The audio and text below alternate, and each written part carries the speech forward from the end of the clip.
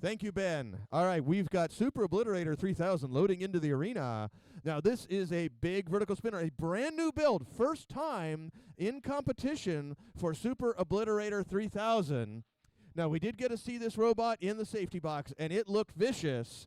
But we're going to see, and in fact, I love, those are the same skateboard wheels that Mad Catter uses on a 250 for self-riding. So if they work for a 250, they should work for a 30-pound. So of course, I used red ones to be in theme. So he's got orange 40-millimeter skateboard wheels.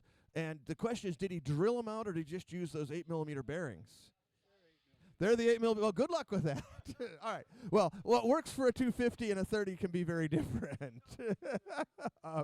So, Turtle Bear. We're going to give you guys some driving positions. So, folks, if you see folks, I'm going to need you guys to move because we have a driving position right here.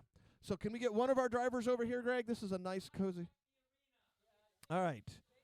All right. So we got one driving position here. Okay. Very good.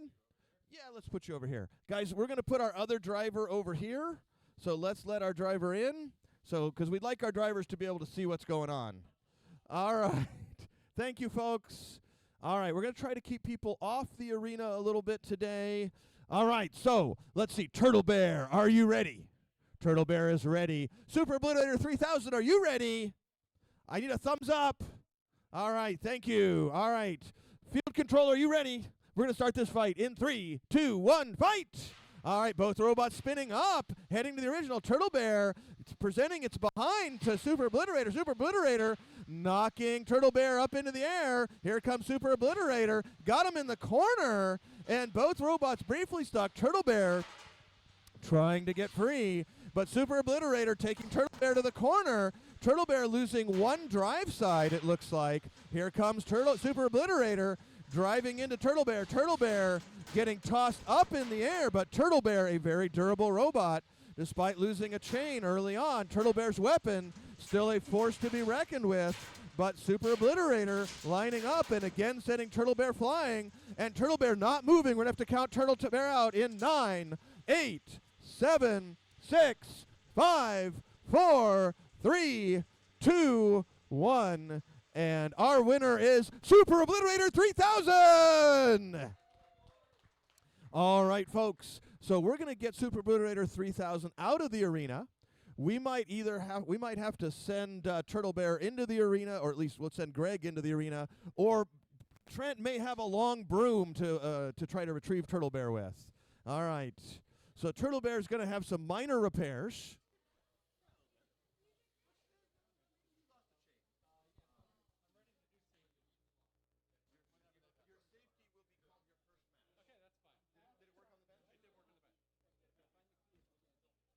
All right, we're going to get these robots out. A great first fight, and not nearly as loud in here as I expected. I'm happy about that.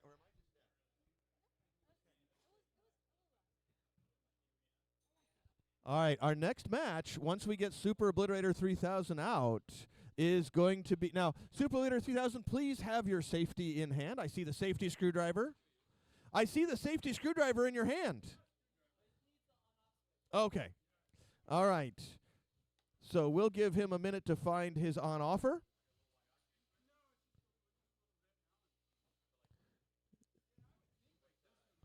All right, we're going to see if that works for him. And he's going to stick the safety screwdriver in there first, and then he's going to try to shut the robot off. We're going to see if this is the right size Allen key. All right, too small? All right, excellent. All right, so our kingdom for a 3-millimeter Allen key.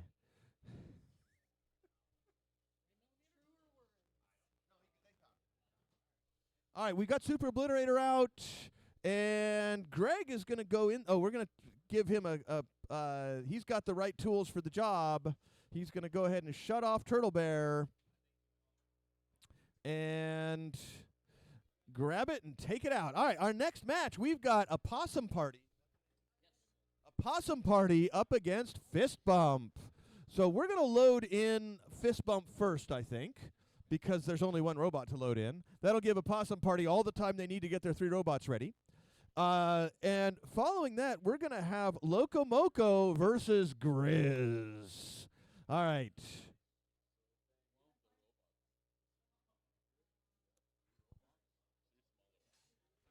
Yes. Oh, you were talking to them. Okay. All right. We're looking for the Grizz to come to queuing. All right. And if you guys want to come put your robot down on the table, you could do that. Yeah, we're going for safety. They haven't safety yet. Okay, good. So yeah, we'll they haven't safety yet. I think Alan just turned his robot on though.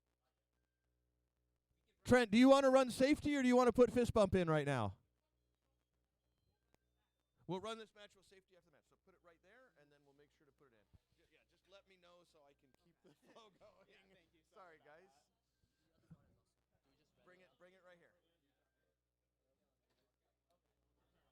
All right. So we're going to run fist bump. Fist bump is going to go ahead and drive to their starting position. Here goes fist bump. Fist bump heading to fist bump move. That's good. You want to move a little more, Alan? This is good. This is very promising. This is a real achievement for fist bump. All right. So fist bump is in its starting position. We're going to now load in a possum party. Now, folks, a possum party is a multi-bot. It is 3 robots that are around 3 pounds. One of them is usually snake-themed. Anaconda.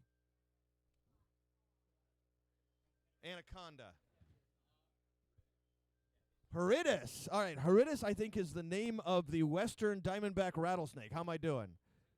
The timber rattlesnake. All right. So Heridus often competes as a 3-pound, and then he's got a brand new 3-pound built just for this event. Actually, he's got 2 brand new 3-pounds with plastic power. So that's why it's called a possum party. And we have a special guest driver, none other than Derek Tran, driver of, what's that robot where the top always comes off?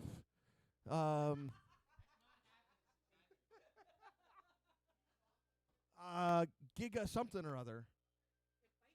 It bites something? All right. All right. Yeah, watch out for torque steer, Derek. All right. I'm not sure if he can drive this robot if it doesn't spin wildly. Maybe he'll make it spin wildly. We'll see. All right. So Derek, an expert driver. I don't want to set your expectations too high here, folks. Derek has never driven this robot in his life.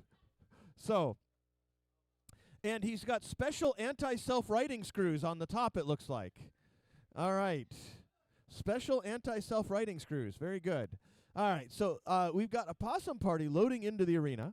After we do this fight, we're going to be doing the safety test for Apollo and Propeller. Okay. That one's easy. All right. And that one says Apollo on it, so thank you for that, guys. All right. And once they've done their safeties, we're going to be running Grizz versus Loco Moco. All right, thank you, Dylan, for bringing Grizz. We saw an incredible safety test from Grizz earlier. He apparently put in new batteries in the robot, and now it works better. He made the batteries. All right. So you may not know this, but yeah. Dylan has great experience as a material scientist and chemist, so he makes his own batteries. He mines the lithium from, Lies and Theum, I think, right? All right. So he made up some brand new batteries for Grizz. We're expected to be stronger than ever, and we're going to see if a possum party, how they're going to do up against the vicious Fish Bump. Now, Fist Bump has been competing for at least 4 years. I don't know, pre-COVID, Alan, was Fist Bump pre-COVID? Is pre-COVID. So this robot dates back, I think, almost to 2018. Yeah. So this is year 7 for Fist Bump. So a highly experienced robot. It is experienced being dismantled by many other robots. All right. All right. So we've got 2/3 of a possum party. One opossum is going to stand out and save themselves for later. All right. All right, a possum party. Are you ready? A possum party is ready. Fist Bump, are you ready? All right, we're going to start this fight in 3, 2, 1, go! All right, here comes a possum party. The wedge going out first. Fist Bump's weapon is not bumping. All right, so Fist Bump's weapon not up to speed, and something caught fire on Fist Bump already. But we've seen this before. Fist Bump likes to catch fire, and I think it's the belt on Fist Bump is having trouble. So the wedge is successfully wedging Fist Bump, and it looks like one of the possums has got around Fist Bump and doing some damage to the wheel. So here comes part of a possum party. One of the wheels on Fist Bump has been partially delaminated, and we see some more belt smoke coming out of Fist Bump as that aluminum pulley heats up. Fist Bump under the wedge part of a possum party, and Horridus, the Horridus component, wedging Fist Bump under the rail. Fist Bump still moving, though, as we come down to under 2 minutes left in this fight. It looks like part of a possum party getting wedged under the arena. And so, and the special self-riding, tap out, tap out. All right, we have a tap out by Fist Bump, and a possum party, they've fallen and they can't get up. All right. So congratulations to a possum party for their first victory.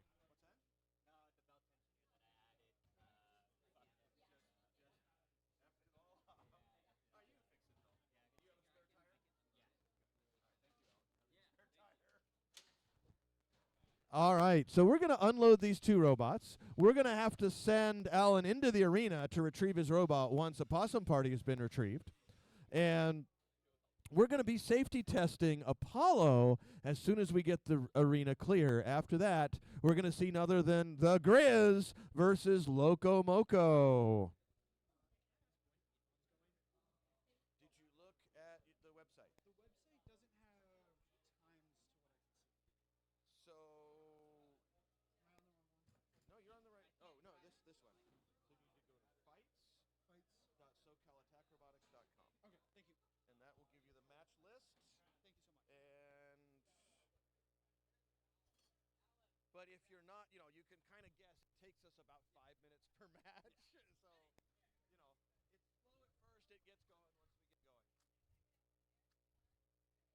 It gets going once we get going. I feel like I've done this before. I went to Mexico. They did I actually had a temporary that lasted. I had a temporary crown in there for about 2.5 months. But you have to wait 4 months before you can get your final implant. So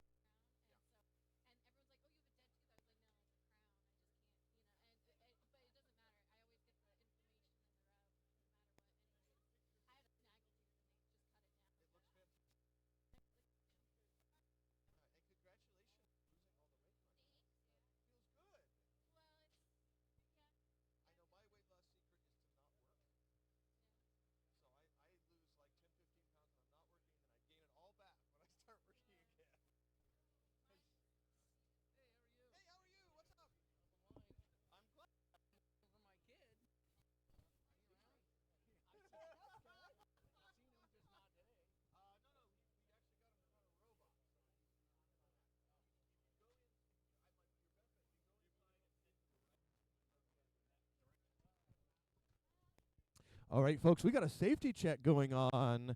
We've got Apollo going into the arena. We're going to hope they can pass safety, and they did bench safety the robot, but these big 30-pound robots, we want to make sure that. All right, Daniel, your dad's looking for you. All right. Passing the messages. All right, Apollo's in the arena. Now, Apollo is Apollo uses Omni wheels, and Omni wheels do give you the ability to strafe in the arena. That can have some real advantages. But the flip side is they don't have the traction that solid wheels do. So you give up traction and pushing power in exchange for mobility. There's a big bar on Apollo. I'm going to ask the UCLA team what that bar is made out of. All right. All right, so I believe that. So they've made the weapon out of S2 tool steel, which is probably the best choice if you have unlimited funds. So S2 tool steel is pretty hard to machine. So I'm going to guess did you EDM that weapon? All right, so they outsourced it to somebody to EDM, yes, because that's a lot of EDM time to do those weapons, and I suspect they only have one. So. So we're gonna keep our and it looks like Apollo's spinning up. We're really happy to see this. So this is big progress. It looks like the robot is going to be able to safety. It is moving. It is spinning, and he is spinning it and turning the remote off. We're going to give it a second, and hopefully the robot will stop moving. And it did stop. All right. So I think we're going to get the thumbs up from Trent that the robot is past safety, so they can start their first match. All right, that weapon's spinning nicely, and they've shut their remote off, hopefully. All right, and we're going to turn that remote off and see if it passes safety here. They've got a great big motor on there. That's a big 50-millimeter outrunner that they're belt driving. Looks like they've got it double supported, so that should work pretty well for them. And they've got about a 3-to-1 reduction there on that EDM'd weapon. All right, so we're going to see if Trent gives them the thumbs up.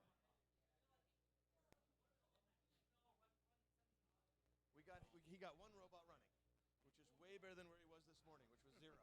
So we are thrilled. He has infinitely more robots, Daniel. You were setting up this event. Thank you.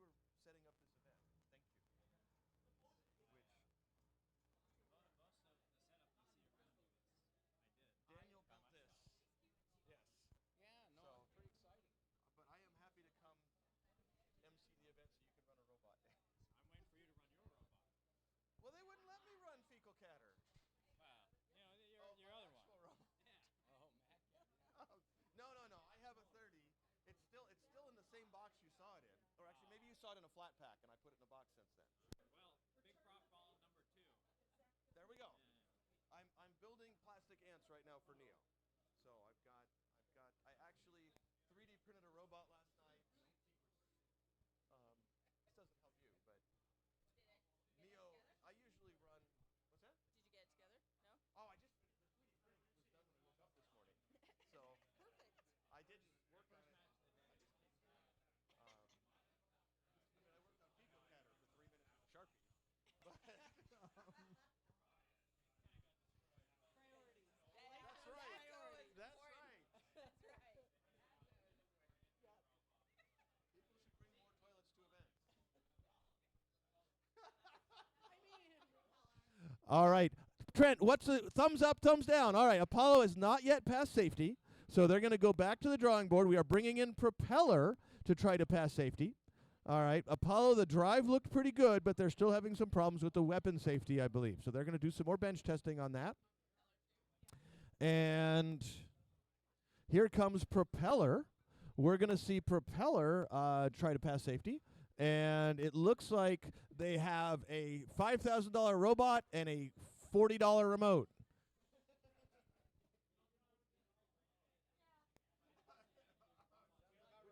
Which may be part of their problems with safety, to be honest.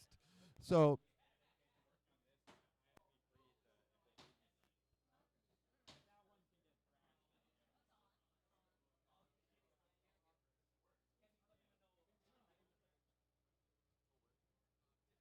All right, Propeller going into safety. Congratulations. I guess you should congratulate your kid. Yeah, well, Congratulate him on driving. Congratulate for dad for building. I really enjoyed doing this with my kid when she was his age. So it's really fun. when they, you don't get a second chance. You don't. So I don't care. I'll work a bunch of hours just to, yeah, you know. yeah. No, I'm very happy with those. You know, you have about 8 years, and then you don't. Yeah, well then So, then it's who knows what's yeah, going that's on. right. That's right. I think they'll go away for a while, and then when they're older, they'll come back. You know, my daughter is 21 now, so you've got 14 years. No, not that many. 9 years. How old is he? 10. Okay. 11 years. So, yeah, Oh, she's. well, I'm just excited. Yeah. It all worked, and you Yeah. just got to charge the batteries, I think, and put it in again. I don't even know if I'm going to charge the batteries. Charge the batteries. Think so? Yeah. Or just I have some that are charged. Okay. So it'll be a good hour or so at least Yes. before Yes. You got time to charge the batteries, but do it. charging. Also, because the batteries get hot, and yeah, you know, you don't want to lose to That battery. But the batteries are way oversized. Oh, you guys. Because the weapon has a 2,800 mile run, and that thing ran for like seven minutes straight. Coleman, you might as well put it out here. You're not up for half an hour. I was gonna safety with Trent. No, does he want you to? I don't want to queue up on a I already put you through safety. Okay. So I'm pretty confident in your safety ability. Did you bench safety it? No, You want to do that? I can do that. That's fine. Hey, where's your weapon? Right here. Oh, Look at that. dude, that is a valid weapon. Totally valid. It's valid according to NHRL last year and not this year. Really? They made a Coleman rule? Yeah, they banned me again. Yeah, it's a Coleman / Jeff roll because I can't find my camo because that's free. I guess they don't like winning. They don't like boring with it. I mean, Trey doesn't like wedges.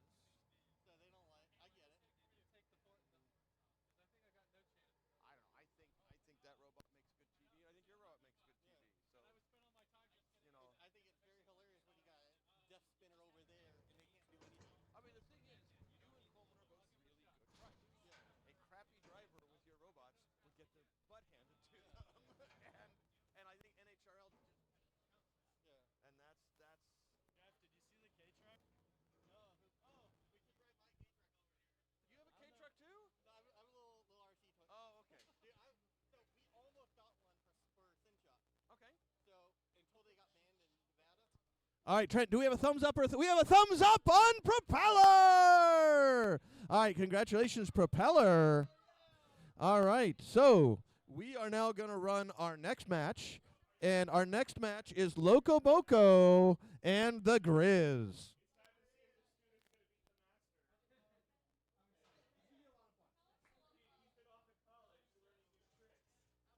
All right, Loco Moco and the Grizz loading into the arena.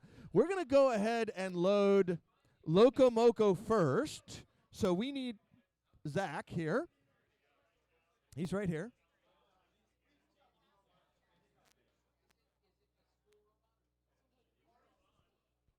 Well said. Well said, Dylan. Just when he taps out, pay attention to him tapping out. How about that? No, you don't. These things are tough. I think 2 or 3 of them got one hit knocked out. Well, that was clearly a skill issue. You remember my 5-second fight against Cindy where he started announcing after the KO? I mean, that was honestly Cindy's second time driving a robot, I think. So, Well, yeah. Zach has driven robots. No, I mean like in the stream if you watch it, the fight happens, I hit him, move it, and then you're like, in the 3-pounder. All right. So we've got Loco Moco. Now, Loco Moco is one of the SCAR kits that was built to promote more 12-pound robots competing in SCAR events. It is a wedge based on a design by Andrew Rossell originally. And it was called the Happy Sailor. No, it wasn't. Nautical nonsense. I was close. Happy sailor, nautical nonsense. Just don't say.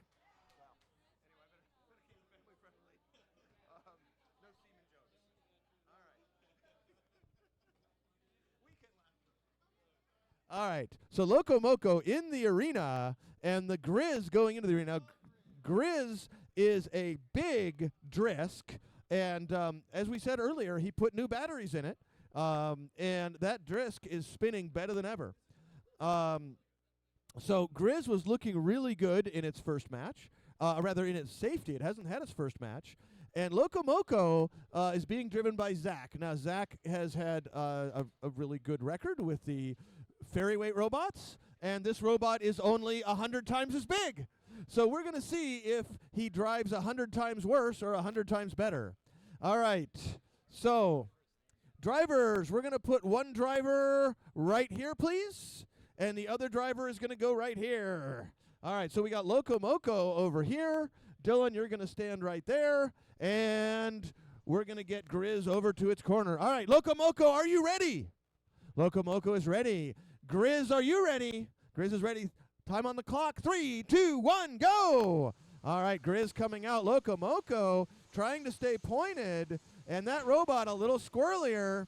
And we're going to see if it can keep going. He's flipped it back over, and we're going to have to count it out in 10, 9, 8, 7, 6, 5, 4, 3, 2, 1. Looks like Loco Moco didn't have the mojo. Our winner is Grizz. All right, we're going to get these two robots out. Are you guys ready to test again? Did you bench test? Not with a weapon because. So you do it with the. Do you guys have a safety that goes through? Because then you can twitch test it, right? All right, we're going to put Apollo back in for a safety test before. Okay, we're going to do this match, which is Atheon versus Borrowed Time. All right, but I don't have Borrowed Time. Zach, are you ready? I'm ready. Okay, folks, let the robot through. Let the robot through. Make an aisle. Make an aisle. We got a big robot coming through. Big robot. Big robot. All right. So, Atheon is Athon, sorry, is not Atheon, or Atheoff for that matter, is a overhead hammer saw, and it's got some long forks out in front. We're going to close the doors, and he's going to turn it on. I think you better do it in the other order. And we're going to get him to drive it over to his driving position. Borrowed Time is a vicious drum spinner, and it's been put together a few times. All right, this was built by Ray Billings originally. He ran it one time and decided he'd never do that again, and passed it on to Zach, and Zach has been keeping it together ever since. All right.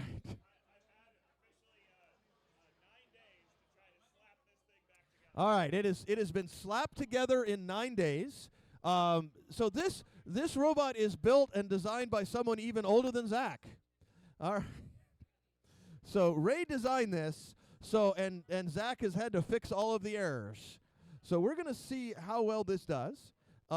Ray machined the drum in his shop there in Central California.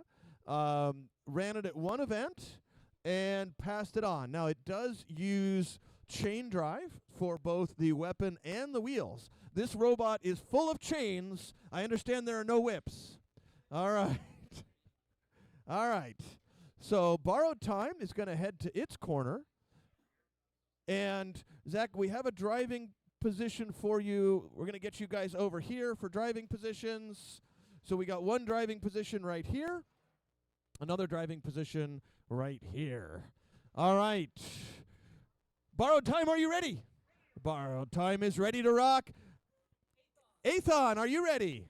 Athon is ready. We're going to start this fight in 3, 2, 1, go! Both robots, and here comes Athon heading for Borrowed Time, getting under Borrowed Time, but Borrowed Time chewing away on those forks.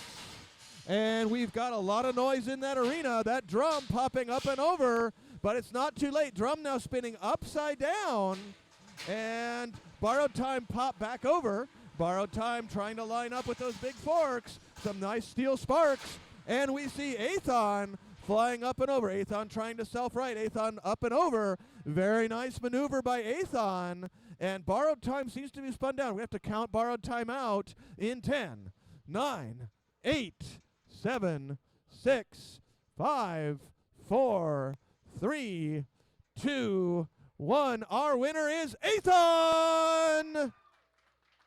All right, a big, brutal fight, but Borrowed Time, their time ran out, but he's going to be able to get it right back together for his next fight.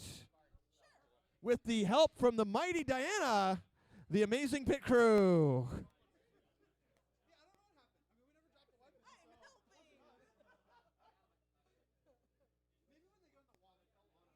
I help by telling him what not to do, and like when he does something. So, Diana, what should Zach not have done in that fight?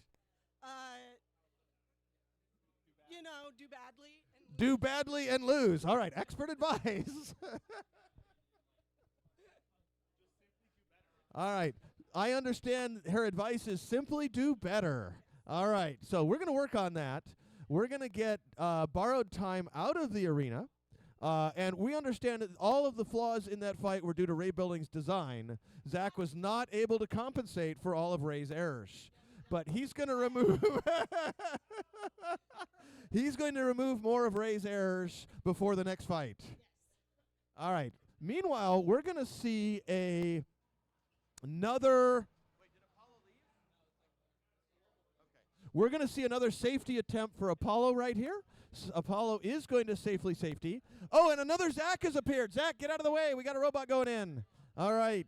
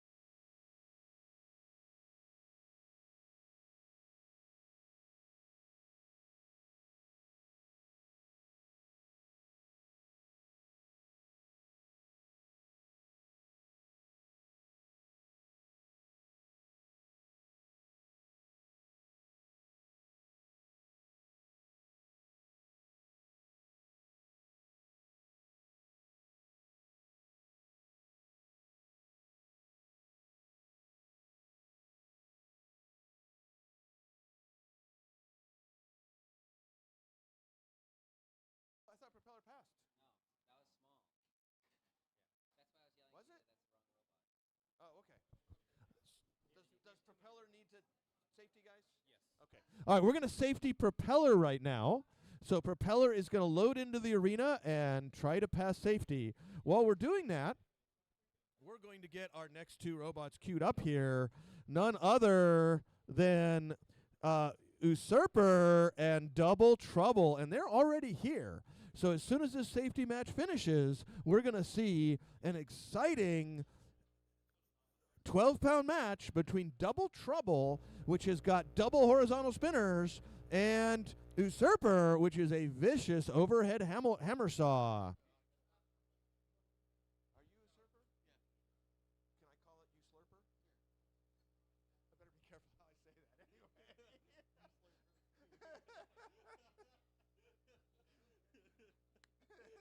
anyway. Anyway, stuck in your brain now, Deb. Poor Dad.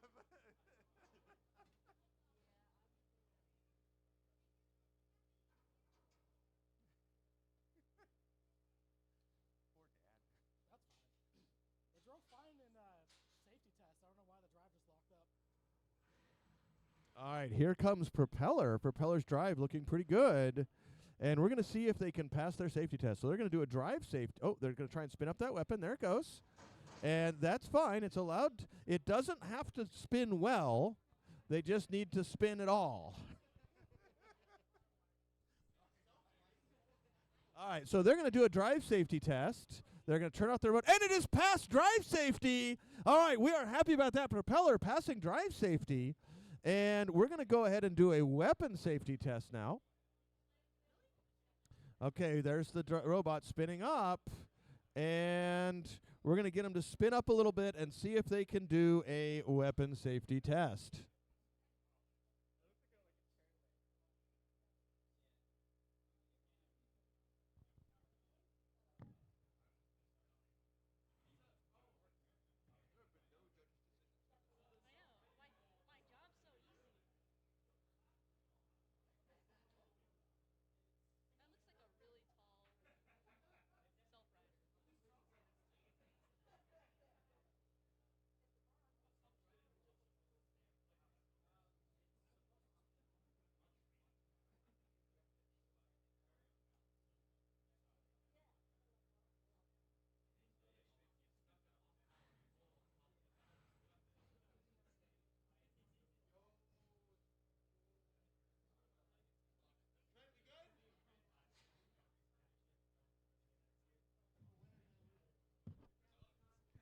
All right, Trent, how does Propeller look now? We have a thumbs up. Propeller has passed safety. All right. So we're going to go ahead. Once we get Propeller out, Propeller needs to be turned off before it's removed from the arena. And we're going to load in Usurper and Double Trouble.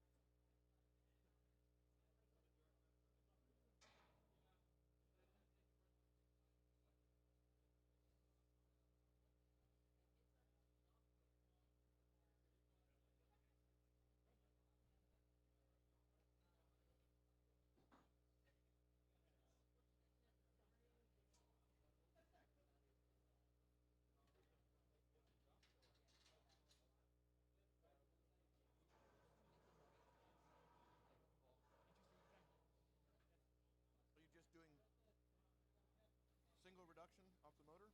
No, it's the There's a little planetary in there. Okay. All right, we've got Usurper in the arena. We're loading in Double Trouble. Double Trouble, remnant of some other double-ended spinners we've had, like Horizon, right? Horizon, the classic double-ended spinner, which several people involved in SCAR were members of.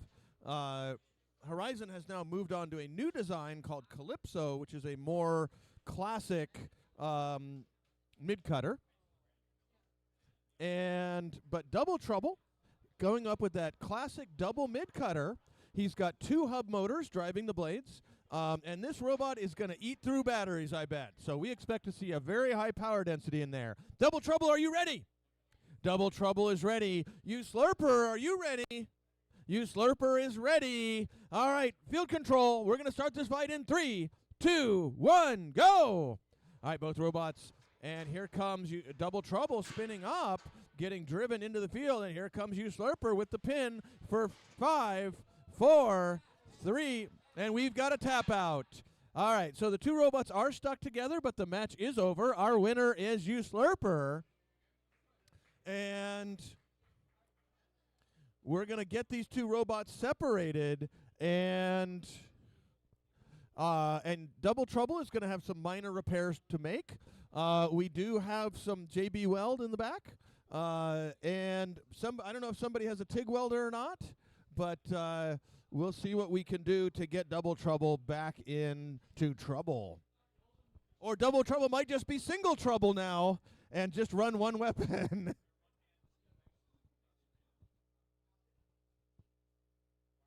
All right, so very impressive how you Slurper went right through that 6061 aluminum, and that looks like about 1/4-inch aluminum, but part of it is just how carefully and how precise he was in driving that right through that area. So Double Trouble is going to probably pound that out, make it so the robot can run inverted, and they'll be back for their next fight.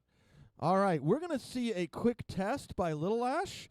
Make sure that Little Ash is at full function. And then our next fight is going to be Fathom and Propeller.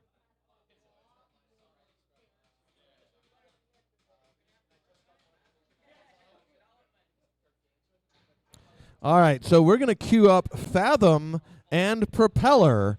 So Propeller just passed safety. We need Propeller to come on down to the arena, please. Propeller, come on down to the arena. You are our next fight. What's that? Oh, yeah, I don't know. Cool.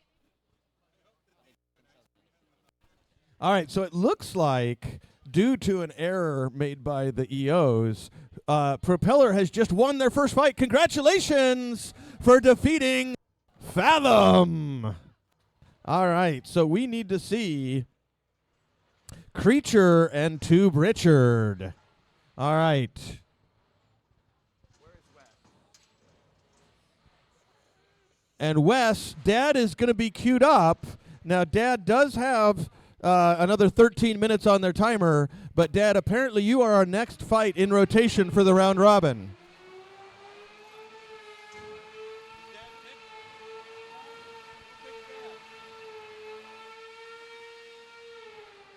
All right, we're taking a quick test of Little Ash. It's looking like it's got a vicious overhead spinner there.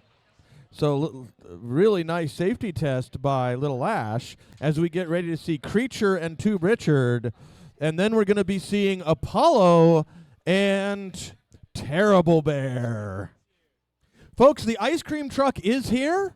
If you like ice cream, if you do not have a dairy allergy, please take advantage. If you do have a dairy allergy, please stay outside for the rest of the day. All right, but we're going to be looking for Terrible Bear and Apollo coming up in 2 fights. All right, so Terrible Bear and Apollo queuing up. UCLA still celebrating the victory from Propeller, but they need to get Apollo to the arena for because they are in the next fight. They are on deck. All right, facing none other than Terrible Bear, which is worse than Turtle Bear because it's terrible. All right, we've got Creature loaded into the arena. Wait, did we put you guys against each other? Yep. Okay, all right. It's okay. I mean, we're not going to hurt each other. All right, we've got Creature and Tube Richard loading into the arena. We're going to load Tube Richard in first because they're close to the arena. Dylan, no inappropriate touching. Yeah. None of that. Fix your robot. It's all good. I'm waiting for batteries to balance. They've All been good. balancing for 20 minutes. I see. He built it himself. He mined the lithium. They're just still balancing.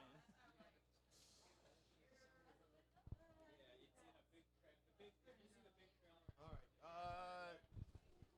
Can you come back at 4, Zach, and leave now? Yeah. Go to your, because I got to leave. So if you can take over announcing at 4, I would appreciate that. Yeah, I can do that. Cool. Go do your homework, Zach. I'll see you at 4. Oh, we could. All right.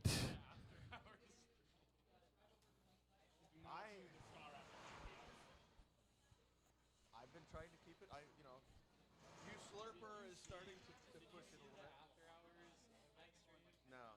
It was me and Josh just kind of saying things. Cool.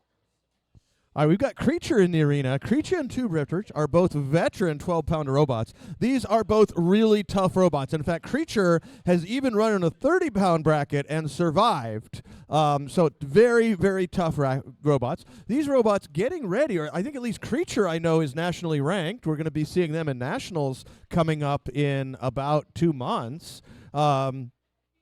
So Creature has made some improvements from their last fight. We're going to see how that holds up against Tube Richard. And Tube Richard, I don't even think had a paint job. So it pretty much is exactly the same robot that they brought out last time. All right, so this, folks, is going to be a match of skill, a match of precision. We're going to see which one of these two drivers truly has what it takes to bring the next level of robots driving around in circles and occasionally interacting with each other. All right. Tube Richard, are you ready? Yeah. Creature, are you ready? Field control, are we ready? We're going to start this fight in 3, 2, 1, fight! All right, here comes both robots. Tube Richard's having some... Oh, the robot's spinning a mess. Tube Richard managing to avoid Creature, but now the robots are locked tongue and tongue. Tube Richard winning the pushing battle briefly, but Creature getting under Tube Richard. Tube Richard getting a flip, and this may be the first time we get to have it go to a judge's decision, folks. First match today, but there's Creature pinning Tube Richard, but Tube Richard not deterred. Tube Richard upside down, but Tube Richard has a little white hat, which we think is on one side. We think that's a magnet. But Tube Richard drives equally well inverted or right side up as the two robots sit with a pin for 5, 4, 3, 2, 1, and Creature is backing off. Here comes Tube Richard, though. Tube Richard not deterred, and we have seen a big piece came off of Creature. Will this? Oh, and something went under Creature, but is it? It's a googly eye. I didn't even know the robots had googly eyes, but it looks. Oh, and we've got a pin by Tube Richard, but Creature manages to break it. And Creature trying to push on Tube Richard. The two robots pushing back and forth in the corner, and we have a pin for 5, 4, 3, 2, 1, and backing off. So Creature backing off Tube Richard. We're going to see if Tube Richard can move. They may be pinned. We're going to count them out in 10. Oh, and we have an unpin by Creature. So we did have a pin there briefly, but Creature showing that they are not afraid of what Tube Richard can dish out as Creature does 2 double flips. Creature momentarily getting stuck on the arena floor, but Tube Richard right back in it. And now we've got a grab by Creature, and Tube Richard driving off the grab, trying to get around Creature. Here comes Tube Richard trying to line up a Creature, taking him to the wall, and a pin for 5, 4, 3, 2, 1, and backing off as we come down to less than 1 minute left in this match. And another big flip by Creature. Creature not getting their flipper down quite in time, but a quick pin. So Creature trying to use their manipulator, but Tube Richard dodging out of the way. Tube Richard back in it and going around the side of Creature. Tube Richard has got Creature into the wall, and a pin for 5, 4, 3, 2, 1. Tube Richard is going to try and back off. The two robots may be stuck together. We're going to count it out in 10, 9, 8, 7, 6, 5, 4, 3, 2, 1. Pause the time. All right, we're going to go unstick these robots. All right, so please put your remotes down. And we have 16 seconds left. It looks like Tube Richard successfully stuck Creature, but then didn't have the torque to back out. So this could have been Tube Richard's match, 100%, but unfortunately, they weren't able to escape being pinned under their opponent. So Trent is going to go in there. He's going to use the... Derek, who's going in, Derek or Trent? All right, so both remotes are down. Derek is going to go in and separate the two robots. All right, and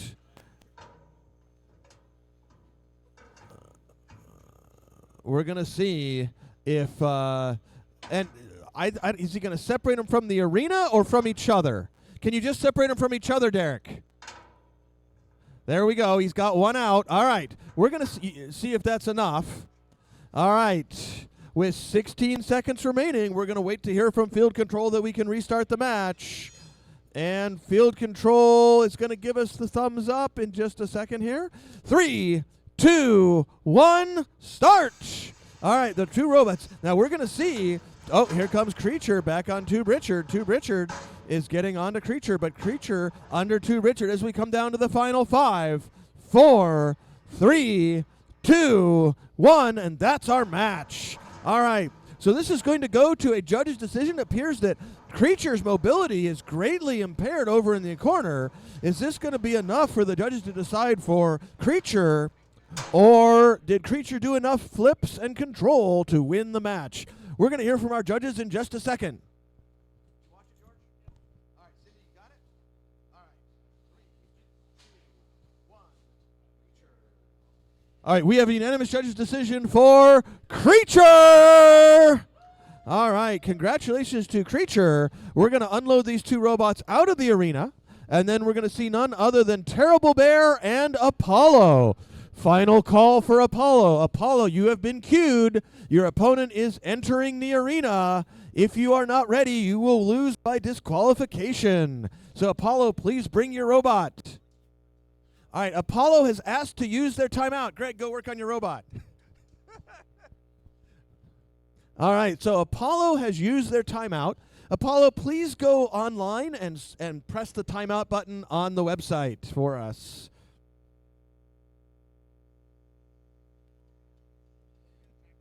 Yeah.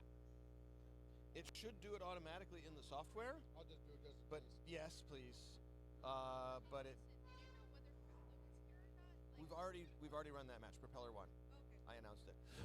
To Field Control, Ben, please make sure you mark that Propeller won over Fathom in the 30-pound category. Ben, Propeller over Fathom in the 30-pound category. What's that? Propeller over Fathom. Fathom actually isn't here. I don't know how we missed that. You got to do it in this website on the fights.socallrobotics.com. .socallrobotics.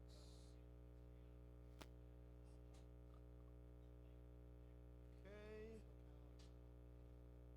Make sure there's no spelling I think there errors. was a Fights.socal attack robotics. Attack robots. Sorry, attack robots. My mistake. good. Yeah, do that. There. Okay. Now, versus Terrible Bear. Do we have to log in? let me go get Joey so I know how to do, because I don't know how to do it either. Let me go corner Joey. Joey, we're trying to put. I know you're right in the middle. We're trying to put a timeout in. So when you, we don't know how to do it actually. So you'll tell me when you put your soldering on. Yeah. Okay. So here's Did you What does he do? So you gotta hit the login button. I'm gonna have to grab one of the teams for that. You should be good. You just have to log in with your Discord.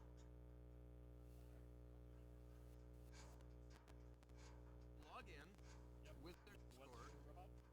It's Apollo. Log in with your bot. And then you can click on your name at the top. And it's timeout button. Okay. Cool.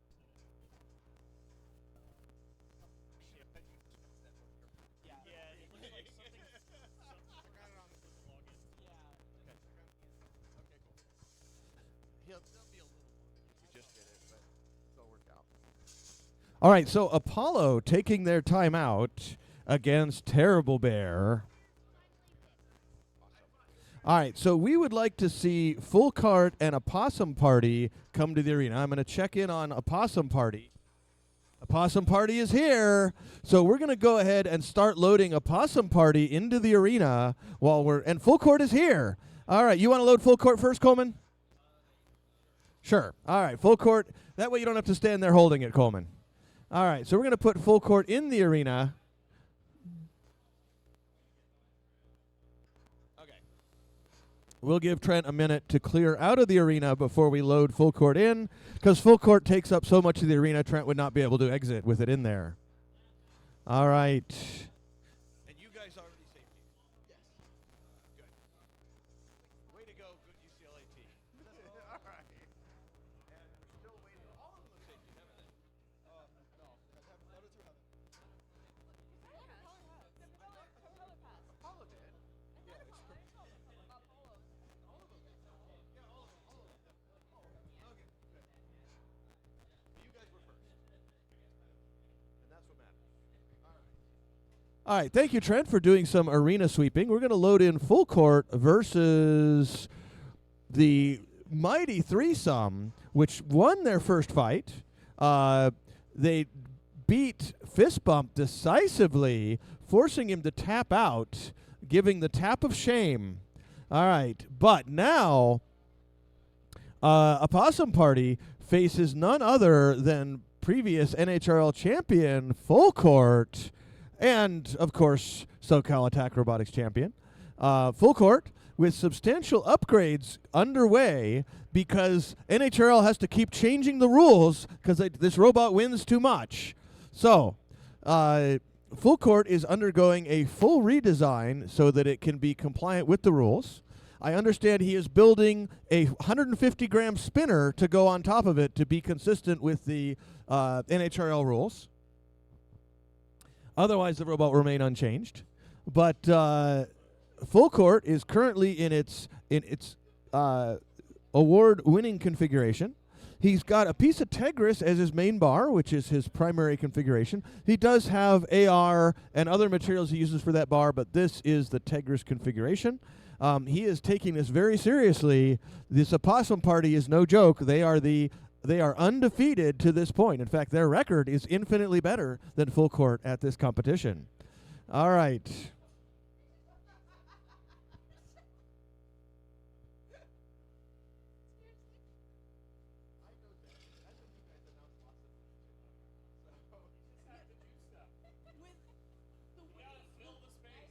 The way the two of you are able to just like fill the space unawkwardly is impressive, and I cannot actually replicate that. I try, and I end up like. Two wedges driving into the wall. Like, all right, ladies and gentlemen, we are doing the blindfolded part of our competition. Robots are competing by feel right now. All right, Full Court still has some wedge safeties in the arena.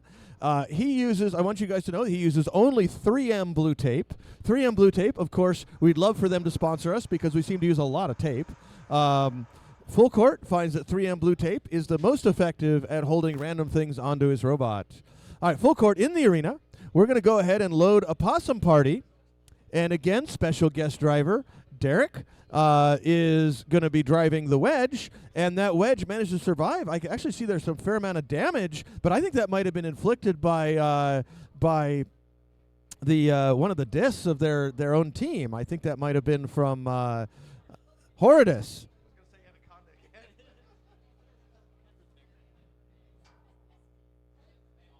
All right, so we've loaded one part of Opossum Party into the arena. All right, and this one's working way better than it did last time. So it looks like it's got 1.5 wheels, and that's better than nothing. So they've got that one in the arena. All right, and hopefully it'll loosen up as the fight goes on. All right, it's going to loosen up. It just needs to kind of warm up a little. All right, it's kind of like stretching, you know. All right, so we've got one member of Opossum Party in the arena. Oh, it looks like It looks like they might be pulling it out. It looks like it warmed up a little too much. All right, this robot isn't Dad, guys. I mean, we can understand there. But Dad, meanwhile, undergoing repairs as they get ready for their next match. You brought somebody apart.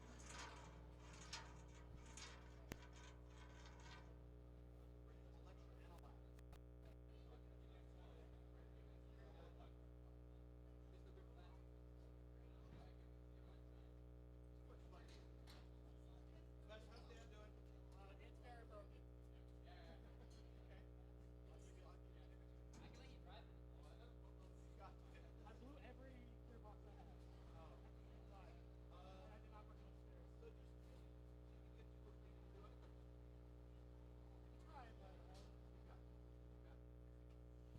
All right, we've got all of a possum party in the arena. So we've got Wedge Possum and Spinner Possum in the arena. And the Play Dead Possum is sitting out right there. Play Dead Possum has been doing a great job. All right. So Horridus and Big Orange Wedge, are you ready? All right. Coleman, are you ready over there? Coleman is ready. Field control, are you ready? Trent, are you ready? 3, 2, 1, fight! All right, here comes the two robots, and it looks like the Wedge getting swept away by Full Court. Full Court has managed to herd both robots, getting Horridus up on the edge, and here comes Full Court and going for a pin for 5, 4, 3, 2, 1, and backing off. All right, and he's going to settle for one pin, but they've been pinned by their opponent. So Wedge pinning Full Court pinning Horridus, and a possum party lining up. But here comes Full Court trying to get both, and Full Court has got one wedge in the corner, and that wedge may be stuck. But here comes Horridus, maybe Horridus getting pushed in again for 5, 4, 3, 2, 1, and Full Court backing off. Horridus landing a big hit on the wedge, and that seems to have put the wedge in even further. So Horridus still going as Full Court bullies it for 5, 4, 3, 2, 1, and backing off. And he's taking Horridus with him, but breaks him free. And it looks like the weapon might be out, and we're going to have to count that. Oh, the robot is still driving. So they're still driving. Full Court trying to line up as the weapon gets knocked out by a big impact on the floor. All right, 5, 4, 3, 2, 1, and backing off. So Full Court backing off that pin, and Horridus getting around behind, but Full Court quickly rectifying the situation. Here comes Full Court, tossing him into the corner, into the jaws of doom on that side. The jaws of doom have already claimed the wedge on one side, and Horridus trying to drive under Full Court, but not just a little too tall. Full Court trying to keep that pin, and Horridus not giving up. That drivetrain proving very reliable, and that might be it. And we're going to get 5. We're going to count them out in 10, 9, 8, 7, 6, 5, 4, 3, 2, 1. Our winner is Full Court. All right. So congratulations to Full Court.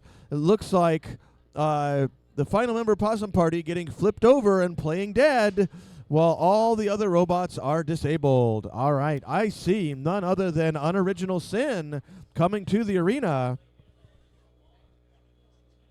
with their opponent, Small.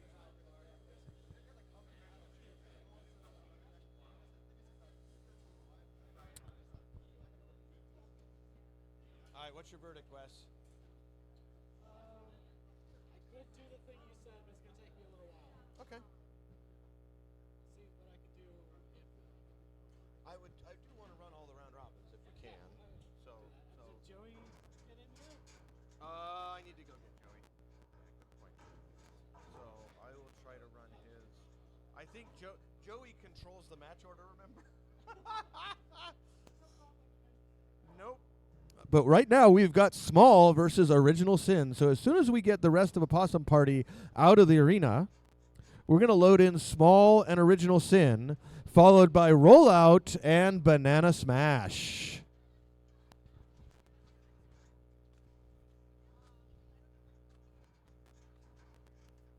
Joey, I feel like you're getting closer. Yes. Okay. Finish the wire. Okay. See if it worked. Put it all back together. All right. Again, No. necessary. It's a round robin. Yep. We would like to have all the robots. I'm recording all of the Next fight. So so probably 10 minutes.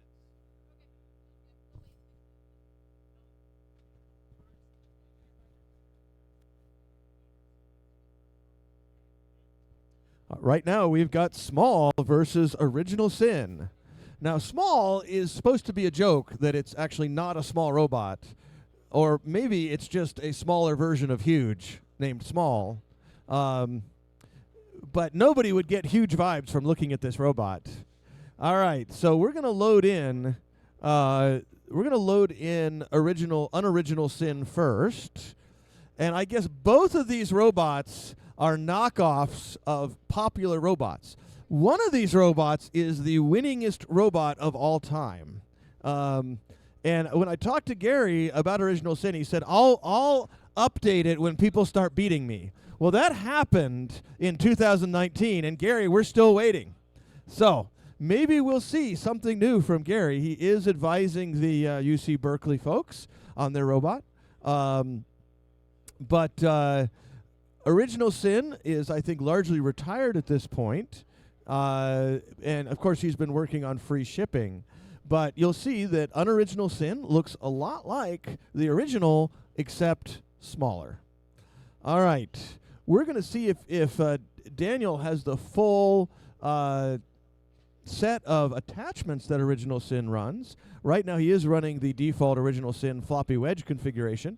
And looks like he's got some nice high traction Riobots wheels on there. And knowing Daniel, what's under the robot, you don't want to know. You don't want to know what's underneath that plate. It is hopes and dreams, folks. It looks like his bottom plate is already falling off. So, Daniel, is it supposed to be like that on the bottom?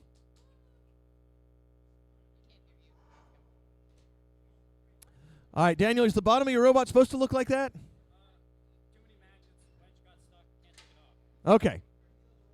All right, we're going to load in Small. All right, so I understand that Unoriginal Sin, unlike Original Sin, is running a lot of magnets. So many that it pulled the bottom plate off the robot, and it is now stuck to the floor. But hopefully he's got enough drive power to overcome that. We're going to see. All right. Very nice welding done on the front of Unoriginal Sin. It reminds me very much of Gary's welding. All right. So, and you can see, it looks like there's some shafts sticking out the side, which makes me think there's probably a belt drive or chain drive in there. Did you see the inside of it? No? Okay. So I suspect he's either got belts or chains driving it. This is going to be a fairly sticky robot, we expect, folks. If it should be able to push Small around. Looks like Small, your corner's over here. Small, drive this way. You're doing it. Good, good. Almost. A little more. clearly, this is Small is taking this opportunity to do some driving practice. All right, and Small has done it. Almost made it to their side of the arena. They've done it. All right, good. Stop driving. Okay. Whew. All right, well done, Small. Let's hear it for them getting to their square. All right. So both of these robots, their first fight ever. Is this the first outing for Small? All right, first outing for Small, first outing for Unoriginal Sin. Unoriginal Sin, are you ready? Daniel, are you ready? Yes. Small, are you ready? Small is ready. Field Control, are you ready? Field Control is ready. We're going to start this fight in 3, 2, 1, fight! All right, Unoriginal Sin getting right in there, pushing away on Small, and destroying the eyes on Small. Unoriginal Sin. Oh, and that may be it. Tap out. We have a tap out. And so some really good. All right.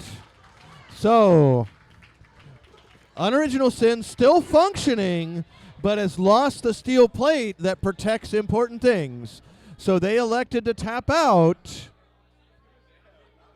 And Small will win this fight, but Unoriginal Sin will be back. Now, Unoriginal Sin, can we get Unoriginal Sin to drive? Okay, I guess not. Could have kept going, but the top plate's already off. Right. And so the next hit would have gutted your robot. It would have been very expensive. It was kind of an amazing moment when the eyes just like shattered. Okay, so that was a random piece of metal. And then original sin shattered. Yeah.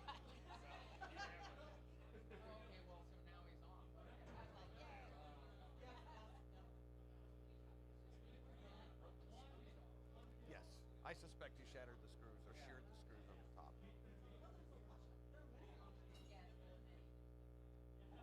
All right, so Unoriginal Sin does not have as much damage as we think. That plate was just a piece of metal that happened to be on Daniel's table that got stuck to the magnets. And Daniel's actually really thankful because it's now removed and his robot will be better than before. So thank you to Small for improving Unoriginal Sin. Unoriginal Sin now in full fighting configuration. Trent is going to go ahead and shut Small off. Now, we would generally ask drivers to drive their robot back to the door so that Trent doesn't have to go in there. So we would ask folks at the end of their fight to do that. But we're going to go ahead and see our next fight.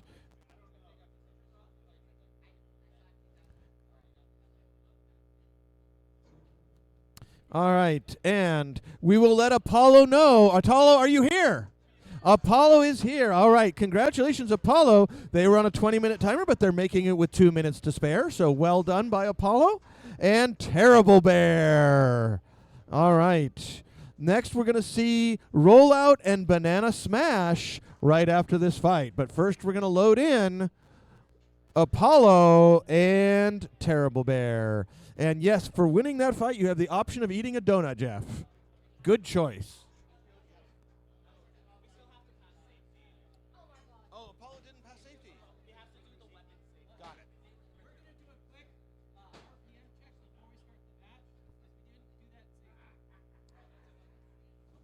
All right, folks, we are going to do they need to check Safety first, and if they pass safety, then we'll load you in and they'll fight. Okay? So let's hope they pass safety. We're all hoping for that.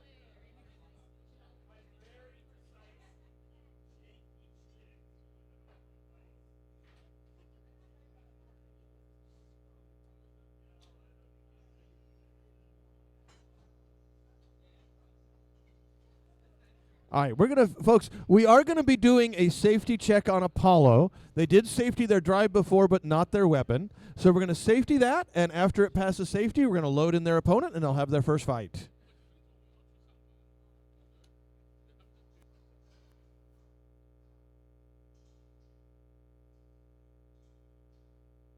You want a donut, Coleman? Okay.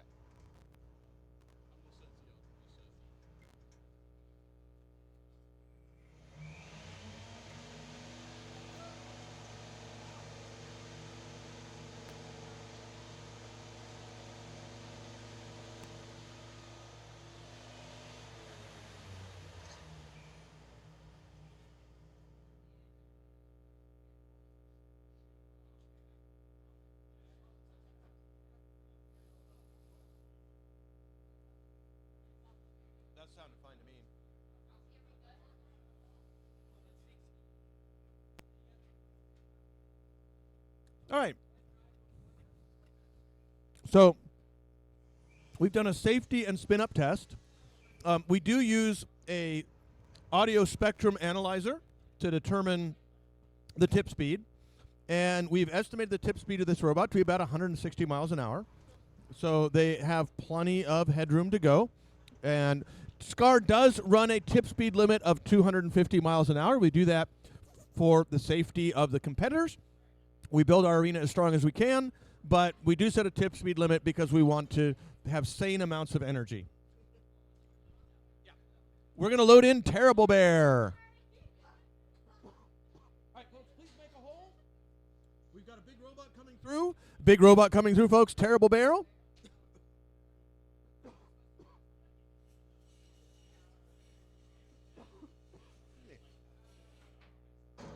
right, Terrible Bear being driven by the youngest driver at the event. And we're going to see if the mean college students at UCLA are going to there can be no winner here. All right. So, Terrible Bear driven by the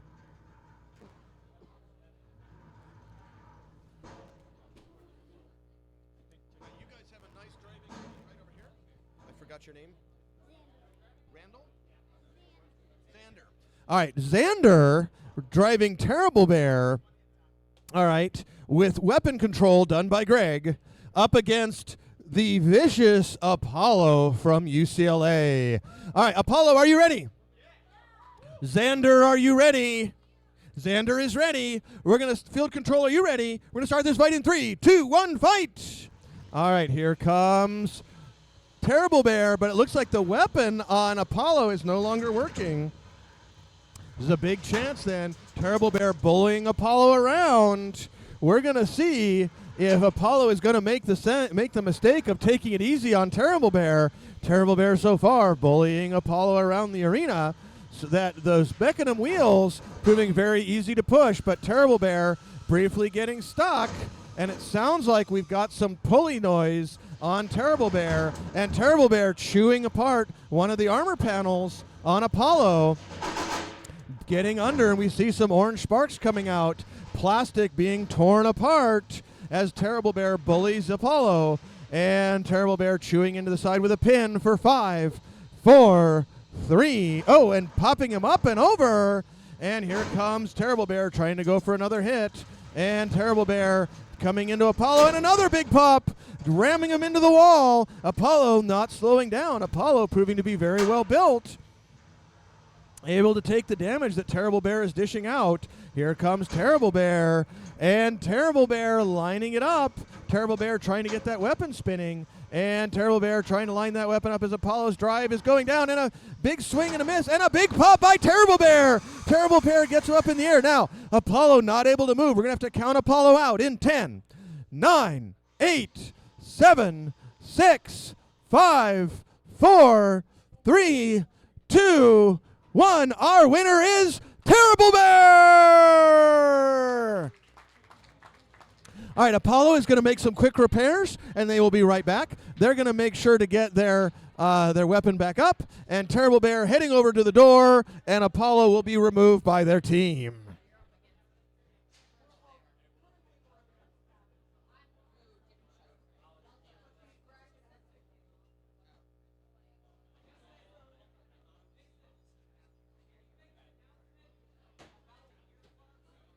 Folks, if you would like to wear earplugs, we recommend it.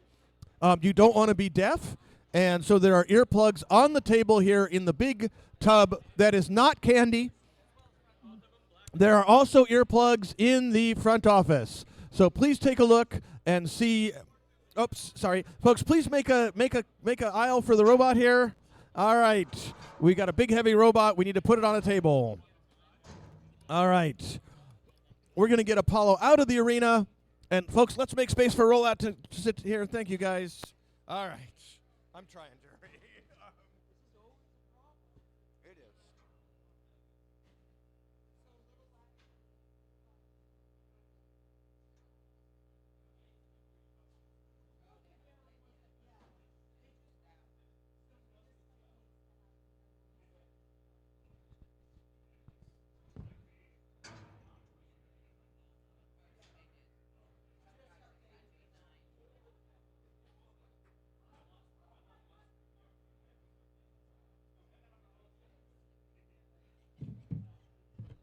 All right, folks, we've got rollout at the arena. We're looking for Banana Smash. David, if you could bring Banana Smash on its way to arena. Folks, please make an aisle for Banana Smash. Come through. Banana Smash is the big yellow robot heading towards the arena right now. All right. Trent, when you're ready, please let Jeremy and David load their robots into the arena.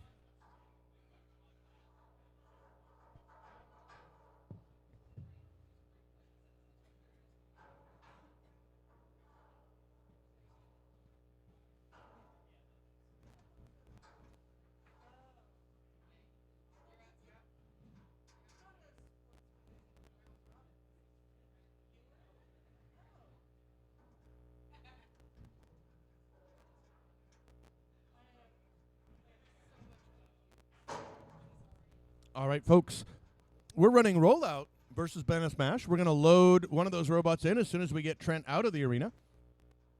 After this fight, we're going to be running Tube Richard versus Fist Bump. So Fist Bump, please get ready. Tube Richard, please get ready. You guys are up in the next match. If we can get those two robots queued to the arena, to the queuing table, Fist Bump and Tube Richard to the queuing table, please. All right, folks, we have TrentBot 3000 in the arena right now.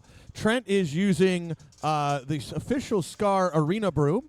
This broom was selected because it is lightweight, efficient, has plastic bristles, and has an aluminum handle. It's been able to handle all of our brooming needs. It was also the cheapest broom when we went to Walmart. All right, so the Scar Arena broom being used right now to clean the Scar Arena. You'll notice there's a variety of arena debris. It's shocking how much stuff comes off these robots. If you'd like to build a robot, there's a variety of exciting, genuine robot parts in a small pile about to go into the trash. All right, Fist Bump and Tube Richard queuing up. Now, in its first fight, Fist Bump had some problems with their belt tensioner. That belt tensioner meant that their belt no work. And they've removed that piece of offending equipment, and now they will have no belt tensioner, and the robot will kind of work. So we like that. Tube Richard coming over to the queuing area, and we're going to load in Rollout. And folks, yeah, if we can kind of keep the area clear, if we can kind of keep the area in front of the doors clear. All right. Yeah, let me get you guys to keep the. We got big robots coming through. All right. All right. So we're going to keep the area in front of the door clear. We're going to load in some robots, and we're going to see an exciting 30-pound Sportsman match between Rollout and Banana Smash. I just realized Jeremy didn't bring his 12 pounds. Well, not just when was the last time Sunset competed? A year ago? Not that long. Well, you've only been here a year, right? I just realized we're missing Sunset. Sunset is a classic 12-pound robot that Jeremy has designed and built. And we haven't seen Sunset in at least a year. There's a lot of 2 years. All right, we're hoping that Sunset will make a return, because without Sunset, there can be no night. All right, Rollout going over to the corner, and we're going to load Banana Smash into the arena. Now, Banana Smash is one of the more veteran robots here. It is upgraded for the last event with some additional gussets, and using some, it looks like, purple yoga mat. All right, so he's got purple yoga mat as a protective device, and on the back there's a Scar sticker. Boy, I haven't seen those in a while. We haven't made Scar stickers in quite a while. No, not doing that. I think Marie made that sticker, actually. Yeah, so I think Marie made that sticker in probably, I don't know, 2019 or something. All right, so yeah, Scar stickers are a rare commodity, and he's using it as armor on the back of Banana Smash. All right, Rollout. We're going to give you a second till you're ready. All right. Rollout is getting their hearing protection. Banana Smash, are you ready? Banana Smash is ready. Waiting on Rollout. Rollout is ready. Field Control, are you ready? Field Control is ready. 3, 2, 1, fight! All right, here comes Banana Smash heading in towards Rollout. And Rollout getting around behind Banana Smash. Got that lifter up and over. Here comes Rollout trying to line up. And Rollout getting flipped over by Banana Smash. But Rollout using its... Oh, and another flip by Banana Smash. So far, Banana Smash dominating on the flipping thing. The spinning wheel on Rollout is up to speed. But another big flip and a recovery. Beautifully done by Rollout. But Rollout may have lost their self-rider. We're going to have to count them out in 10, 9, 8, 7, 6, 5, and a big sparky flash there. 4, 3, 2, 1, 1.5. One more time, David. Let's see if he can get on this last flip. And he's done it! All right. So Banana Smash getting Rollout back up and over. Rollout lining up and trying to take Banana Smash to the rails, but Banana Smash not having any of it. Banana Smash so far dominating the control, but Rollout starting to look really strong as Banana Smash's drive starts to slow down a little bit. Rollout trying to get under Banana Smash. Banana Smash. And Banana Smash gets him up again. I think this might be it, folks. 10, 9, 8, 7, 6, 5, 4. And he's back on his feet with 1 minute remaining. Rollout going for the pin. Banana Smash breaking the pin. And here comes Banana Smash trying to line up. And... Rollout trying to line up with Banana Smash, and there is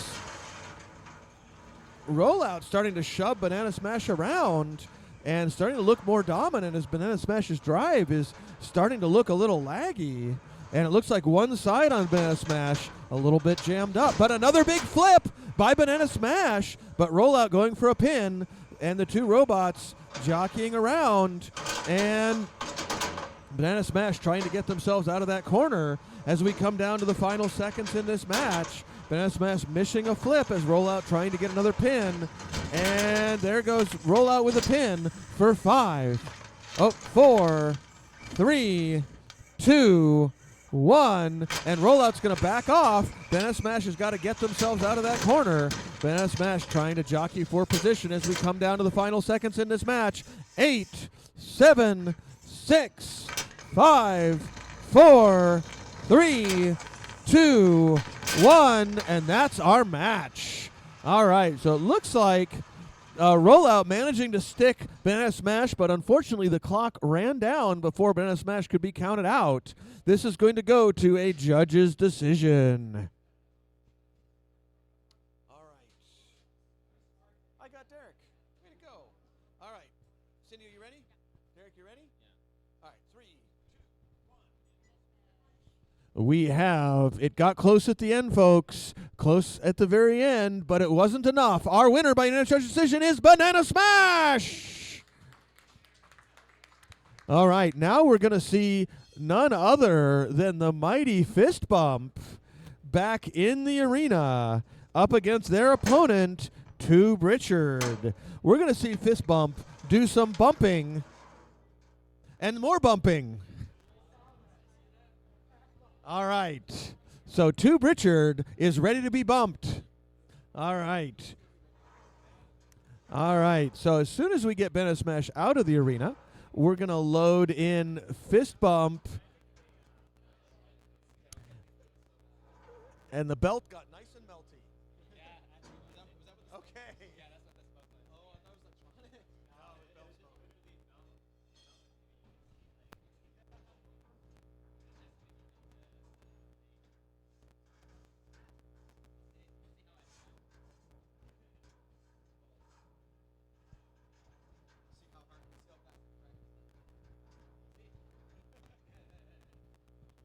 All right, right now we're loading in Fist Bump and Tube Richard.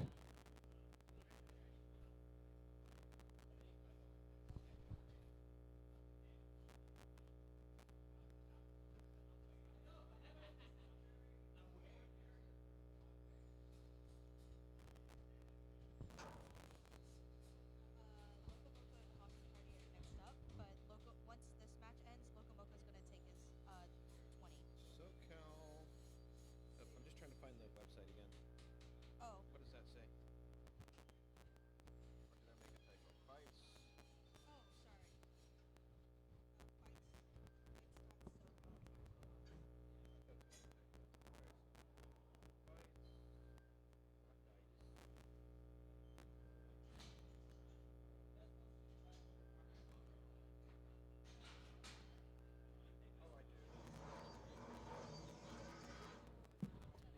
It just my webpage crashed. All right, we've got Tube Richard and Fist Bump. Now, in its first fight, Fist Bump was defeated by a Possum Party, and Tube Richard was defeated by Creature.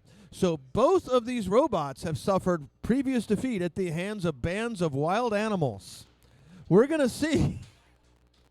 We're gonna see if that changes right now as Fist Bump goes up against Tube Richard. Tube Richard is the unbreakable robot. Fist Bump has the breaking tool in front. We're going to see if the fist on Fist Bump is able to defeat the bricky face of Tube Richard. Tube Richard, are you ready?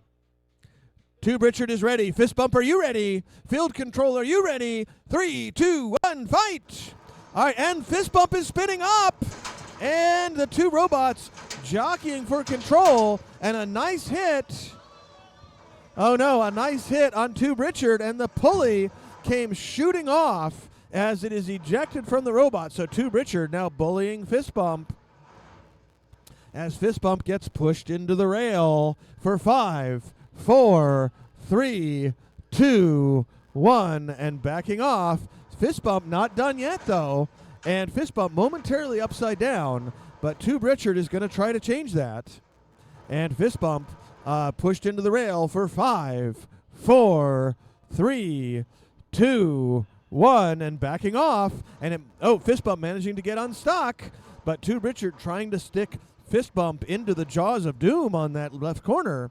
Fist Bump, Tube Richard chasing Fist Bump around the arena. Fist Bump trying to self-right, not showing a tremendous amount of success, but able to drive very nicely upside down. So good credit for excellent robot geometry. And we have another pin for 5, 4, 3, 2, 1, and Tube Richard backing off. Here comes Fist Bump.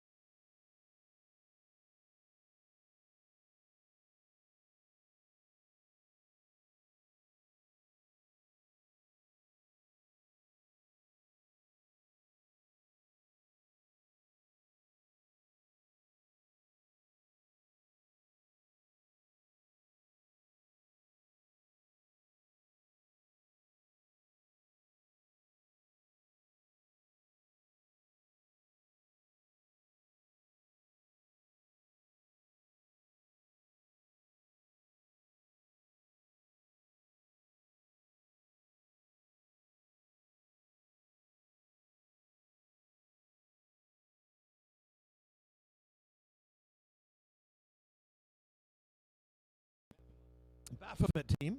Oh, Baphomet, like mutt. Oh my gosh. All right. All right, so Baphomet is going to load into the arena. Let's get Baphomet in the arena. All right. All right, after we load Baphomet into the arena, and we are baffled that it took me that long to figure out what Baphomet was, and after that, we're going to load in Super Obliterator 3000. All right, that sounds like something not to use as the password to your banking account. All right. All right. Though at some level, these robots do empty our bank accounts. So they sort of are that password all in themselves. All right, so we're going to get Baphomet in the arena here, and then we'll load in Super Obliterator 3000. All right, while we're waiting, if those of you are watching on the live stream, you can go ahead and tell us who you think is going to win this match. All you can see right now is Baphomet. We're going to get Baphomet driving over to the corner. An excellent start by Baphomet, and Baphomet looking really tough. And he's got a unique double-sided wedge design here. Baphomet made from a single piece of steel tubing, and sponsored by Totten Tube.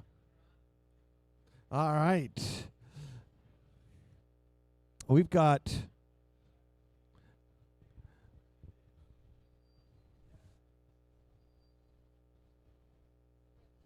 Super Obliterator 3000. Super Obliterator 3000 loading into the arena. Super Obliterator 3000 had a really powerful first match, dominating their opponent. And we're going to see if they can continue that in this fight. We're going to get both of the drivers into their driving position. All right. And we've got our drivers in their driving position. Excellent. Let's see. Derek, are you doing field control for me? Are you doing field control? Okay. All right. Baphomet, are you ready? Baphomet is ready. Ultra Mega Superbot 3000, are you ready? All right, you are ready. And field control, are you ready? 3, 2, 1, fight! All right, Baphomet coming out. Super Obliterator 3000 coming out. The two robots pushing away. And Baphomet trying to stay pointed and getting flipped over by Super Obliterator 3000. That robot hitting nice and hard. Baphomet doing some spins, trying to keep their drive clear. But Baphomet showing pretty good toughness in the face of some big hits. And we've got a bend on one of those wedges on the front from Baphomet. But Super Obliterator 3000 not able to do any drive damage. So Baphomet lining it up. And here comes Super Obliterator 3000. We need to see some motion in 10, 9. Did they stick themselves, Derek? Is that a we're doing an unstick? All right, that we are going to do an unstick. Baphomet, you have another 5, 4. You can hit them if you want. 3, 2, 1. All right, we're going to go ahead and do an unstick and pause the time. All right, so Derek is going to enter the arena with a crowbar, and he is going to unstick Super Ultra Obliterator 3000. We're going to make sure all the controls are put on the floor. When did you stop the time, Ben? When you said 0 or whatever. Oh, okay. I don't want it to go on longer than it has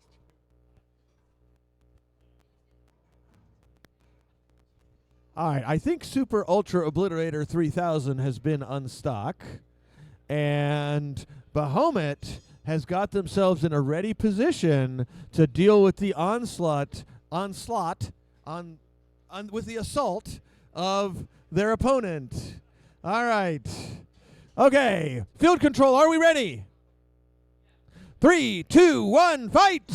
All right, both robots moving out. And here comes Super Ultra Obliterator 3000. And the spinning Baphomet doing a pretty good job of throwing him off there.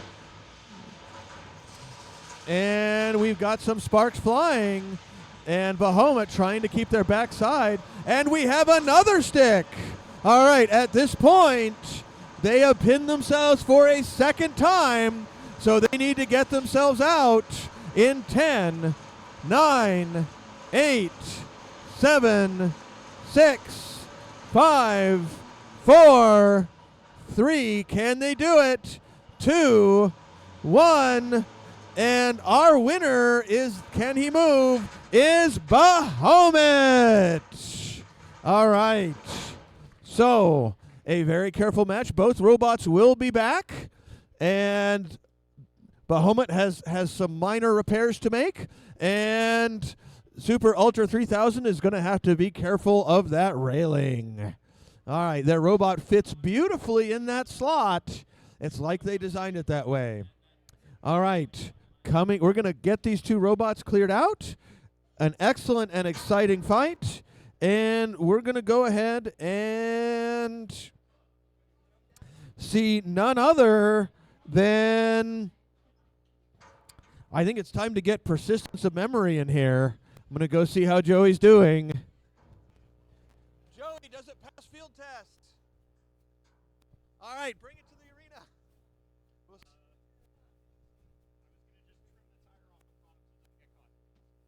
Bring the scissors with you to the arena.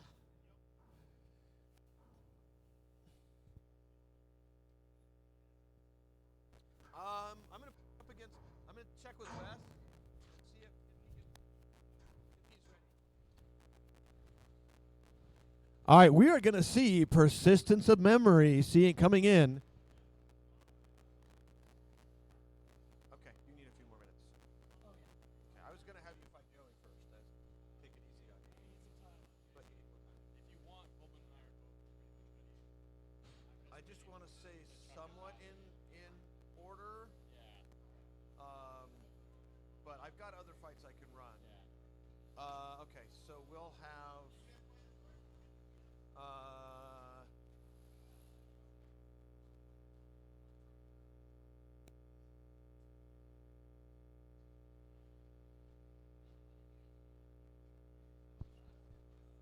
You need a few minutes, Jeremy. Okay. What's that? I know you did, but you're usually very ready. Yeah, don't worry about it. I'm just trying to find an opponent for persistence of memory. But don't worry about it. I'll have David do it. Actually, I got to make sure David's drive is working.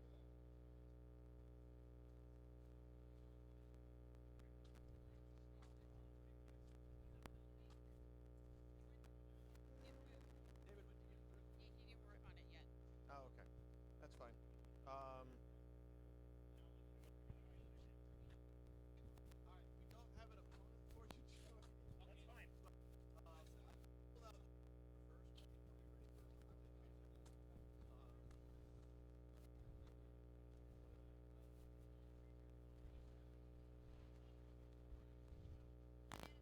Oh, can you run Banana Smash, David? Did you work on it or no?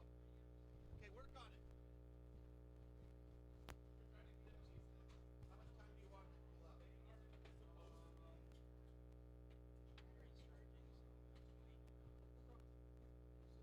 David just got back from lunch.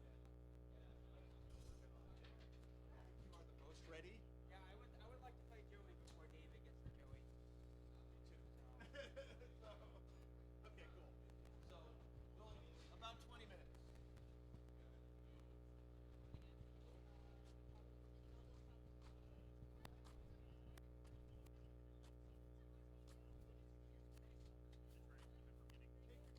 Roll out each.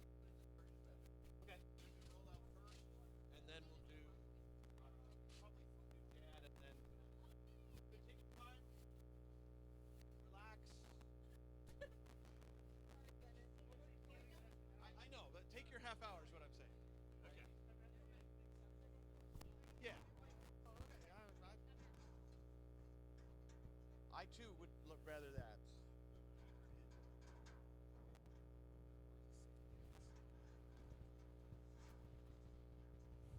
All right. We would like to see, and I'm not going to say this right, Athon and Propeller. Propeller? Propeller! All right. Oh, wait, no, is the other one I don't say right. That's it. All right. So Propeller, Athon. All right. So let's get them over to the arena. Yeah, both of you guys have elapsed your 20 minutes, so you're both ready. And then we're going to have you Slurper and Creature. So we're going to see Athon and Propeller in the arena right now, followed by you Slurper and Creature. Slurping creatures, who knows?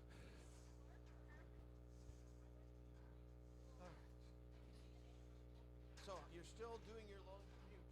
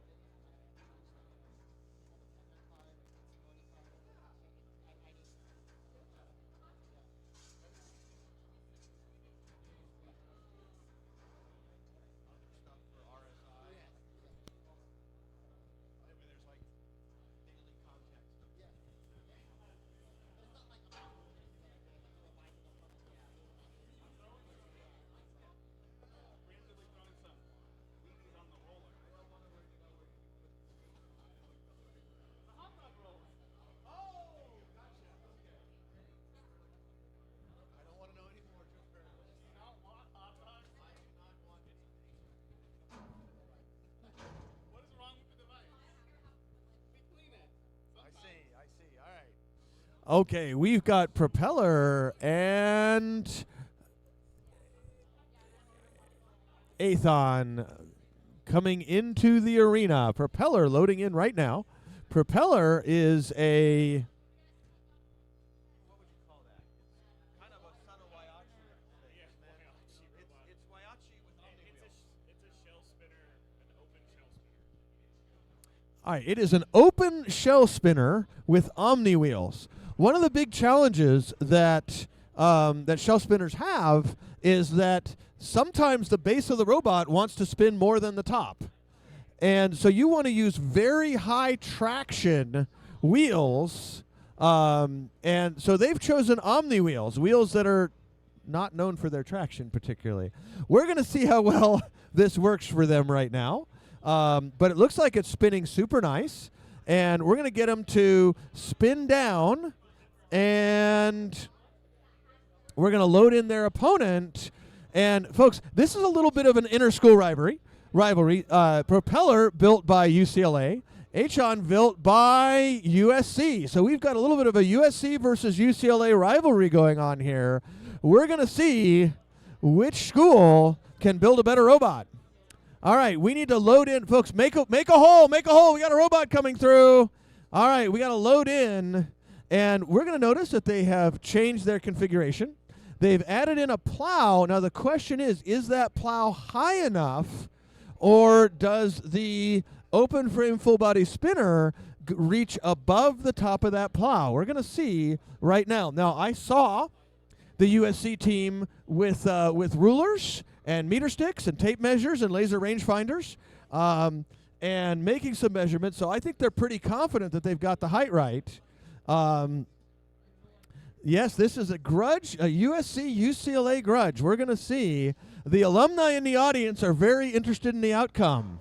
All right. So we're going to see how they do. There's a nice weapons test by the USC robot.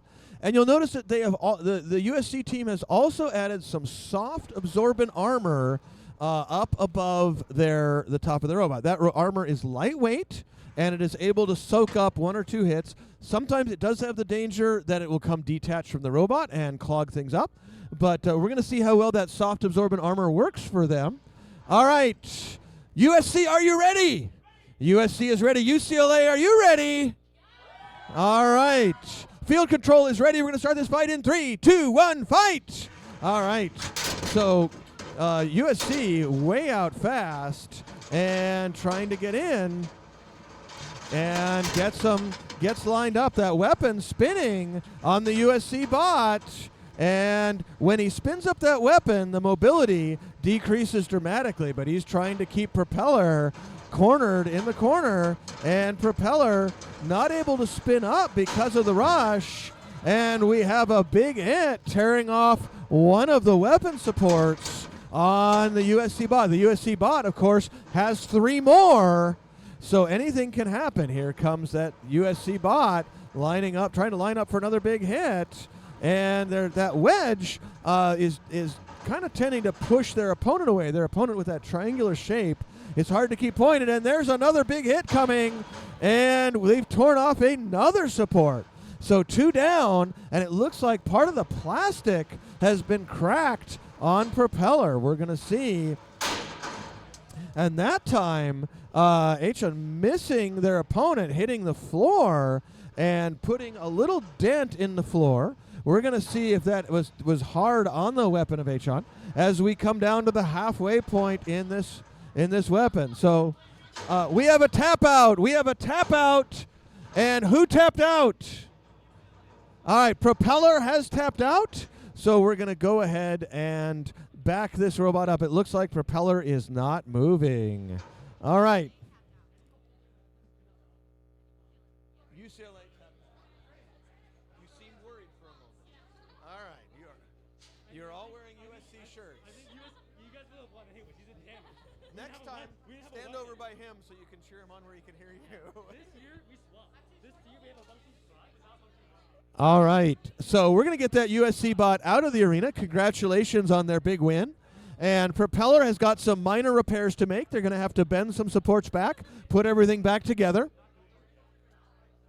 And we're queuing up our next match. And we're going to try and see none other than we're looking for Usurper and Creature. Usurper and Creature is our next match, followed by Little Ash and Terrible Bear. All right, so we're going to see Usurper and Little Ash, followed by, we're going to see Usurper and Creature, followed by Little Ash and Terrible Bear. If we can get Little Ash and Terrible Bear to queue up, they are going to be in the match immediately following Usurper. All right. And Creature. Creature coming to the arena. We're going to wait until we get Propeller out of the arena. We need somebody from UCLA to claim their robot. There we are. Okay. We've got UCLA has claimed Propeller. They're going to make some minor repairs. Terrible Bear has come to the arena. And The robot was called Turtle Bear. That seems appropriate for you, doesn't it? All right, Xavier, are you feeling ready for this match coming up? Xander. I'll get it someday, Xander. That's why the robot name keeps changing. I will get Xander's name. Robot never.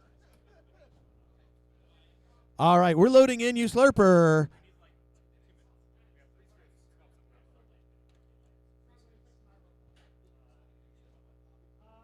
Jeff, just load in slowly.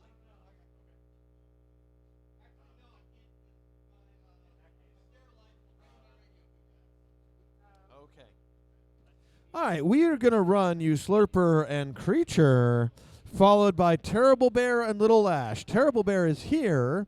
We're going to go check on Little Ash and see how he's doing. He is madly putting his robot together. He's got a roll of gaffer tape in his hand. That's always a good sign. All right, so Little Ash, Actually.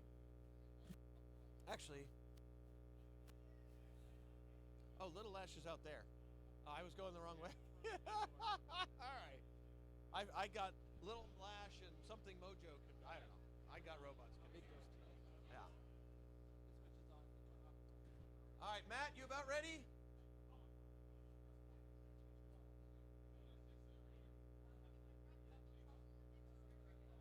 Jeff! Yeah, look at that. It's all these people we never see. Yeah. We made it. And you got both kids. When was the last time that happened, that's right? That's why you came. we haven't been together in so long. This is like seriously the first weekend in a long time. I guess we have.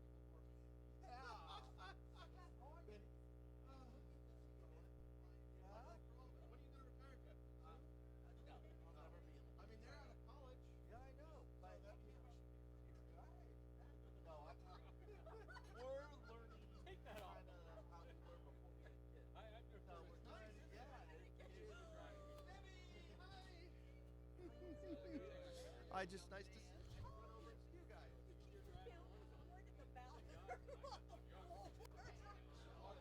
Very low shelf.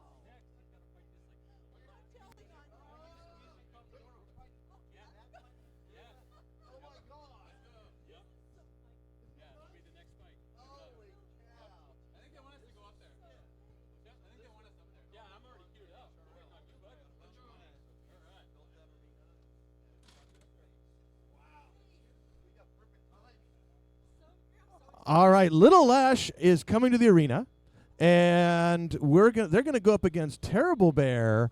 But first, we're gonna see Creature versus the one Jeff drives, Slurper. All right. So Slurper heading towards the arena. I'm glad to see Double Trouble back in the arena, and I'm curious what kind of repairs were affected. He has put a gusset plate over it. Nicely done. I am really impressed. All right. Big thanks to Team Scorpios, all right, for providing a titanium gusset plate for Double Trouble.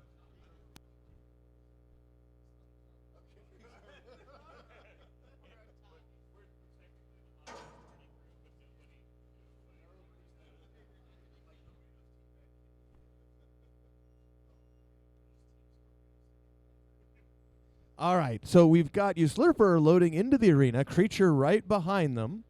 All right. And Slurper uses a special radio that pulls 20 watts, and it runs the battery down really quickly. So he has to do his matches super quick. In fact, he's got about 4 minutes of remote time left. So if Creature can just do lots of unsticks, he's got this. All right, so Creature loading into the arena.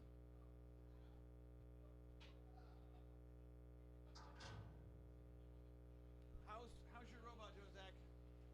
Okay, talking to Wes. Robot. All right, Creature getting powered up.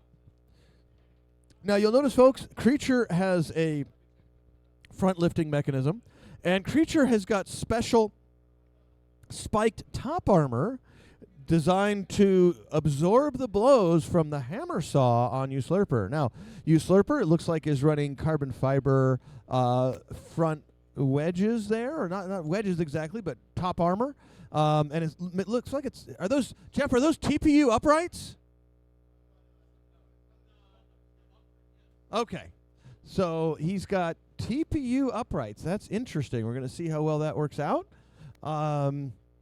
And a lot of TPU on that robot, Jeff. All right.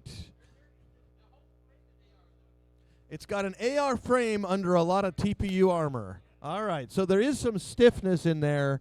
So the robot is not too floppy. All right. Creature is a deceptively small robot at 12 pounds. They're having some problems reaching the on-off switch, it looks like. Trent is sticking his tool into the robot, trying to turn it on, it looks like. And we're going to give Creature one more chance here. They're going to try to remove that top armor so they can turn the robot on. And then they're going to turn it on and screw the robot back and then put the top armor back on. All right.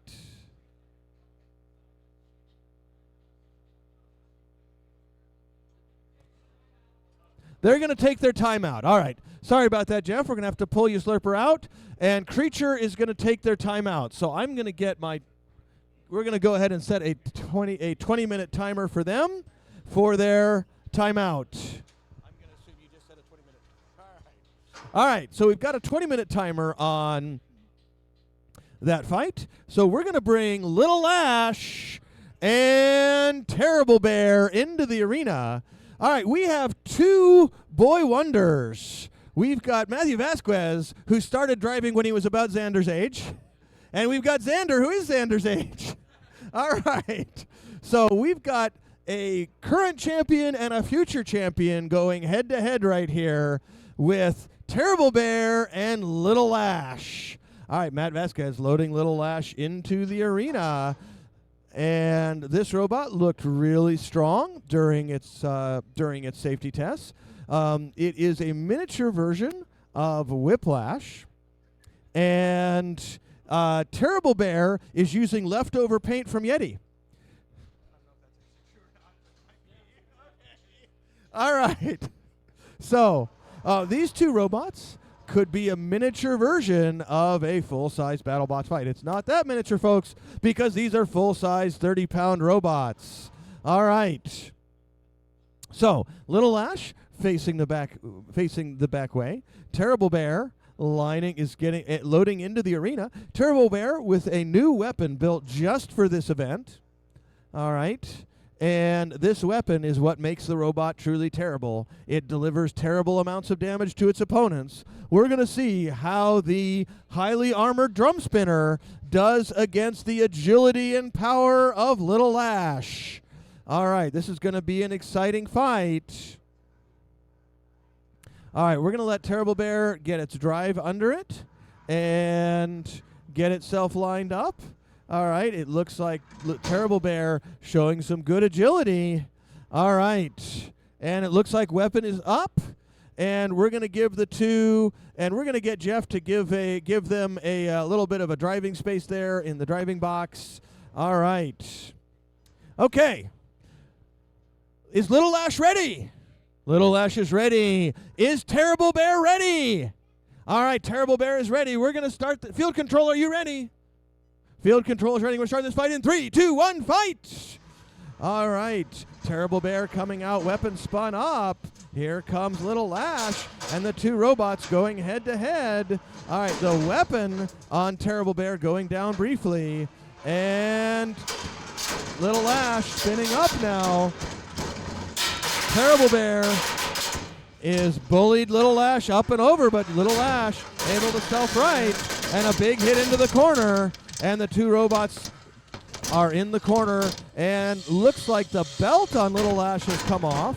The two robots going head-to-head. Here comes Terrible Bear lining up, and the two robots with a big collision, sending that weapon on Little Ash spinning. Here comes Terrible Bear. That weapon, powerful, but Little Ash has still got its powerful flipping arm. Little Ash going under Terrible Bear, trying to get him up and over. And we've got a lift, and Little Ash has pinned for 5 and is backing off the pin. Terrible Bear trying to line up. And here comes Little Ash. Little Ash getting turned around, and Terrible Bear now getting Little Ash briefly pinned. Terrible Bear waiting in the corner. Here comes Little Ash. Little Ash not afraid to get into that big drum. Here comes Little Ash. Right into Terrible Bear. Terrible Bear has been pinned and flipped, and we've got a pin for 5. And Terrible Bear breaking the pin. Here comes Little Ash again. Little Ash lining up, but Terrible Bear, and we have a big piece of something went flying. All right, so aluminum going flying across. It was one of the forks on Little Ash has come off, and we have a big flip by Terrible Bear. Little Ash trying to get back into this fight and has done a great job with control, but Terrible Bear has got the damage so far, and Terrible Bear trying to keep up the pressure. Little Ash trying to get around and get that flip, but Terrible Bear dodging out of the way. The shape of Terrible Bear being very difficult as we have a pin, and that pin is broken almost instantly by Terrible Bear. Terrible Bear trying to get back in. Lash getting right back on their feet, and has got another pin, and that pin goes for they've got Terrible Bear pinned. Can Terrible Bear break it? Terrible Bear breaks out of the pin as we come down to 30 seconds left in this match. And a nice hit. Terrible Bear bouncing Lash into their weapon as Lash tries to get another flip, and Lash up and over, but here comes Terrible Bear. Terrible Bear trying to line up and deliver that big hit, but not able to as Lash gets under Terrible Bear. The two robots going neck and neck as there's another big hit as we come down to our final 9, 8, 7, 6, 5, 4, 3, 2, 1, and that's our match. So we do note Lash did pin Terrible Bear, but with only 9 seconds remaining, Terrible Bear is not going to be counted out. This will go to a judge's decision. All right, we're going to let our judges take a few minutes to decide.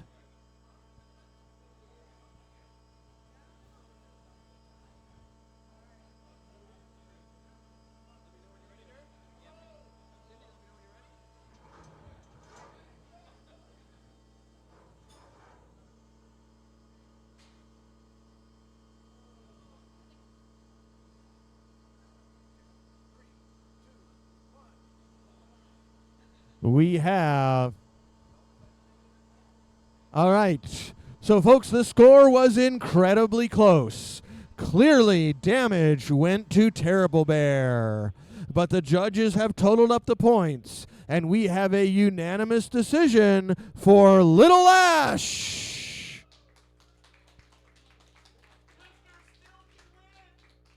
All right. So we're going to go ahead and get ready for our next fight. That was an amazing fight, folks. A true virtuoso display of driving. And in our next fight, we're going to see that again because we are looking for Full Court and Grizz. I know you're ready. You told me you were ready. So we'll get these clear. Actually, Dylan told me you were ready. Did he lie to me? Okay. This is weird, isn't it? It is. Right? It's a total. Wow. Time warp. Oh, I'm mistaken. We'll get those robots up, but we have Tube Richard and Double Trouble here right now. So we're gonna put those in the arena, and right after that, we'll go ahead and run Full Court and the Grizz.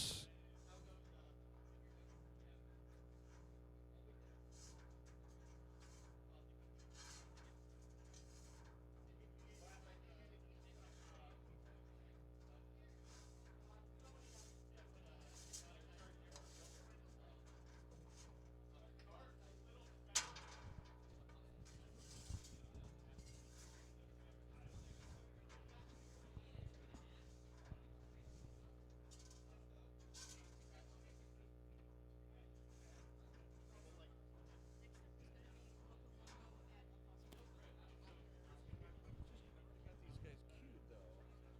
I guess. Yeah, no, I see like what you're saying. no, like after Oh, after them, then then we'll do that. Yeah. Okay. Unless Jeremy, check with Miss and see if he's ready. Jeremy was in the back right over there.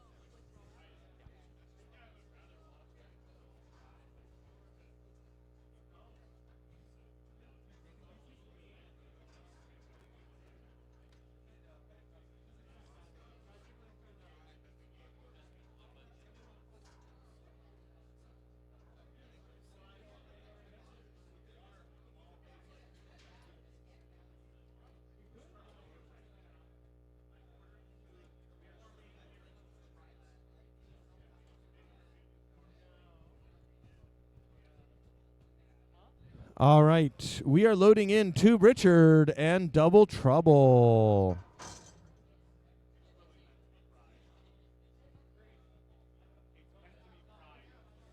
George, I'll probably have you take over emceeing in maybe after lunch. Okay? Because I got to take off, and then Jack is going to come. So you can no, you've got to fix your robot. I feel kind of sick anyway. I don't know if I can do it today. I'd asked you about building a lifter. If you're gonna build a new one and just want to build two, you can.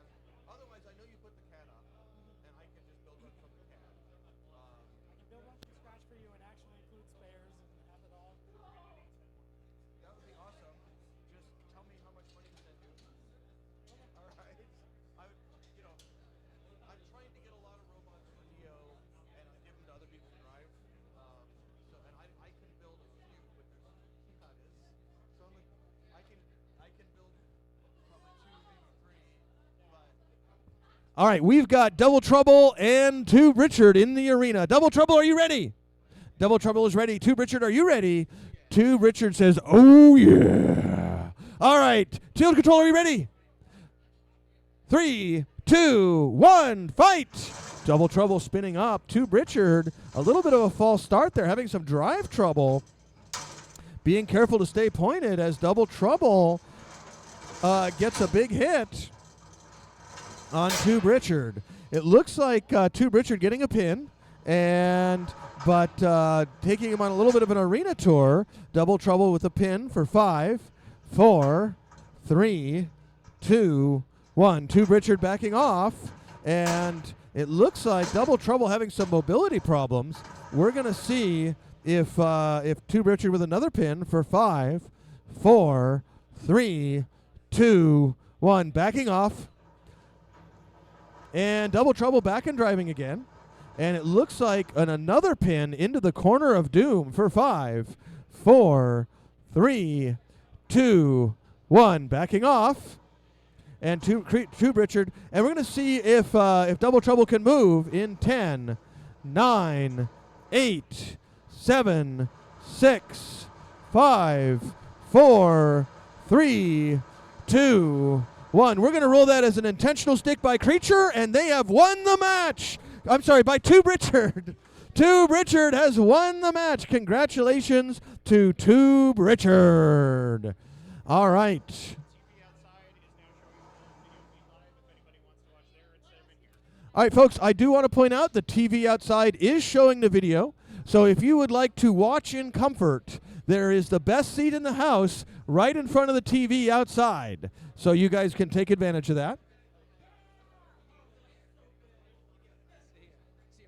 Good to see you. All right.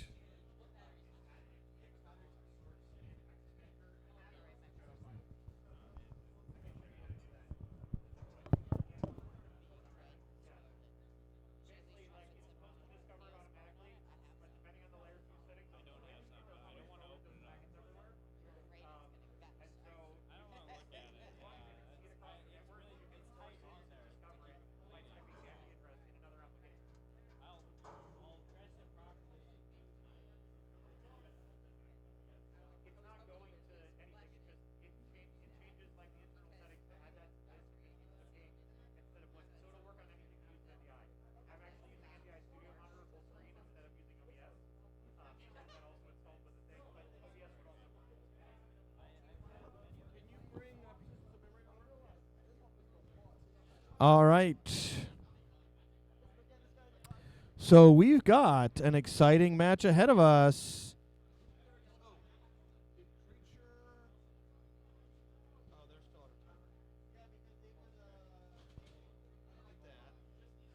Little Lash and Terrible Bear, you awarded the Little Lash?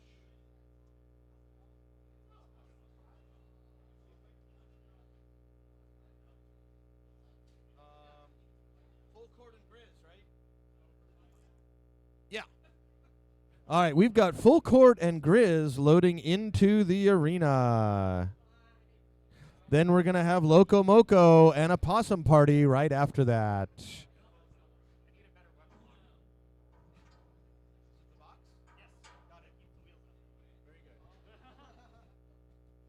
All right. And Rollout is putting back together. We're hoping to see Rollout in about another 8 to 10 minutes.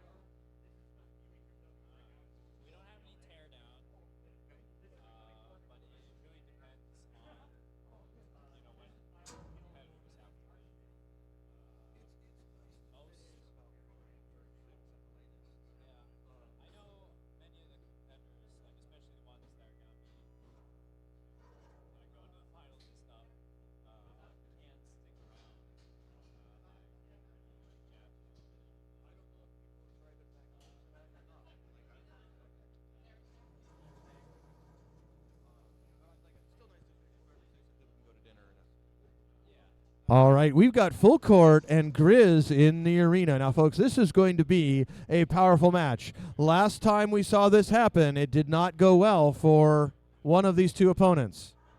Now, I'm here with the driver of Grizz. How did you do in your last match against Full Court? He won. Now, that doesn't happen very often, so Full Court is looking for revenge. Full Court doesn't like to lose, but Grizz is more powerful than ever, so we're going to see what happens. All right, Full Court, are you ready? Full court is ready. Grizz, are you ready? Field control is ready. Are you ready? Field control is ready. We're starting this fight in 3, 2, 1, fight! Grizz spinning up, but here comes full court. Full court needs to stay on the correct side of Grizz, and they've managed to pin Grizz, but Grizz pushing back, and we've got a pin for 5, 4, 3, 2, 1, and backing off. All right, Grizz may be stuck. We're going to see if Grizz can get out of this. He's doing it. He's still moving. He's got another 10, 9, 8, 7, 6, 5, 4, 3, 2, 1. And full court does what full court does. Full court is our winner by pin, and Grizz fits nicely into the jaws of doom.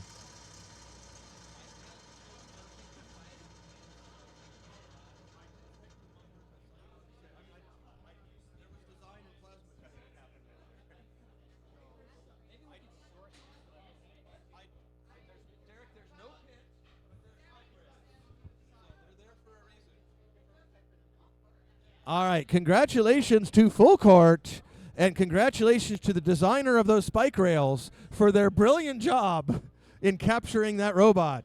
All right.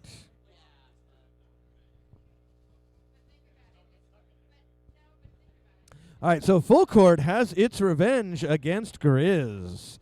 All right, next thing we're going to see is Loco Moco and a Possum Party, followed by Rollout. Oh, Creature and Creature, are you ready right now? All right, let's run you guys right now since you guys are up, queued up next. So we've got Creature and is Jeff still here? Jeff's still here. All right. So let's get Creature and you Slurper.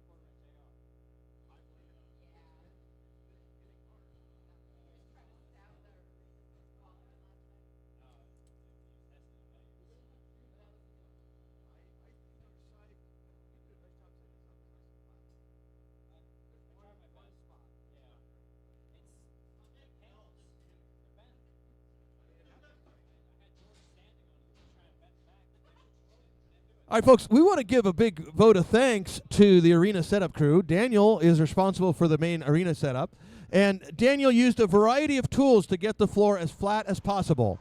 But Daniel's main tool in flattening the arena floor was called George, all right? And I'll let you guys think about what kind of tool George was, but George was used extensively to flatten the panels that were bowed.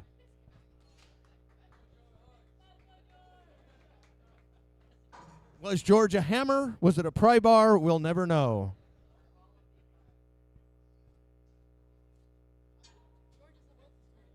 Oh, I understand George is a multi-tool. Okay.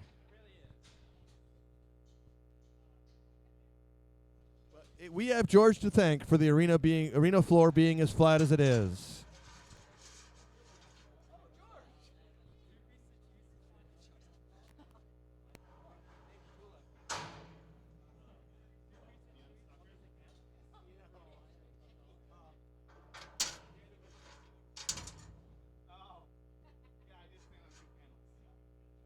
All right, we've got Creature and you Slurper in the arena. You Slurper, are you ready, Jeff? Jeff is ready. Creature, are you ready? Creature is ready. Field control, are we ready? 3, 2, 1, fight! Here come both robots, and the two robots jockeying for position. These two robots are remarkably similar in color scheme, and Creature trying to use their wedge to good effect and doing a great job. A very excellent control by Creature using the weapon against you Slurper, and getting it knocked over into the floor at an odd angle. So we're going to see if that's done any damage. Creature out pushing Usurper briefly. Looks like the wedge is on Usurper a little bent, but that's to be expected. And we don't quite see what that went into. All right, and that got into a little bit of the top armor on Creature, but Creature still going strong. Usurper getting wedged by Creature. Creature pushing Usurper around, and there goes Usurper jamming Creature into the wall. But we're wondering, is the weapon on Usurper out? We're not sure. It could be that one of those hits that Creature directed into the wall has taken out the weapon on Usurper. It looks like it has. But the both lifting mechanisms still in good shape, and Usurper winning the wedge battle. And it looks like Creature, and we're going to have to do an unstick in 10, 9, 8, 7. Oh, and the two robots almost on, and there they are. The robots are unstuck, and they've driven right back onto each other. There we go. The robots are unstuck, and so we're not going to have to do an unstick. And bringing that hammer down, but Creature countering with their own hammer. Creature upside down, but right back up as Usurper continues to bully Creature. All right, and there goes Creature trying to line, and now Creature is under Usurper, trying to take Usurper around, but Usurper breaking free as we come down to the last minute in this match. Here comes Creature and Usurper, the two robots tangling in the middle, and Creature taking Usurper to the wall. Creature trying to line up, but Usurper using their hammer saw as a hammer, but the weapon on Creature dodging that hammer blow, and the two robots again jockeying, trying to get under each other. As we come down to 30 seconds left, the match could go either way at this point.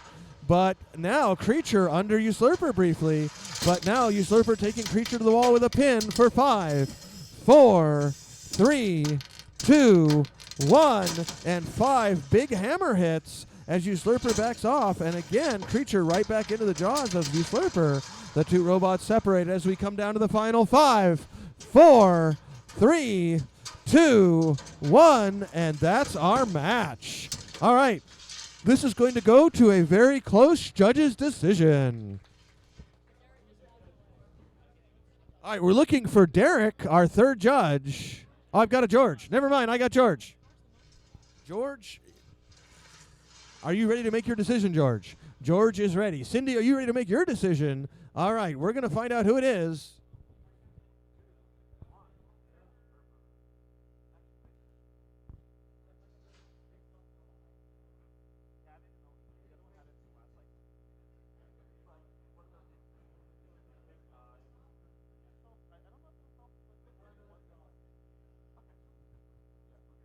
We have a split decision.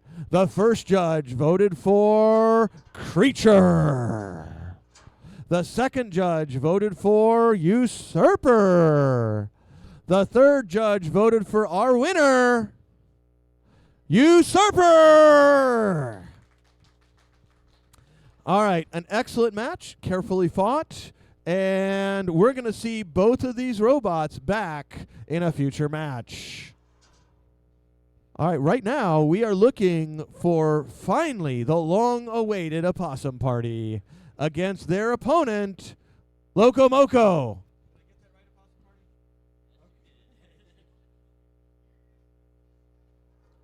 Following that, we're going to have Rollout and the debut of Drunken Uncle. Okay. Very Drunkle Percy. Thank you. All right. Persistence of Memory, also known as Drunkle Percy. All right.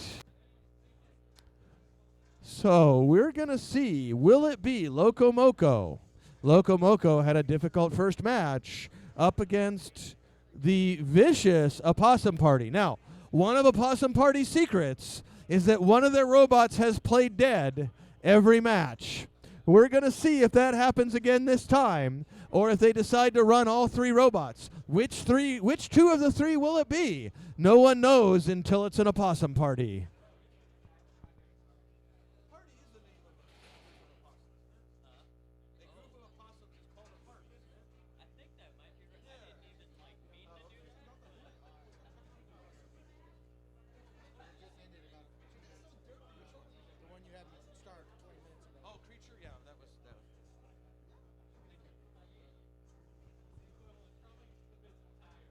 All right, folks, we will be taking lunch at 1 o'clock.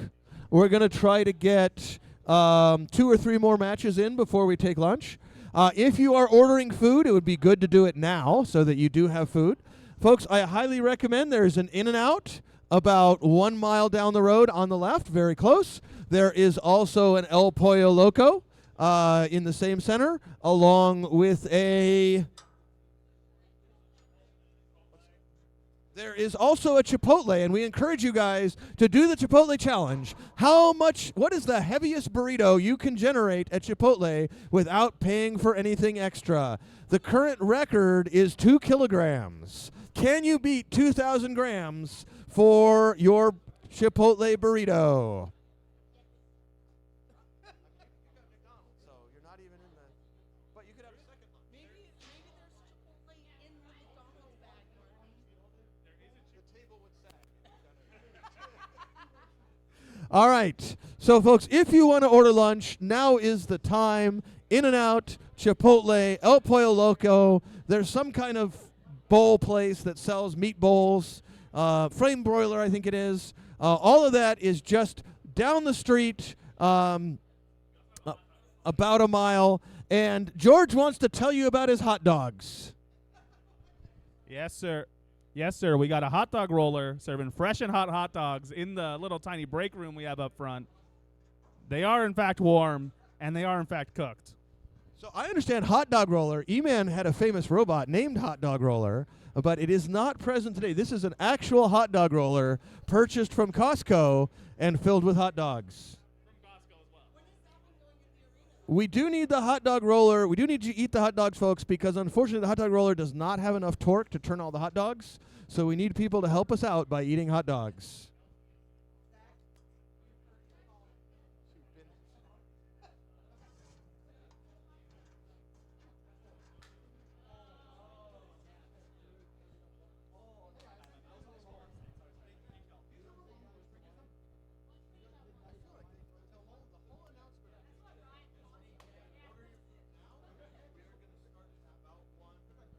But it'll sort of depend on the fight. So we'll do 2 or 3 more fights. In-N-Out down the street right there. What's that? In-N-Out is just down the street. All right, we've got one member of a possum party in the arena. It moves! This robot has played dead so far, but now we're going to get to see a live possum. All right, so this has been the missing member of the opossum party. It's finally back in.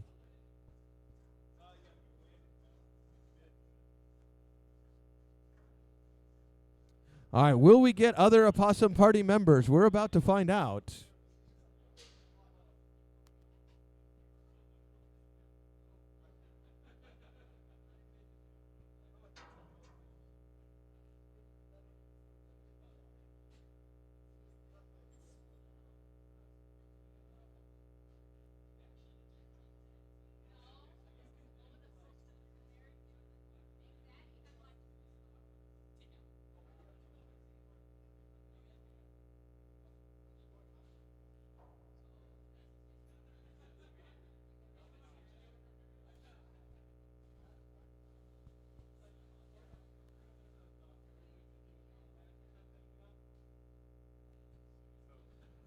So far, Opossum Party has an excellent record of 1-1.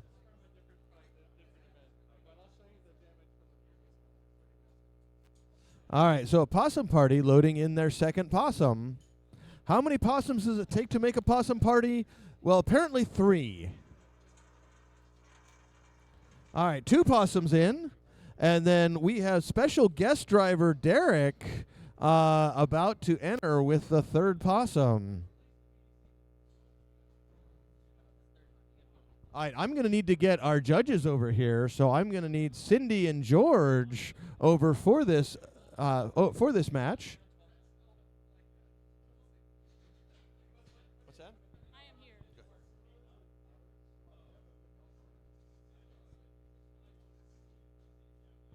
All right, so we've got our judges, we've got our possums. All we're missing is their opponent, and their opponent is none other than Loco Moco. Let's get Loco Moco in the arena.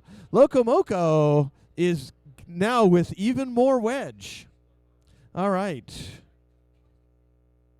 So, folks, if you're not familiar with the taste sensation that is Loco Moco, it is a mixture of cayenne pepper, jalapenos, habaneros, ghost peppers, and sugar sprinkles. What could be better than a little Loco Moco to get you up in the morning?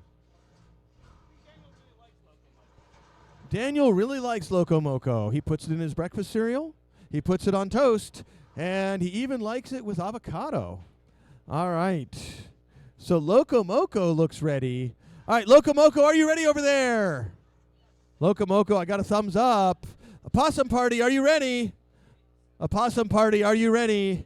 I got a ready from them. Field control, 3, 2, 1, fight! Okay, here comes the opossum party. Wedge on wedge, and Loco Moco briefly out-wedging the opossum party wedge. And it looks like the opossum party wedge getting under Loco Moco briefly. So the opossum party wedge wedging Loco Moco. And here comes, and we have a, wow, that was quite a wedging. Part of Possum Party is up on top of the arena. We don't see that often. And one possum seems to be actively engaging with their opponent. The other one is doing a little possum dance in the corner. They're heading over to help out their friend, the other wedge. All right, but that wedge is really up there. Loco Moco trying to figure out who their next target is. And Loco Moco not quite sure what to make of all this. All right, Loco Moco going after the timber rattlesnake possum. And Horridus lining up with Loco Moco. But Loco Moco able to soak up the damage. It looks like the weapon on Horridus is out. Or at least worse for wear. The weapon on the dead possum is back, and he's going to try to bring it to bear. But unfortunately, it looks like the drive geometry, that weapon is spinning so fast that he's having a hard time controlling the robot. All right, so Loco Moco going back to tussle with Horridus, and Horridus actually wedging Loco Moco a couple of times. That's a little worrisome. Okay, now it looks like Loco Moco has got Horridus up and about, wearing it like a hat, and Horridus breaking free. Loco Moco upside down, but able to get right back on their feet. And here comes another pin by Loco Moco, but Horridus breaking the pin. And it looks like Horridus upside down. So we're down to just, it looks like Loco Moco has lost a wheel. And it looks like Horridus is out. And we've got one possum and one-wheeled Loco Moco. So we're going to see if these two robots will touch in the remaining 37 seconds of this match. All right, here comes the one remaining possum trying to make their way towards the one-wheeled Loco Moco as we come down to 25 seconds left in this match. Loco Moco spinning themselves around, and formerly dead possum trying to line up and hitting Horridus, but not able to flip him back over. Loco Moco, we need to see motion from you, but we are coming down to 7, 6, 5, 4, 3, 2, 1, and that's our match. And it did happen. The dead possum did make contact with Loco Moco before the match ended. We saw it here with 1 second remaining. This is going to go to a judge's decision. Did the gentle touch by dead possum against the one-wheeled Loco Moco give him enough points to get over, or did Loco Moco's grounding of the possum wedge and the green possum give them the win? We're going to find out from our judges in just a minute. Cindy, do you have a decision? George, do you have a decision?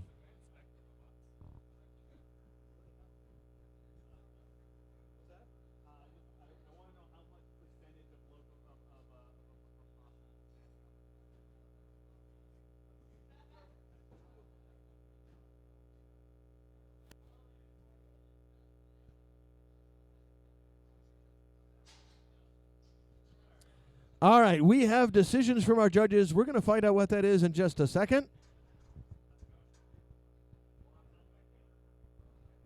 We have a decision for your winner, Loco Moco.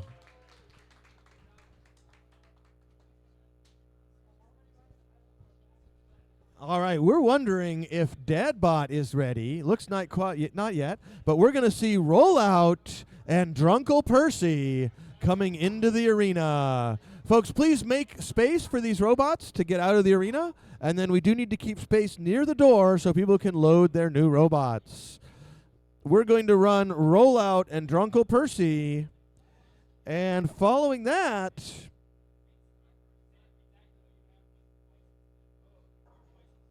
we're going to see Pocket Ace and Small. That will be our last fight before lunch.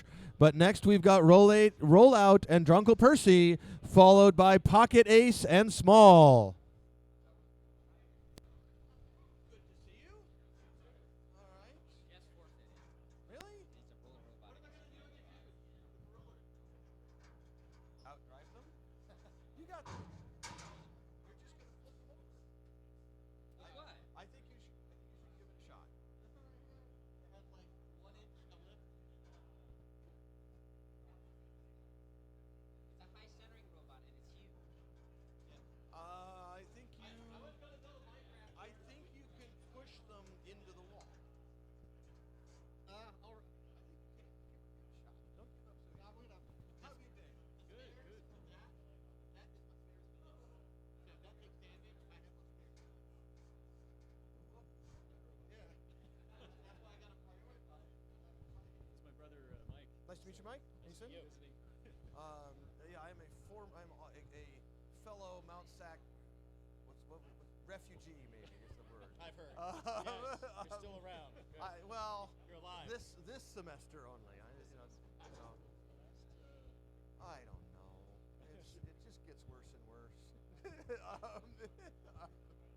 Anyway. All right. I got one more year to have my 30 years, so that's very tempting. We get a nice retirement. I make it one more year on my 30 years. I managed to teach 25 minutes. And that's been working well for me. All right, so we've got Rollout loading into the arena. Let's give him some space to get into the arena here, folks. All right, we're going to get these robots from the previous match out of the way. We're going to load in Rollout, and then we're going to load in Drunkle Percy or Unending Perception of Mind, something.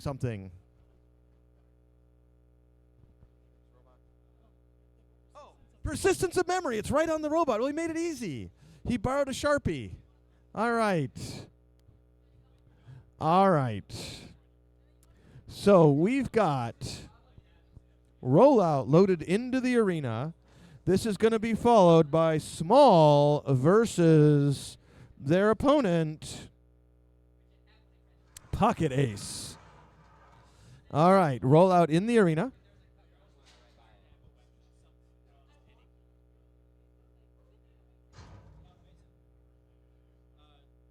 How long are we doing lunch?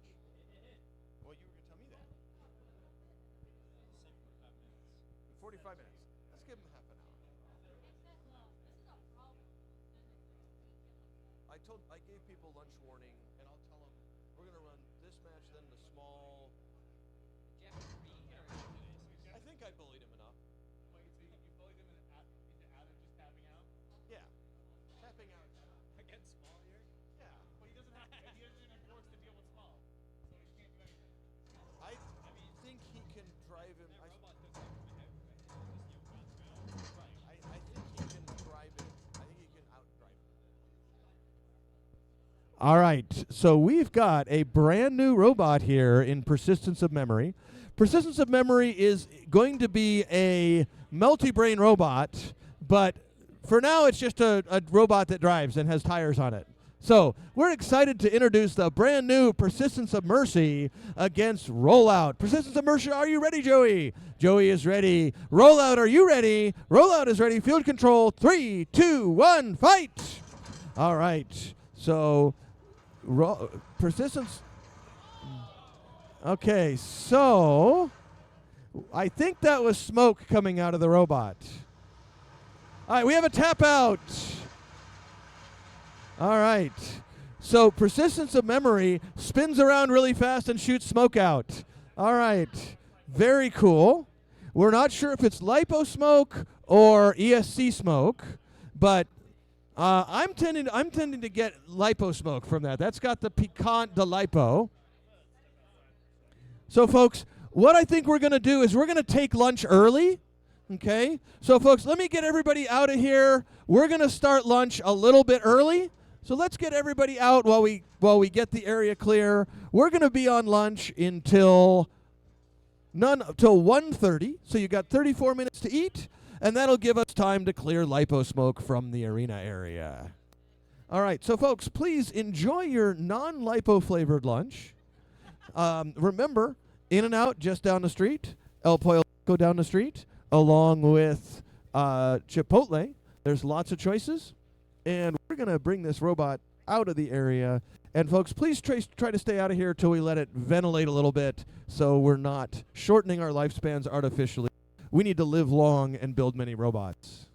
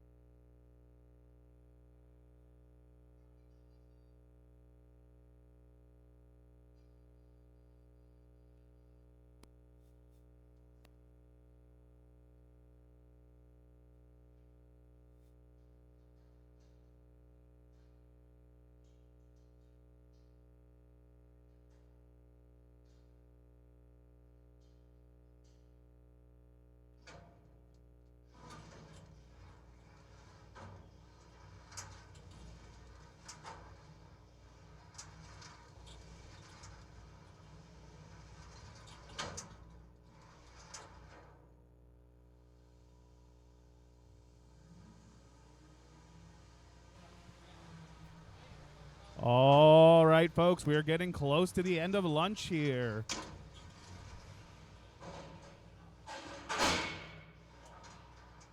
Who's up next? Oh, did we just end up getting burgers? Chipotle's ready. I don't know if you want to go. Yeah, I guess I'll go, but I just need a vehicle to get there. Oh, so your car Yeah, it's being fixed. Why is there a pile of flash drives?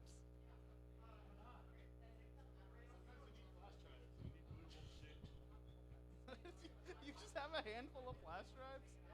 That's. All right, who's next? Who's fighting?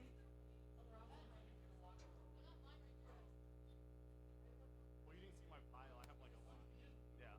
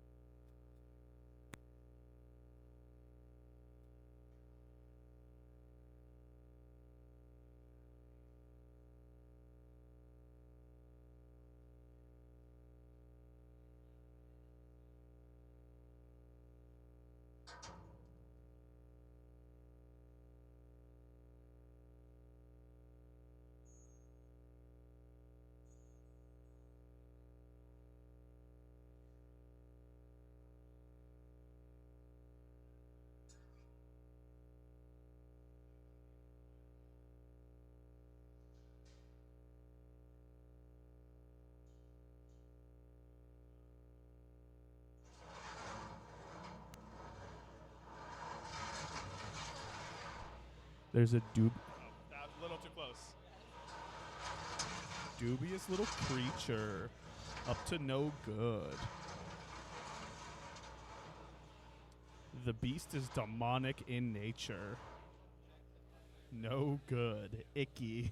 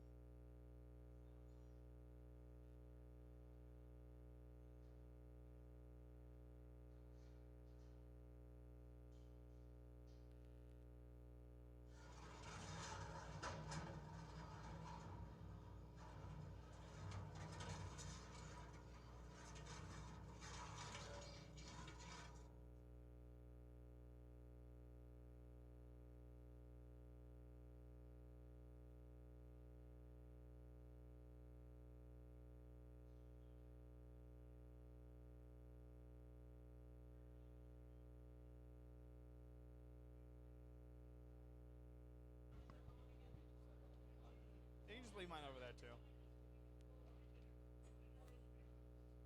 Let it get to room temperature. Grow some bacteria before I eat it. You gotta let everything equalize. Because sometimes the corn can be too cold, you know. Yeah. The corn, I don't know what they do to the corn. Sometimes it comes out like fucking frigid. You bite into it and cold corn. Yeah, they just pull it out of the bag. It's not bad if it's frozen. It's not. I don't think they have frozen corn. I think they just pull it out of their freezer.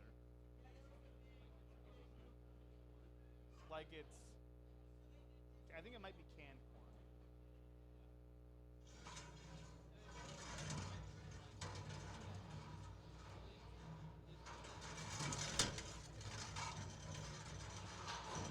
Yeah.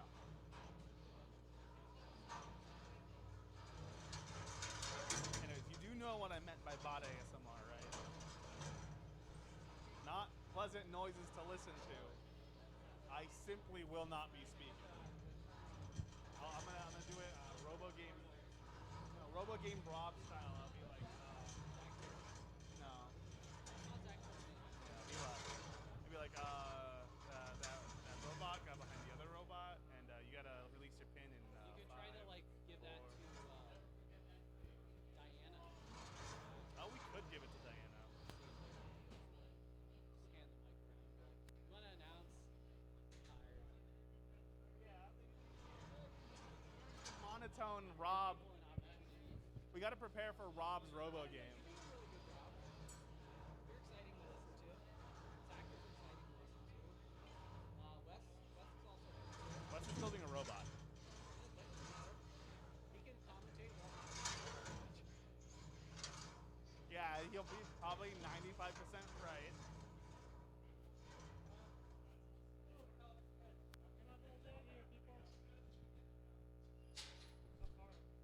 I have no idea.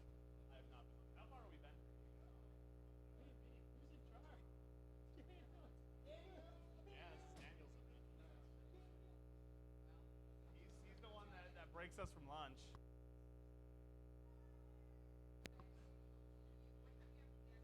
I don't.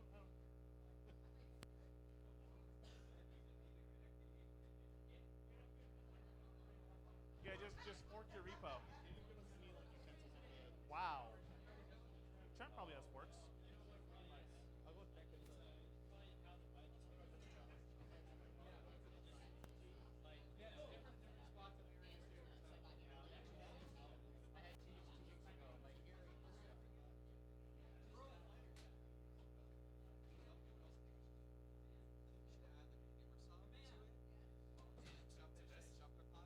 Oh yeah. I was talking actually about building a beetle. I was constructed a lot like this, but make it symmetric so I can basically.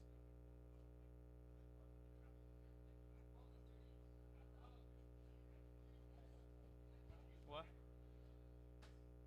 Oh, as far as like cleaning stuff up. Hey Daniel. Figure out one fight robot, please. Yeah. It's just like the big bot, that's small. Shoot up.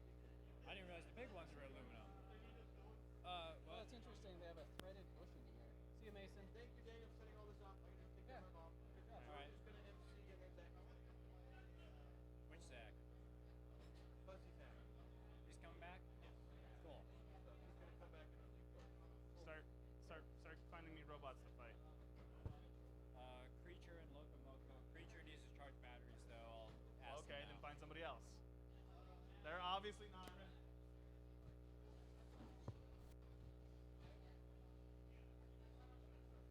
You want coffee? I'm okay. You want drugs? What kind of drugs?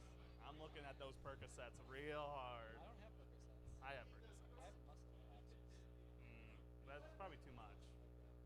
Hey, what's up? I probably have some next door I can grab.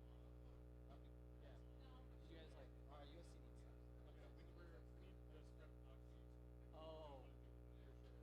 I have some paper towels too. I have some super nice. Give me a second. Toothbridge is ready. They're putting the top plate on. Okay, I'll put Go find me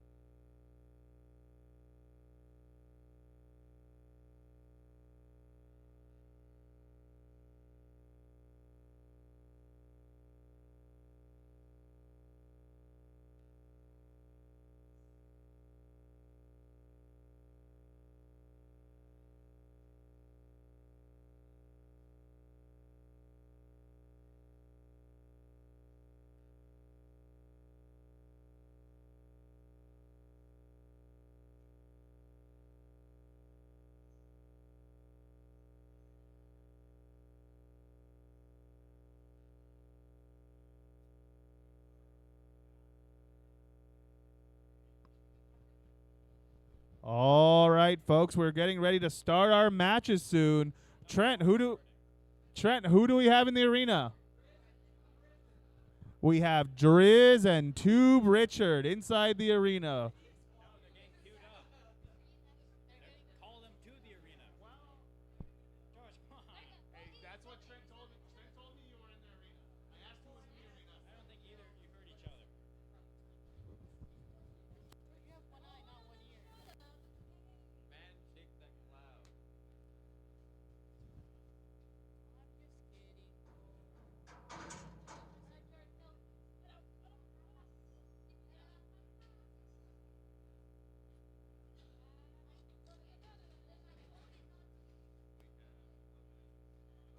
Is that Tube Richard or is that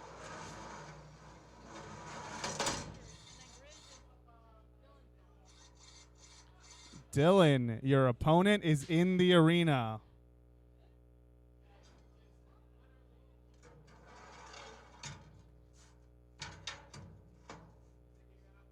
Yeah, he's in the arena. I didn't say where.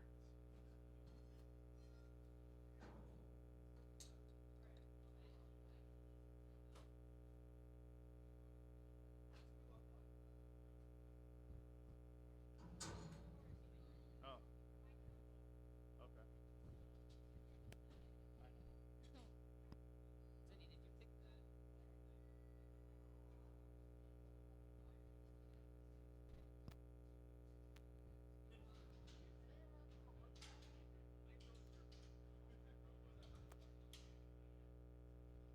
Folks, you're not going to want to miss this fight. This is a giant vertical versus wedge. Oh, I guess it's a top plate. It's just flat now. Wedgelets, I guess.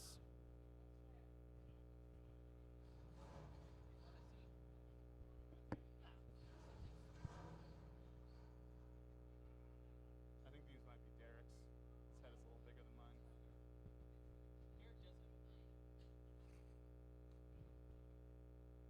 All right, folks. Grizz, are you ready? Tube Richard, are you ready? Yeah. Arena Control, are you ready? All right, let's start this fight in 3, 2, 1. Fight, robots, fight!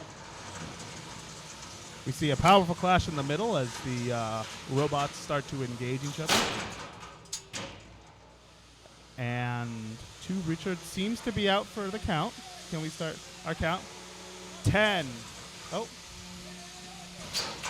Oh, he seems to be, Grizz seems to be engaging. The count can't start until Grizz stops engaging. So the 10 count? 10, 9, 8, 7, 6, 5, 4, 3, 2, 1, and that's your match.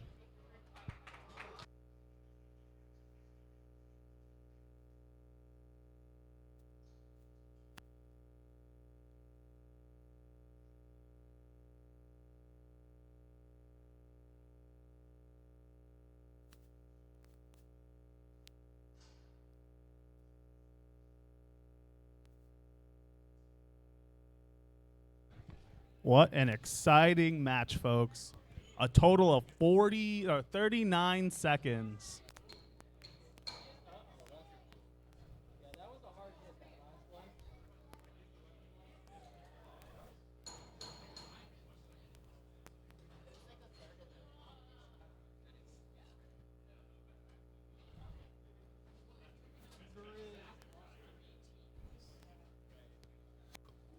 All right, who's next?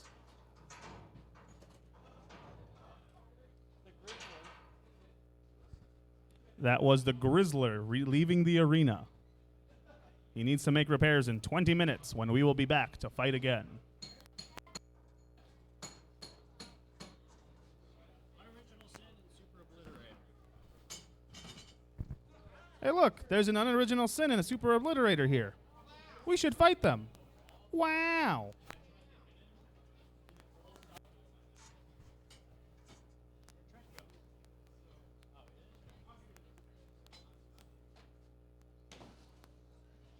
You know, you may not care about FOD, but Trent cares about FOD.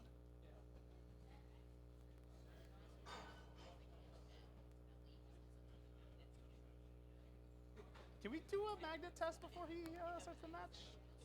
Yeah, just see if you can pick it up, Trent, in case it catches on fire. Oh no, I have multiple times. It's actually like not. See, last night the mounts were caved in, so it was actually like almost touching the ground, so it was impossible to. It's almost impossible to pick up. I don't know. I did a couple tests and it was just like it didn't seem like. I tried like shoving it down too. Yeah. So You keep bringing that up. The robot wasn't built correctly at the time. Well, if it wasn't built correctly, it can always become that state again, right? Because this is combat. I've also lost 3 magnets in the last fight. go ahead and drive over to one side or the other. And it works. Oh wait, it was working out down last match. Okay, go ahead and set the transmitter down. Super Omega Obliterator. Come on, 2 layers of duct tape. Super Mega Obliterator 9000. Super Saiyan God Super Saiyan. It can't make up the names like Mason. No, I can't. He just kind of says where it comes to mind, and it just works. He has to get through 2 whole layers of duct tape to get that top plate off, right, Daniel? Yeah. Now, double wide gorilla tape. Oh, I'm being informed that it's double wide Gorilla Tape, folks. That is some premium stuff. That's what is that, like $5 a roll? I don't know. The price is actually unknown.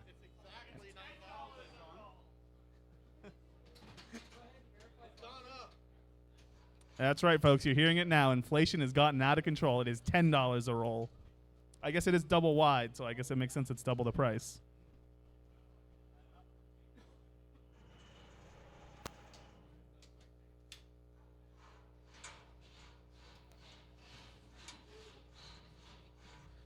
Now, Super Obliterator. I don't want to do a judge's decision right now, so you better obliterate.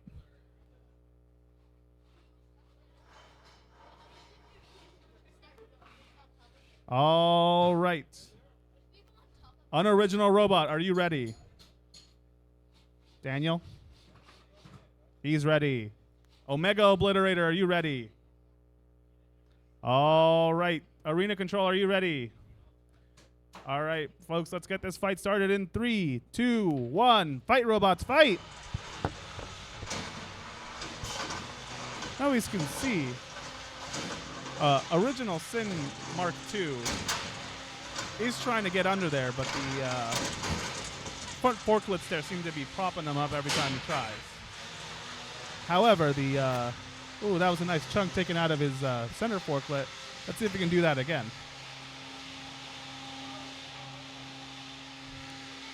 It's evolving into a rotating pushing match.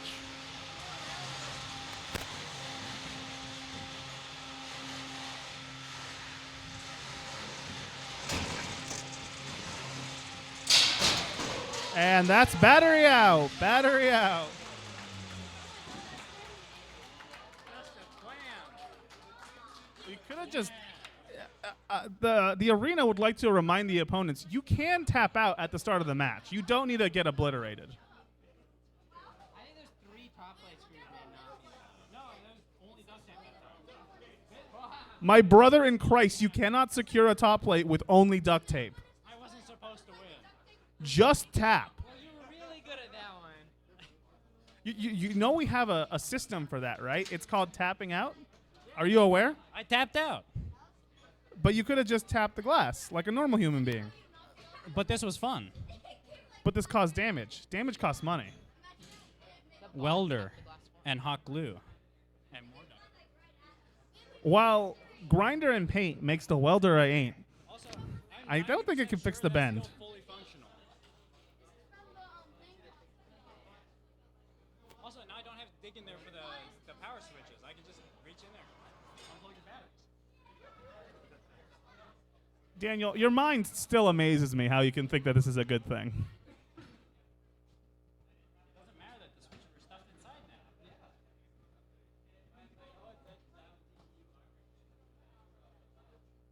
Ah, yes.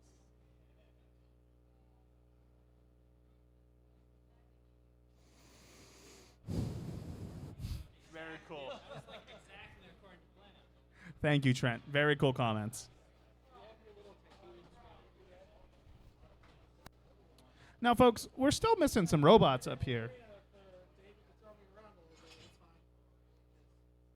I don't know who I don't know who's fighting at what time. I just know robots need to fight.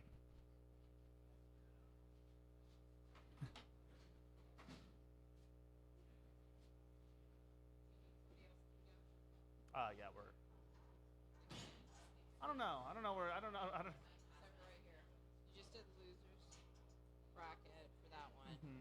Do you want Bar Time and Terrible Bear? Are you ready, Zach? I'm ready. Yeah. You want me to go get Terrible Bear? Yeah. Okay. All right, terrible bears. Horrible bears. The worst bears anyone has ever seen. You're needed in the arena. And arena side update, we are reminded that Daniel is, in fact, the lying man. I got to come up with more jokes.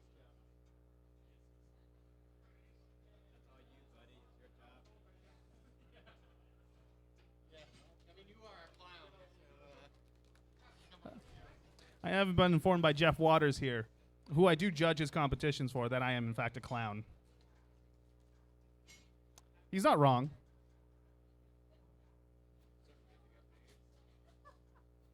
Because I am, in fact, not a clown. I am the entire circus. No, I'm just the whole circus.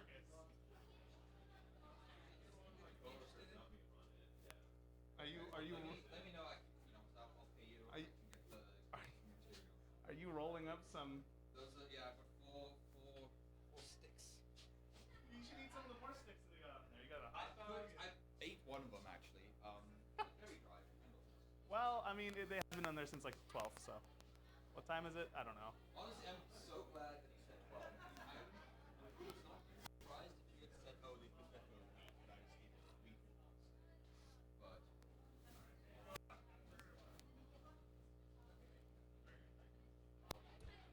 Terrible, no good, ever good bears. Your opponent is in the arena.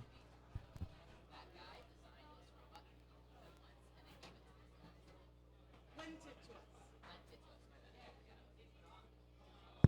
And of course, And he gave it to us completely burned down.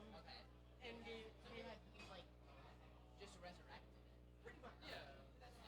now, So far we've done more damage to ourselves than our opponents have. yes. Speaking of robo games, I do distinctly remember this robot having a clear top lid and going against a top attack robot. He's just screaming, "Attack me here!" You know, right on the battery. Like you lure them into a false sense of security.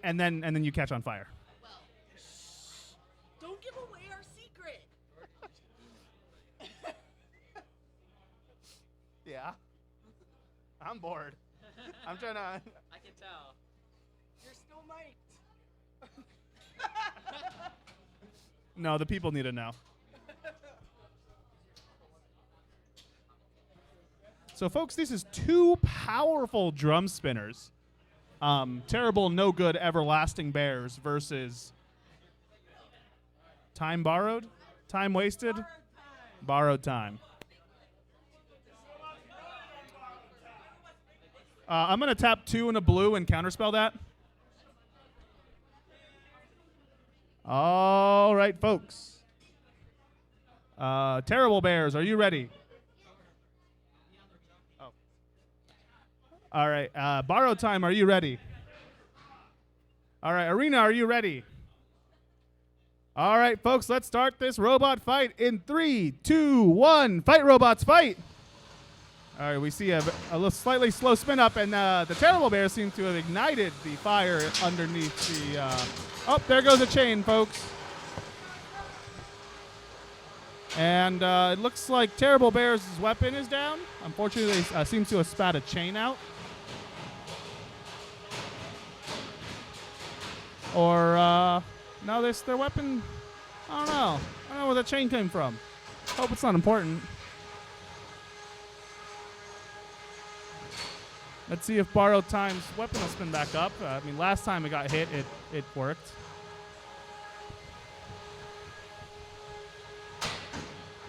I mean, this truly could be anyone's game.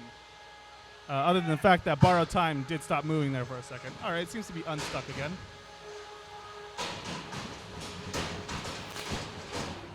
Oh, and it looks like borrowed time may be stuck there. We're going to start the count in for 10, 9, 8, 6, 7, 5, 4, 3, 2, 1. And that's the match. Sorry, folks. I forgot my coffee this morning. I forgot how to count. Counting broke.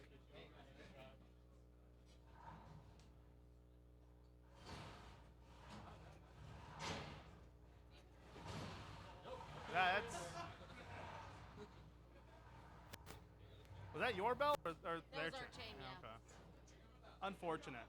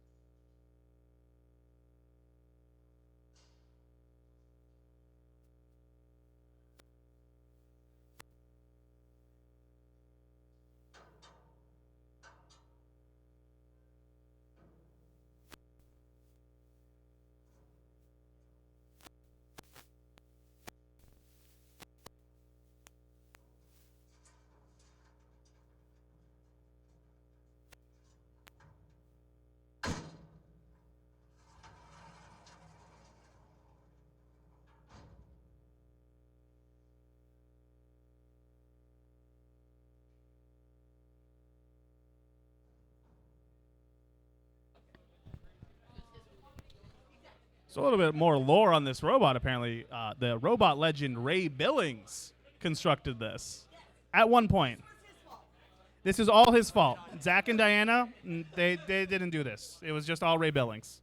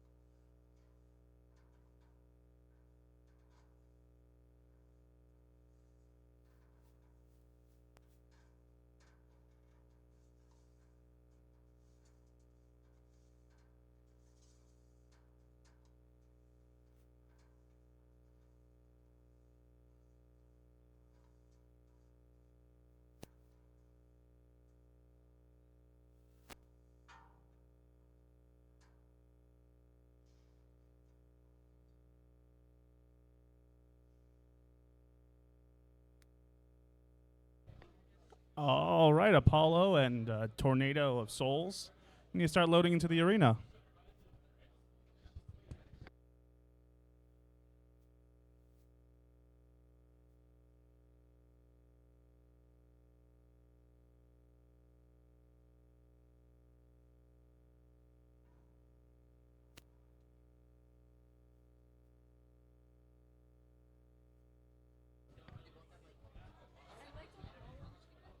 So I am being informed that both of these robots implement a driving style known as X-Drive, with Apollo specifically using Omni wheels.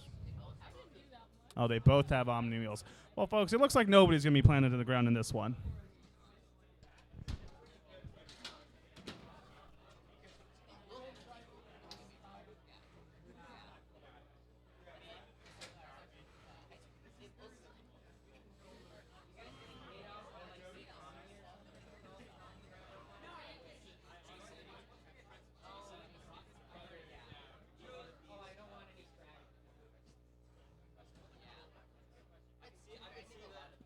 spin.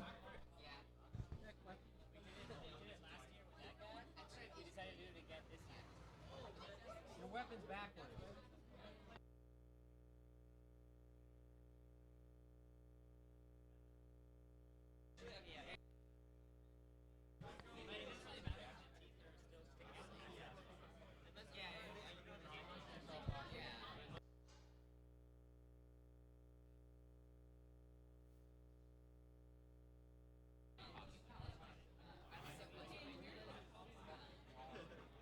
So upon closer inspection, it seems that Tornado of Souls has their weapon spinning in the opposite direction. It's not great, not terrible, but we'll see how it plays out for them.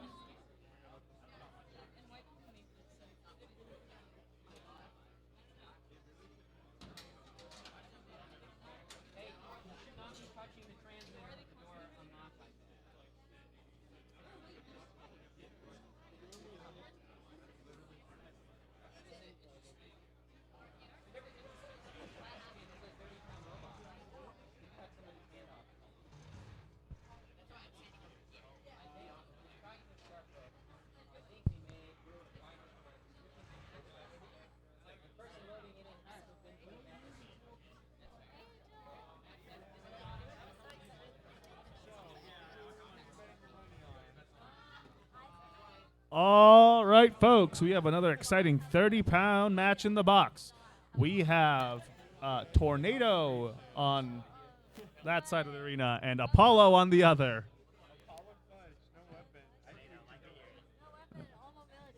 No weapon, all mobility, I'm hearing. Arena, are you ready? Apollo, are you ready? Tornado of Souls, are you ready?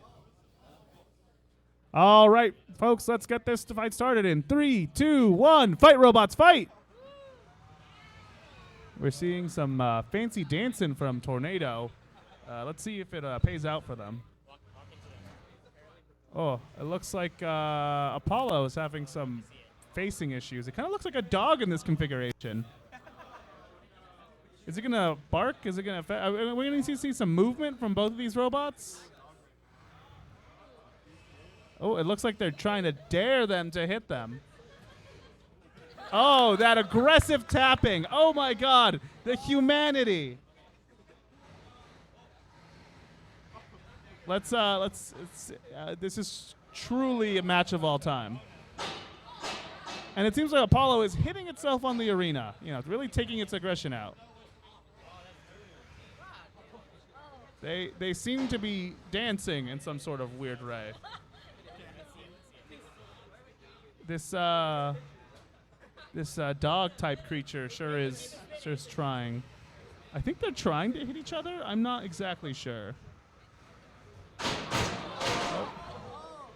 You see, there is a slightly better geometry for this. It's actually employed by a very unknown BattleBots team called Gigabyte. Oh, a wheel. One roller has gone out. Oh, no.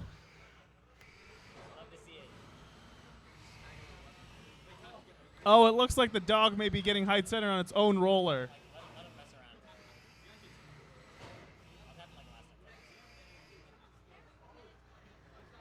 This is we've got a minute 15 on the clock, folks. This is truly Scar's best and brightest.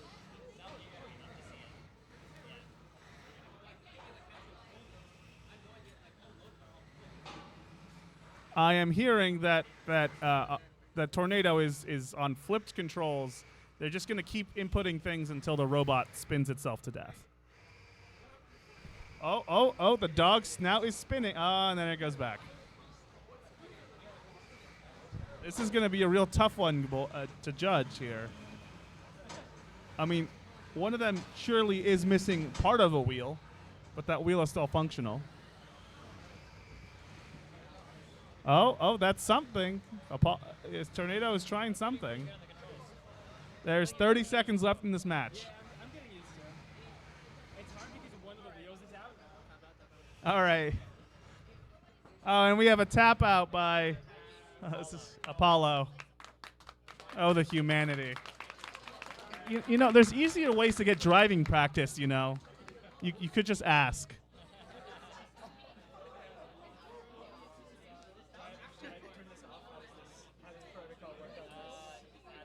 Hey, you gotta follow our safety master.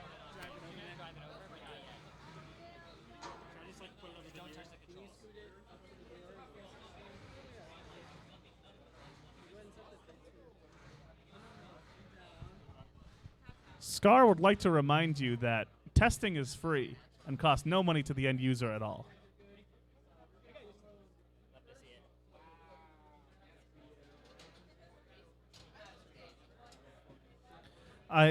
This is certainly a match. It happened. There was a result. Is this the most exciting in your commentating career? I've watched two rulers fight each other.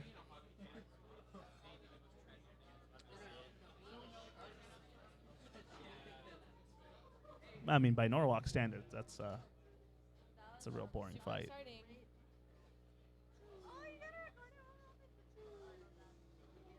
They were like dancing around.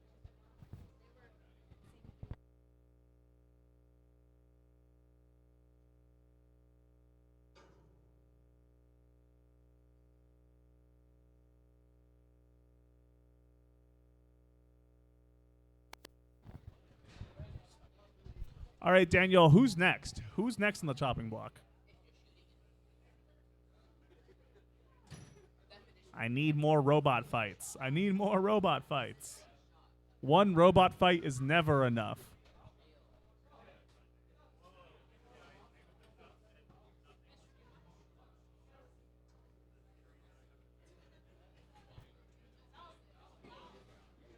I knew that robot fight was fake anyways, but I still watched it because I'm a gremlin.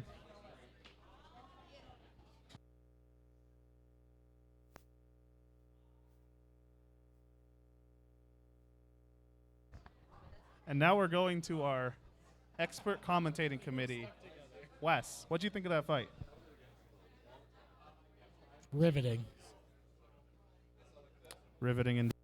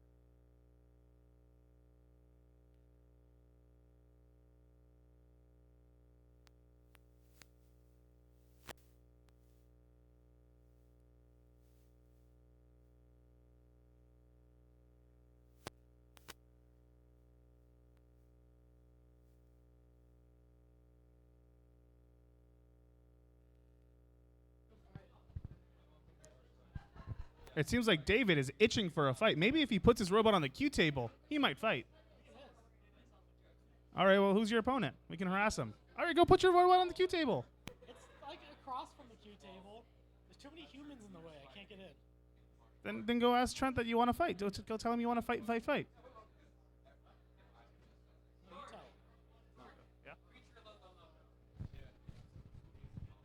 I'm being informed that Creature and Loco Moco have finally made it to the arena. Loco Moco has been here for a while, I see.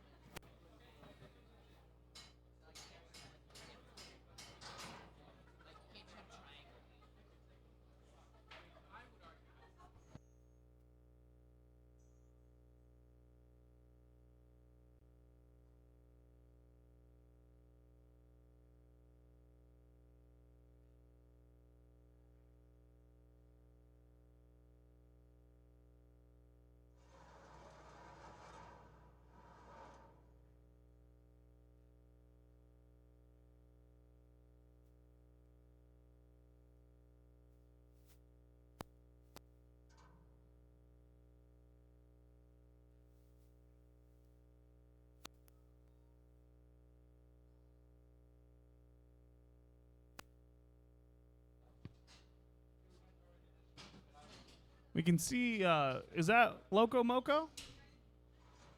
Creature? Oh, no, that's... Is that Loco Moco or is that... Okay. Well, we see Loco Moco in one half of the arena. Well, although it could not be Loco Moco. It's a spam kit, right? So it could be any number of spam kits that has ever exist. And we see Creature on the other side of the arena. How are you doing? Good. All right, Loco Moco, are you ready? Creature, are you ready? Ben, are you ready? All right, let's start this fight in 3, 2, 1. Fight, robots, fight! Oh, it seems like Creature almost high-centered themselves there. And Loco Moco is not quite winning the pushing match, but it's getting there. Looks like they might need to turn down their exponent setting, or turn it up, it means.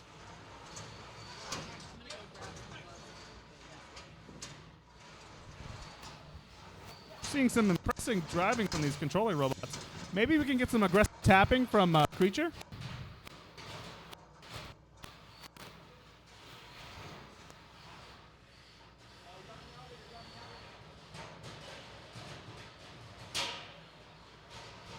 Ooh, and a strike and a miss.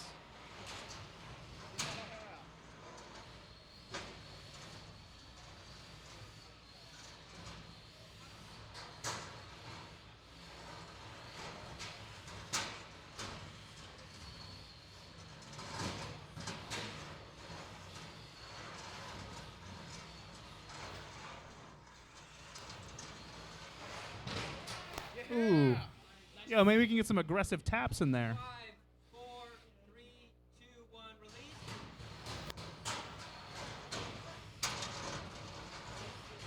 Oh. 5, 4, 1, release.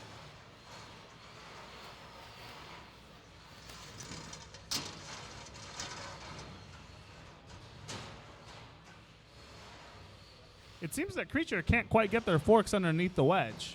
It's very slippery, very thick.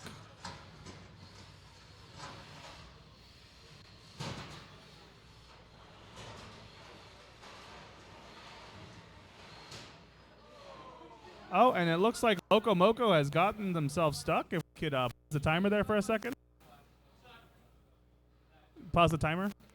Pause it. I forgot the episode stick. Transmitter's down.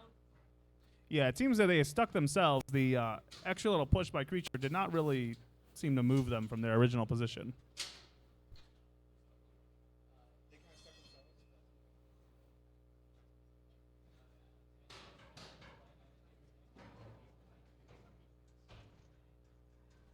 We see Derek going in there to wrangle, well, not the Creature, but something close to it.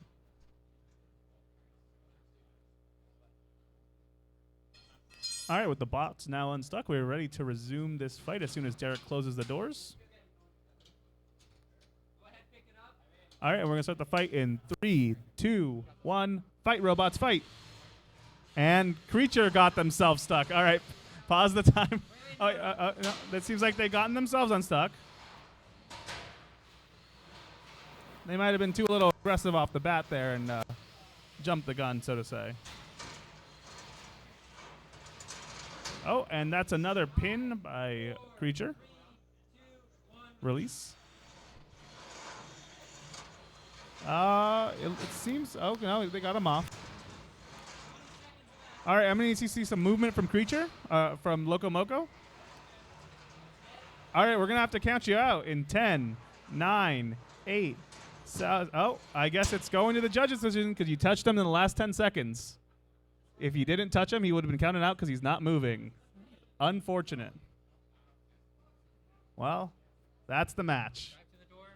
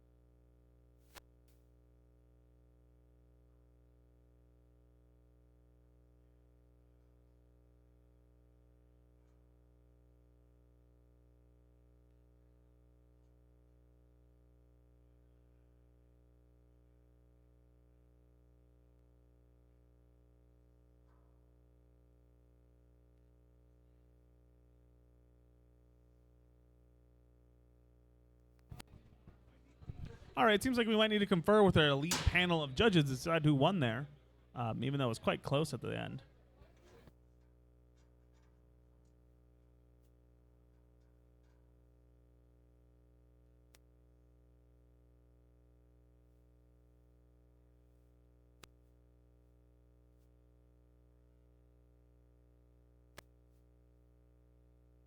We are getting Usurper and Full Court while we decide.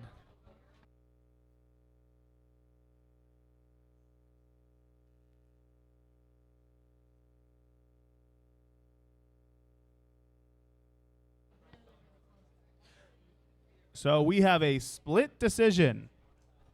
The first judge voted for Loco Moco.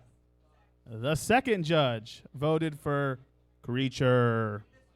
And the third judge voted for your winner, Creature. Woo! Yay!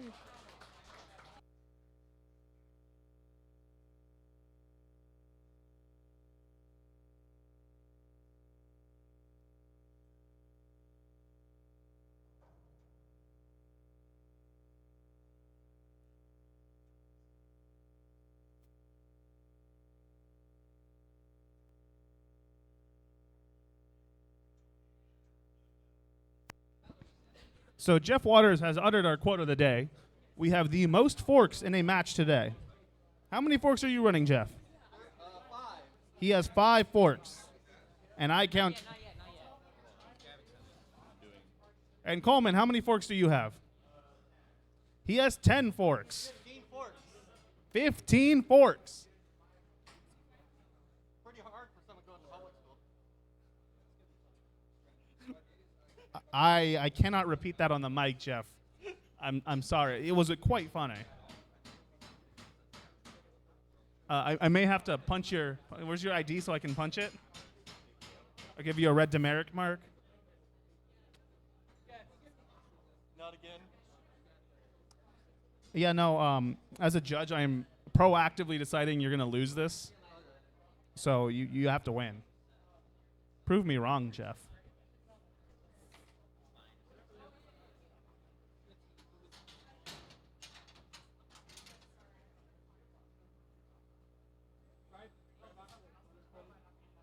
They were starting to burn, so I took your taquitos off the fire. There were they. If they were still frozen on the inside, they just looked like they were getting brown. Like, We want brown. maybe it's just the lighting in there, but they were starting to look dark. No, that's fine. When you not turn it off, it would like become really dry. Yeah. Also, I think there's just like one thing left on there.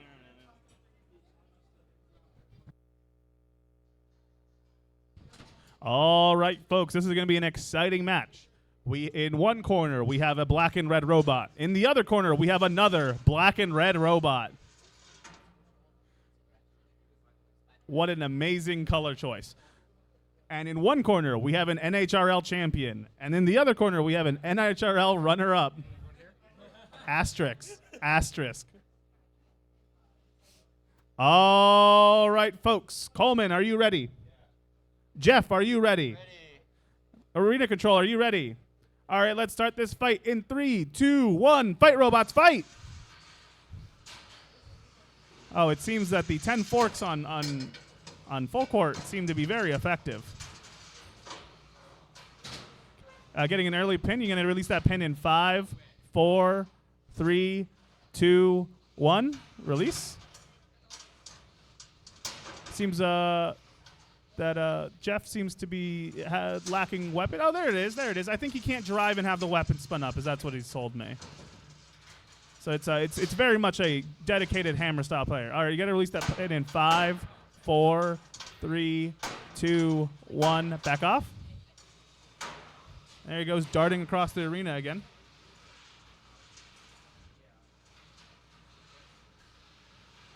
It seems that rulers Jeff's robot can just. He almost got stuck under there. You got to release that pin in 5, 4, 3, 2, 1. All right.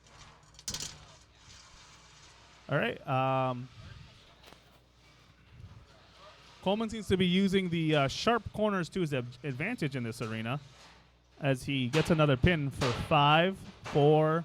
Oh, he lets go. Oh.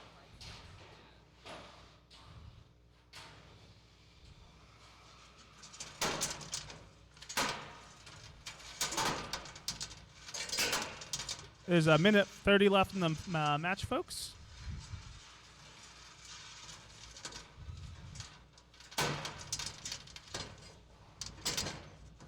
Ooh. And Jeff, he seems to be pinned there for not quite a pin. We'll call that a half pin, cornering even.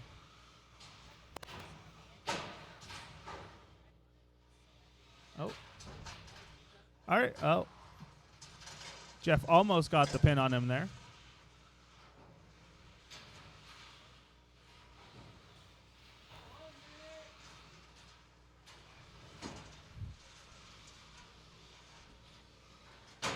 All right. These pins seem to be coming quicker than I can count them off, so. All right, you're going to have to release that pin in 5, 4, 3, 2, 1. Have to release that pin there in 5, 4, 3, 2, 1. Back off.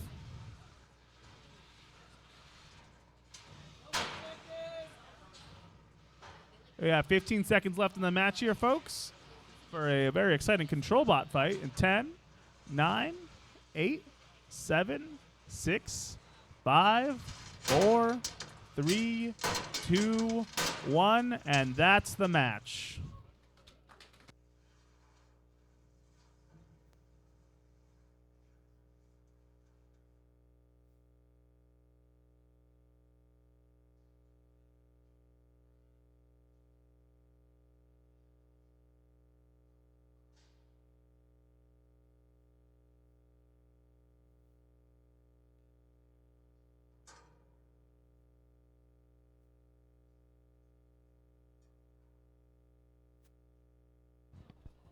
So we have a unanimous judges' decision for full core. Woo! We love full core. Yeah! And in the immortal words of the NHRL Discord, why does he keep getting away with it?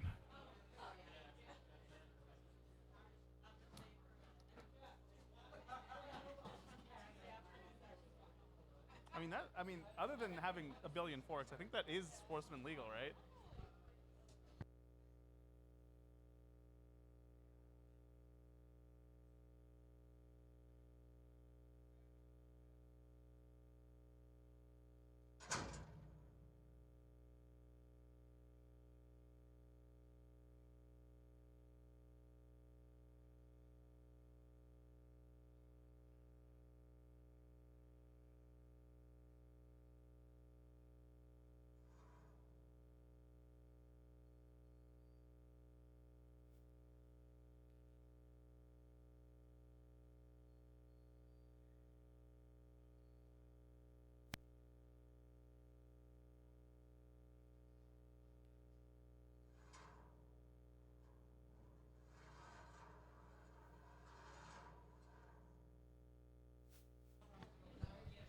So Jeff Waters, after coming off a very exciting ControlBot v ControlBot match, we have another ControlBot match with Jeff Waters.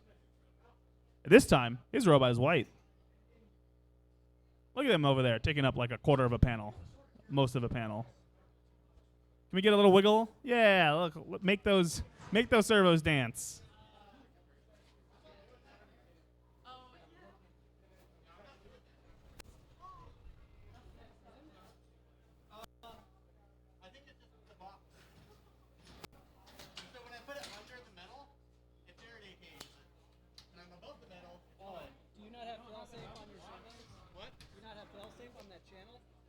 That was fail safe. It goes to the center.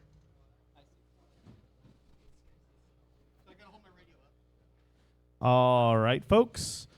Arena controller, are you ready? Ruler, are you ready? Ready. I didn't get the name of the other robot, but are you ready? You're ready. All right, let's get this fight started in 3, 2, 1. Fight, robots, fight.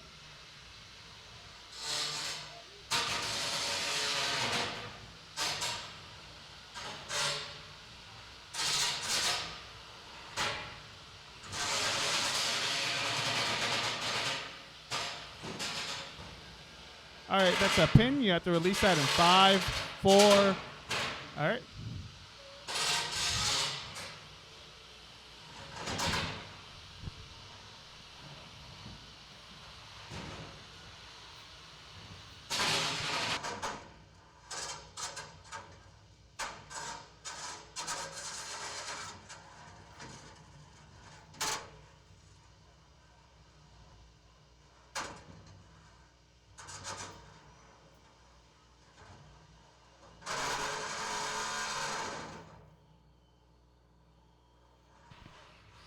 All right, just about to cut out that pin, but he released it himself.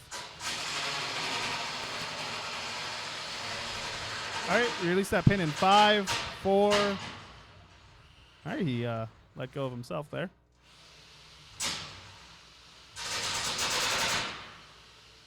A minute 45 left on the timer here. Jeff, you're going to have to let go of him in...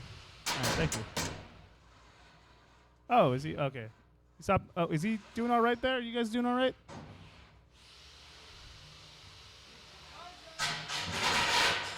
Oh. Looks like Aces can get him right in between his forks, just so he can't move. All right. He seems to be elevated in the air a little bit. 5, 4, 3, 2, 1. Let him go, Jeff. All right, another pin for 5, 4, 3, 2, 1. Let him go, Jeff. Oh, are you guys stuck together, or can you guys get free, or? All right, we're gonna have to pause the match here, and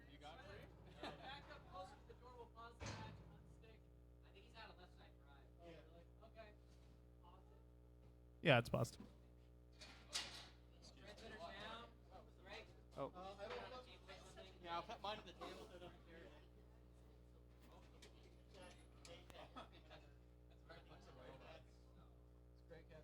Yeah, it's on the chair right there. We have our brave volunteer, Derek Tran, coming into the rescue here.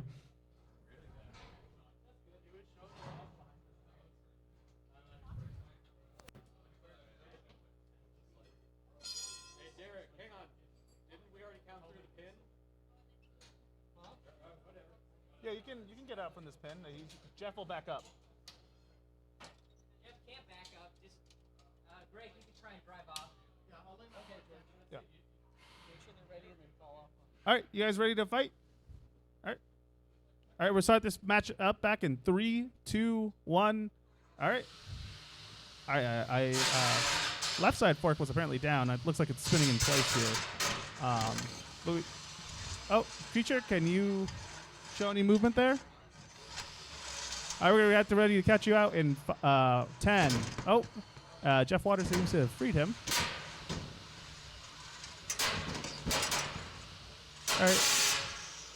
All right, he goes for another pin there for 5. Oh.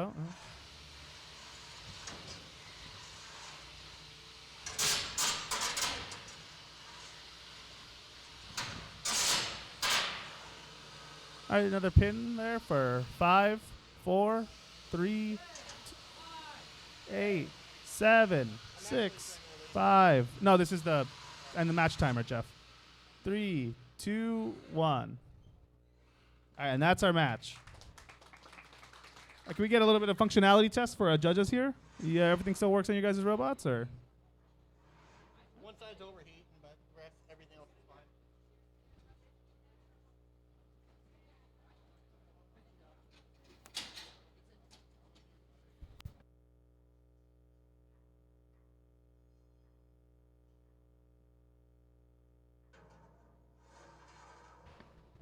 All right, we have a unanimous decision for Pocket Aces.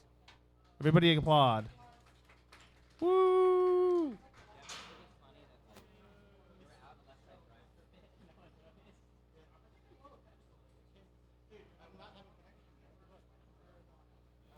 Because you have a clear line of sight to the polycard. I can get to it.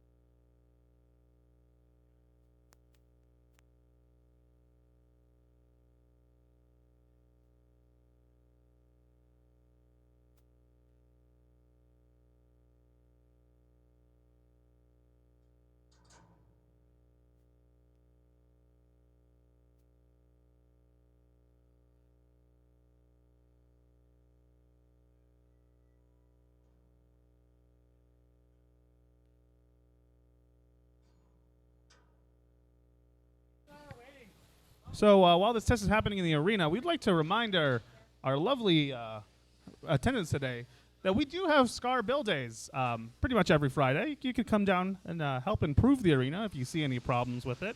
You know, give us ideas, you know, see what's up. You know, just as a thought.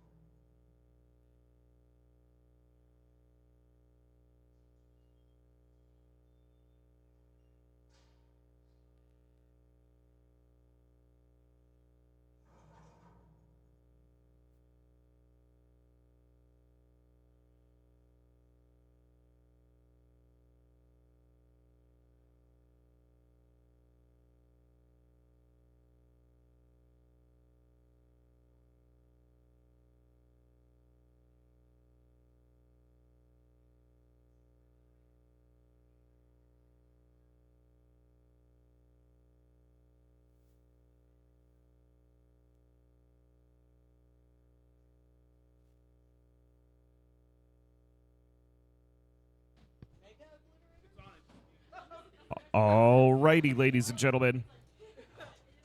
This is your new MC, Zachary Lytle from the Scorpios team.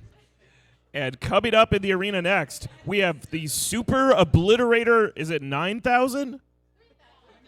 3,000. Oh, all right. Well, I think I'm just going to split the difference and go with 9. It's over 9,000. Let's get the meme in there. And he's going to be fighting the Pink Warrior. This is the Propeller. Now, Super Obliterator is a 4-wheeled vertical saw with 2 forks. A very popular design at BattleBots. But he's going up against a shell spinner with Omni wheels. The Super Obliterator has been turned on. We're going to be asking him to drive to his square.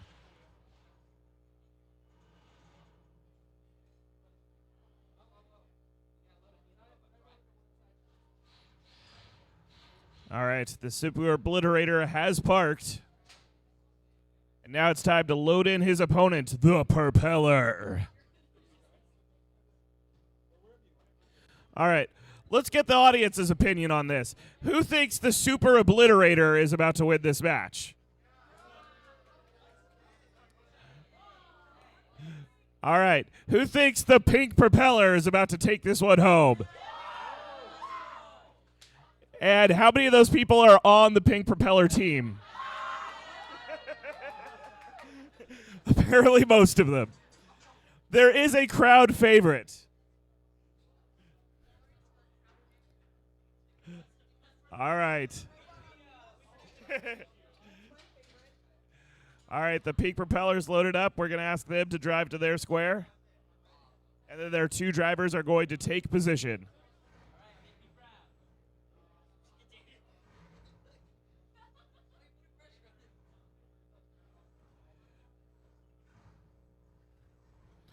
I want everyone to know Omni-Wheel robots are very hard to drive. All right. Pink Propeller, are you ready?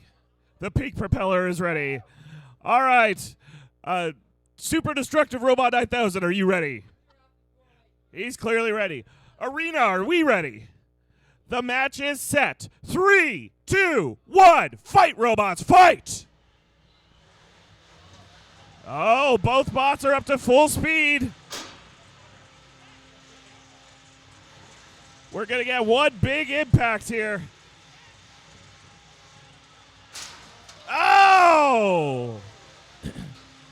And ladies and gentlemen, that is a tap out as the Super Obliterator 9000 tears apart another opponent. Let's hear it for both competitors.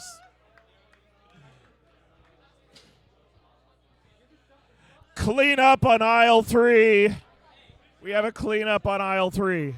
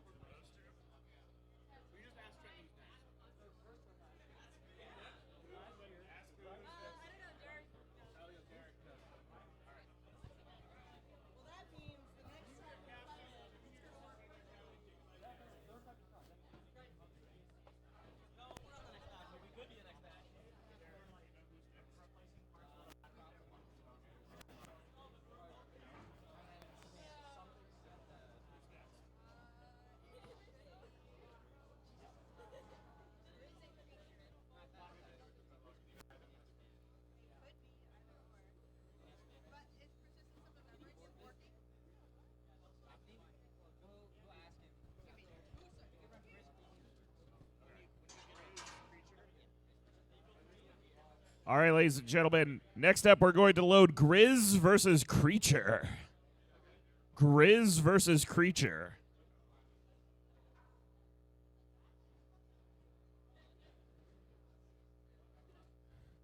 But let's have one last round of applause for the Propeller. That was a heck of a match. And don't worry, we're going to get a dustpan. We're going to get him all of his parts that he's missing.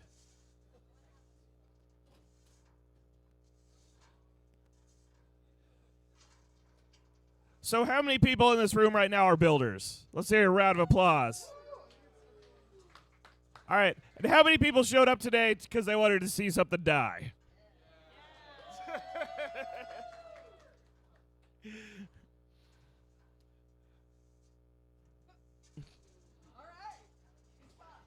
Good talk.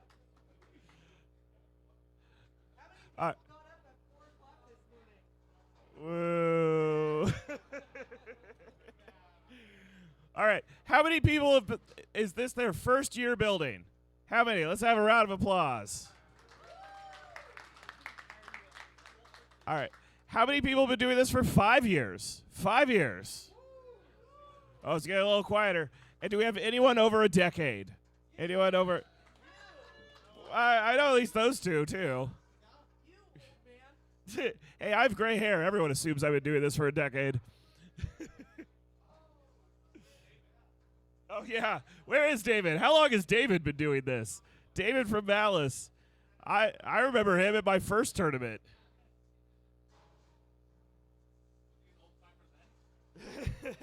Amazingly, that man has not aged. I wish I had genetics like that.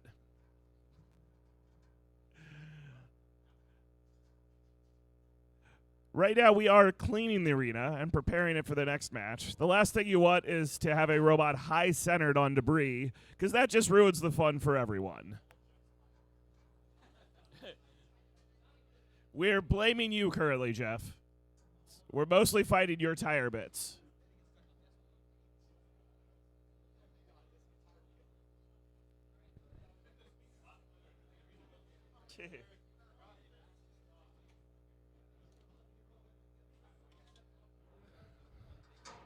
All right, we've got our black and red robot. Creature. The creature looks to be a four-wheeled lifter.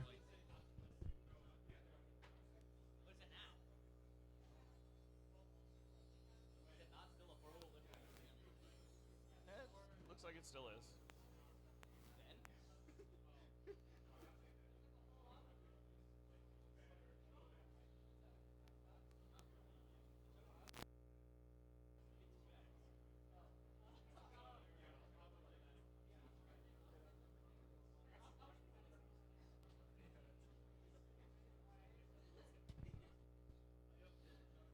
Right now, we're trying to get Creature to power up.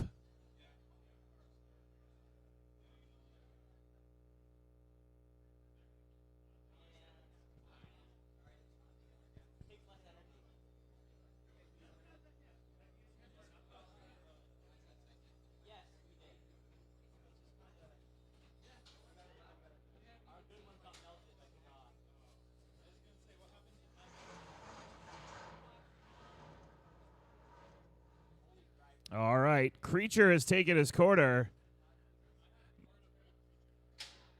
Now, is this Grizzle or Rizzle? Grizz. Don't. He's the Grizz.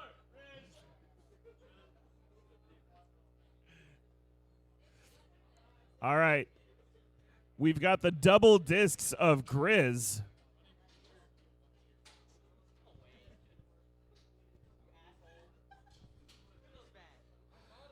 All right, ladies and gentlemen, this is going to be one heck of a 12-pound match. He's got to get his music going. What kind of music do you listen to when you fight robots?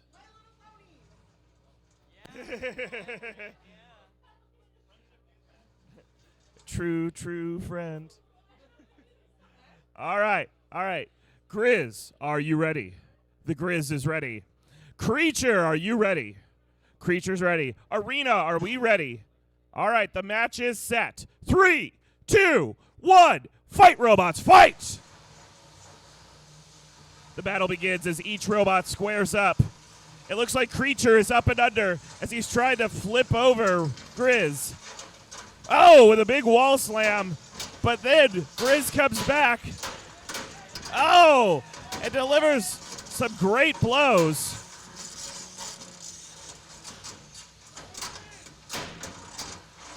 Ooh, Creature taking a hit head on, and then from the side.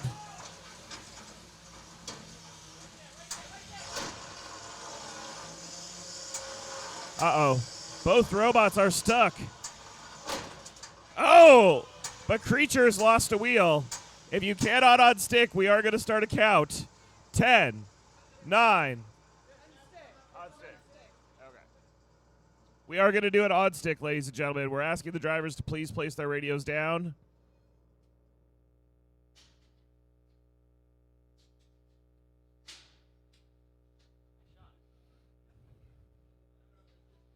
And this is Ted the Crowbar.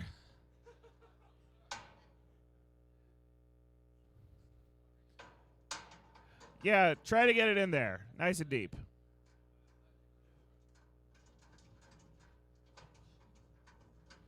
That thing is in there, ladies and gentlemen.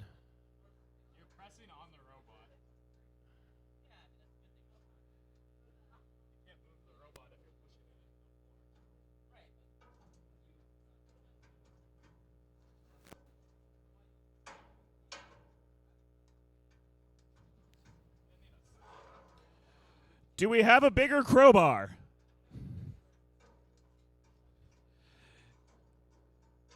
Give me a lever arm long enough, and I will move the world.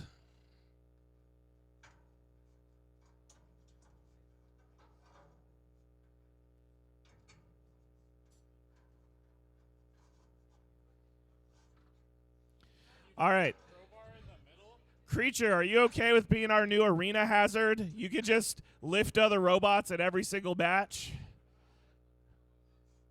Because I think you have been permanently installed. You know, I wish parts of my robot would hold on as well as Creature is currently holding to this wall.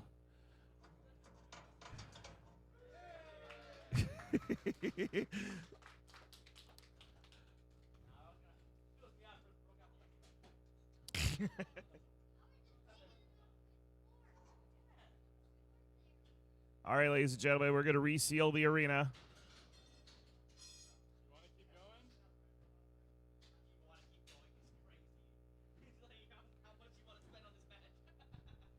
All right, Creature, are you ready? Creature's ready. Grizz, are you ready? The competitors are ready. Arena, are you ready? 3, 2, 1, restart! Oh! What a hit!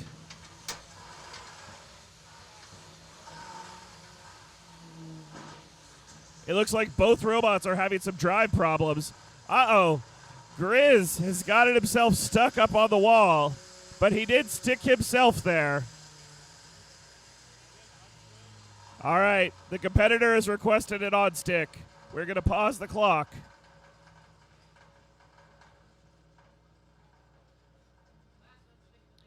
Ladies and gentlemen, both drivers have now used their one on stick, so this will be the last on stick of the match.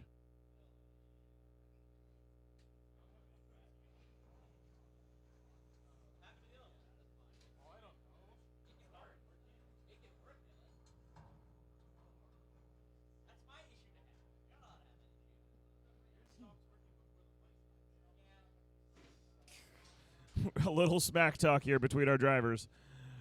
All right. Creature, are you ready? Third time's the charm? Third time's the charm. Grizz, are you ready? Here we go. 3, 2, 1, restart. It looks like both robots are struggling with their drives now, but they both still have their weapons ready to go.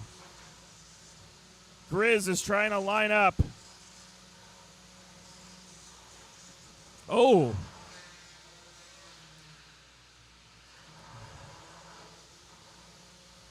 Creature trying to see if he can get in there to get a lift. We've got 1 minute left on the clock. Uh-oh. Grizz, I'm not seeing any movement. 9, 8, 7, 6, 5, 4, 3, 2, 1. Match over, ladies and gentlemen. Our winner by a technical knockout is going to be the Creature. Even when it looks bad, you got to just keep going. Did your battery die? No. I'm stuck again. Oh. Yeah, he was stuck on a tree. Oh, they were not. Oh, they weren't?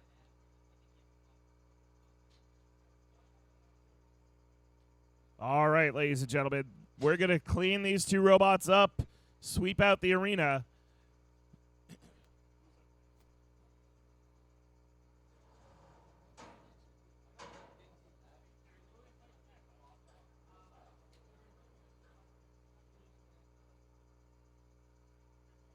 Just saying, Athon and Baphomet are already queued. Which two? Athon, Baphomet. How do we say this one? Baphomet. Baphomet? All right, ladies and gentlemen, we're going to... Do I have Baphomet here? Where is...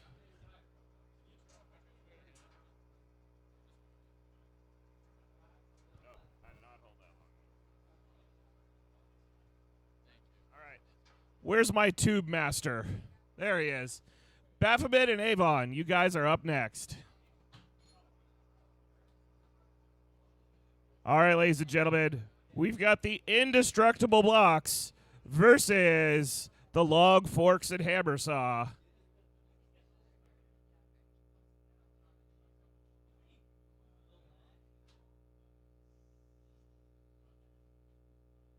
Don't worry, creature. That'll totally buff out.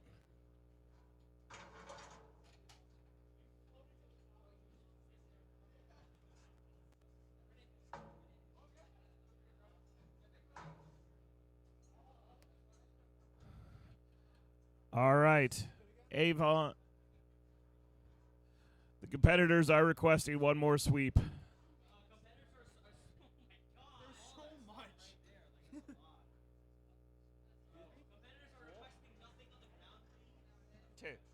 Hey, you're being way too picky. It's just a hazard. Don't worry, at the battle box, they literally cut holes in the floor for us to fall into.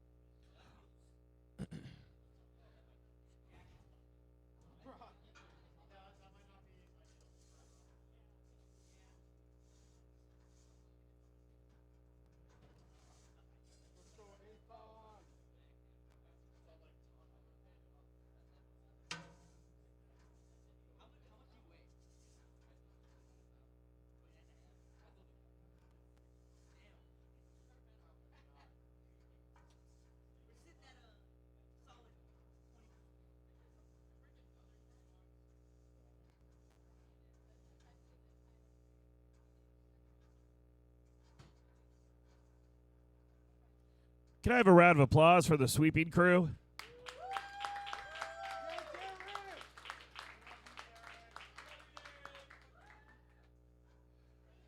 I want you to know we have actual BattleBot drivers from the show here. They're currently sweeping the arena. That's what getting on the show gets you.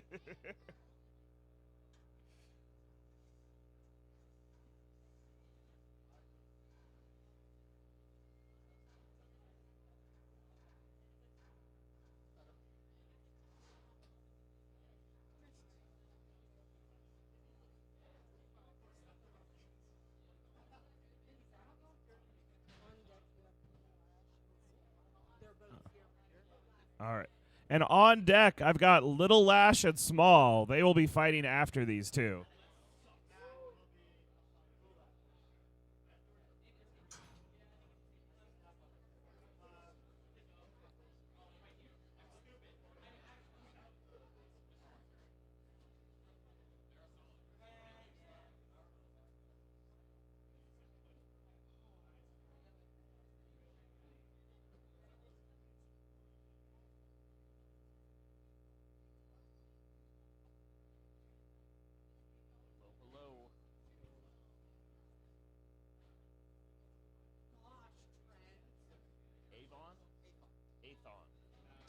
All right, loaded in the arena right now is our hammer robot, Athon. Now to my tube master. How do you say your robot's name again? Mafama? Mafama. Bafama. Wow. Are we still speaking English? I'm very bad at this one. No.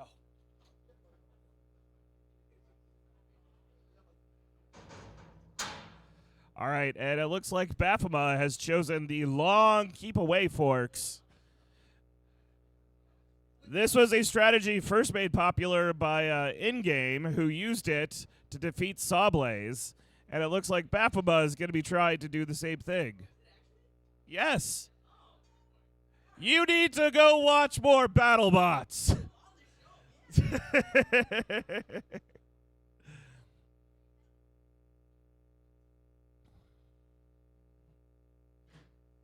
Who remembers that episode? Sawblaze got knocked out in like 7 seconds, Anyone? In-game, just rushed him over to the corner, then booped him over the edge. Am I the only one who watched that one? Uh-oh.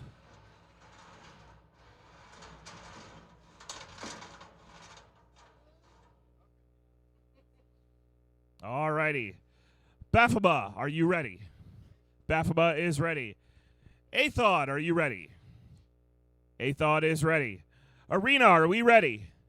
Here we go. 3, 2, 1. Fight, robots, fight! Athod doing maneuvers around his opponent. Ooh. Athod delivers a blow, but Baphomet is a complete brick.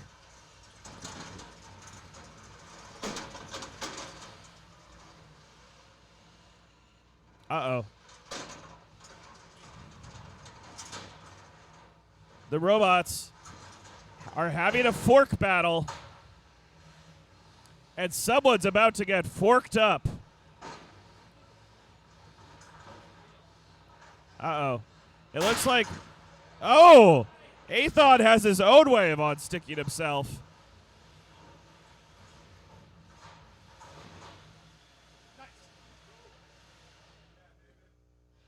Athod's spinning up at Saw.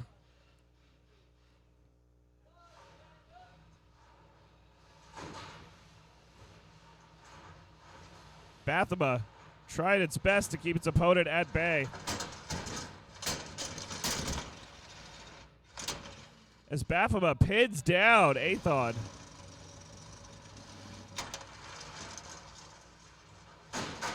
Oh! Using a backwards hammer saw hit, he has inverted his opponent.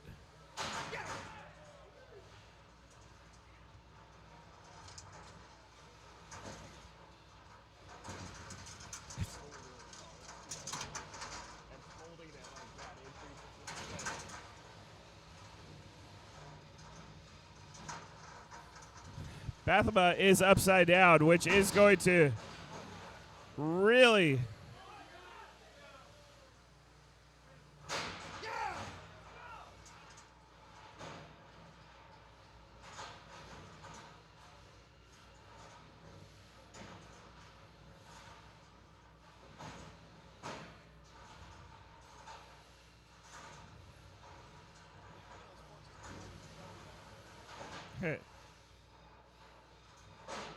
Uh-oh. Baphomet has gotten high-centered.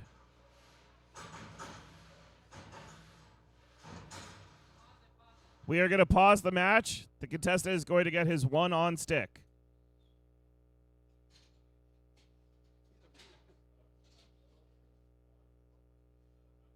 David, 34 seconds.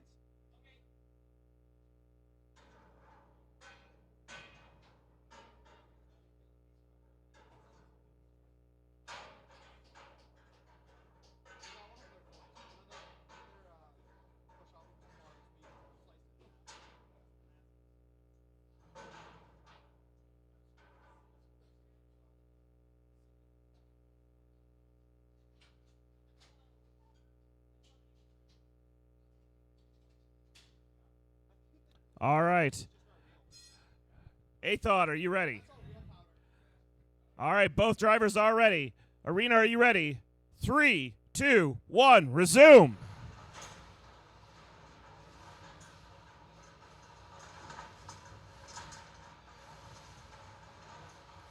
We're now in the final 30 seconds, ladies and gentlemen. Both contestants still try to get control. But Athod, overpowered, pushes Baphomet back into that corner. Athod spinning up its weapon. Back up. I think both robots are stuck. We didn't hit him. We didn't hit him. Weapon went down and we just... All right, ladies and gentlemen, the match is over, ladies and gentlemen.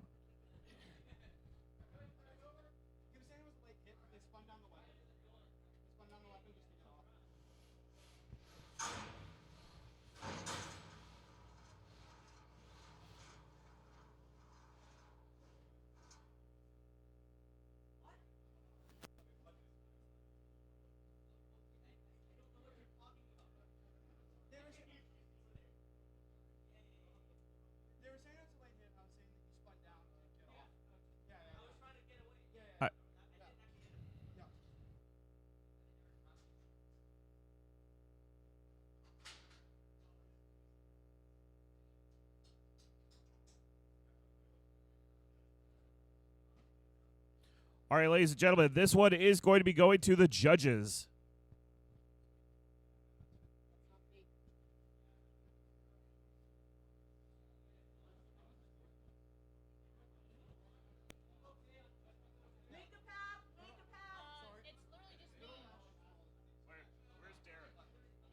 He's over there on the other side of the car.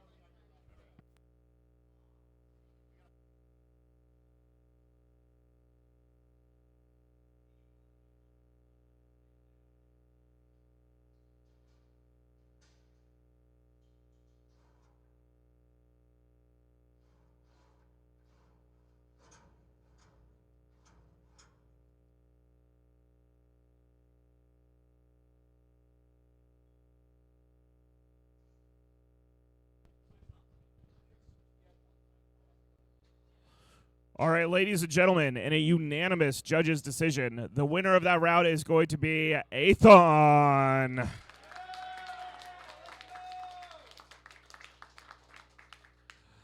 And I would also like to have a round of applause for Bathema because that thing is just hard to kill.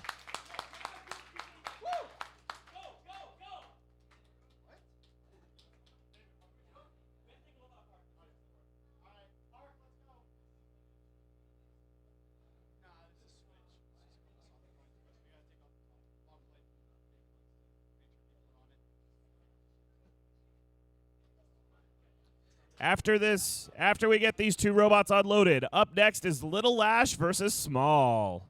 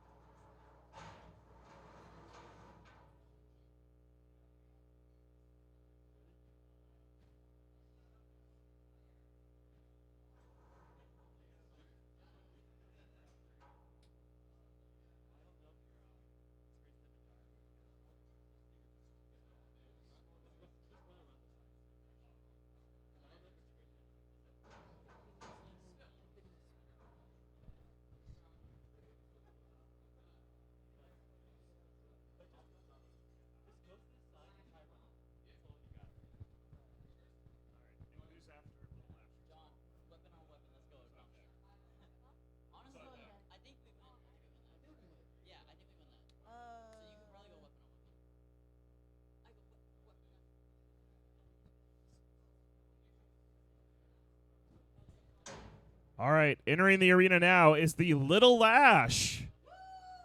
This is a miniature version of Whiplash, a finalist from BattleBot Season 5.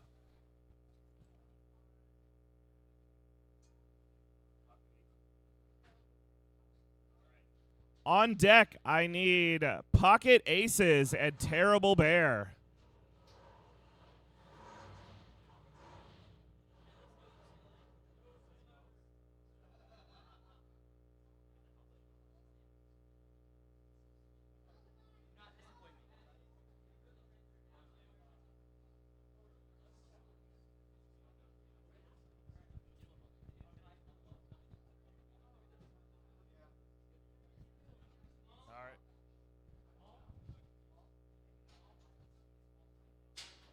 Wait a minute. That thing's not small.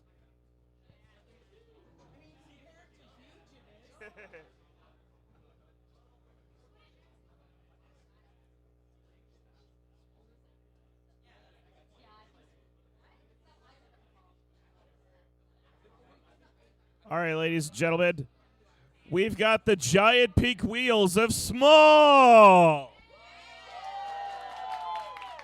And it's going up against our four-wheeled wonder, Little Lash. All right, Small, the arena's locked. I'm going to ask you to please drive over to your corner.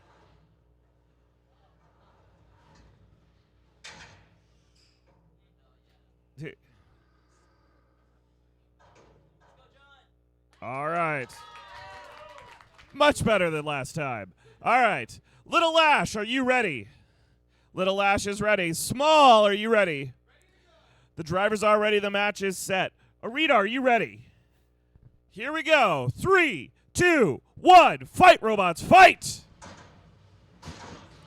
Ooh, Small's trying to get that blade up to speed. But Little Lash isn't giving him an inch. Little Lash pushed him into a corner.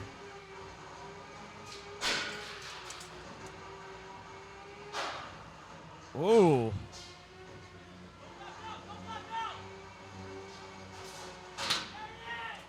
Oh! Oh!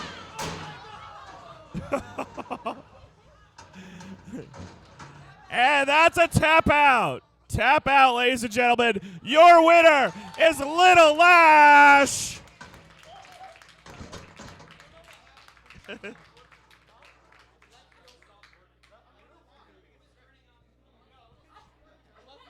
right, hey, radio down.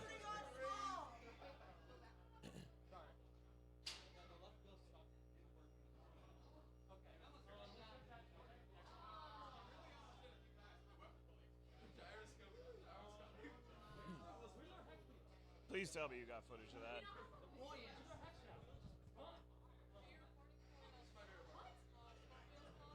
Yeah.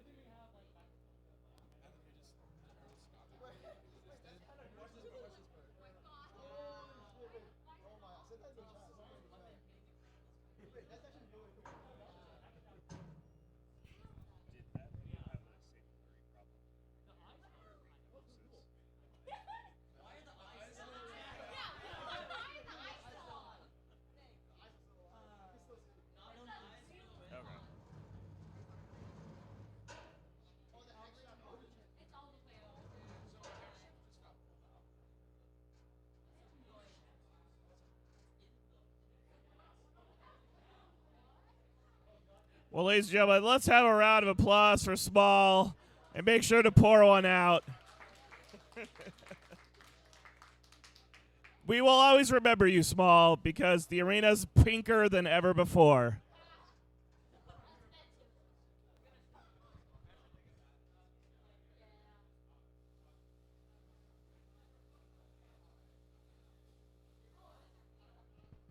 Next up is going to be Terrible Bear and Pocket Aces.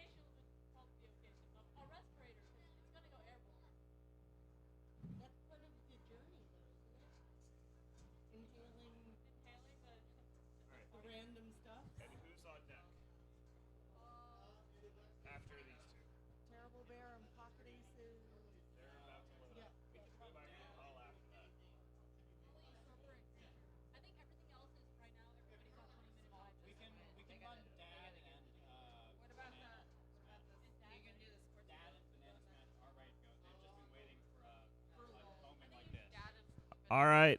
And Dad and Banana Smash, you guys are on deck. Dad and Banana Smash.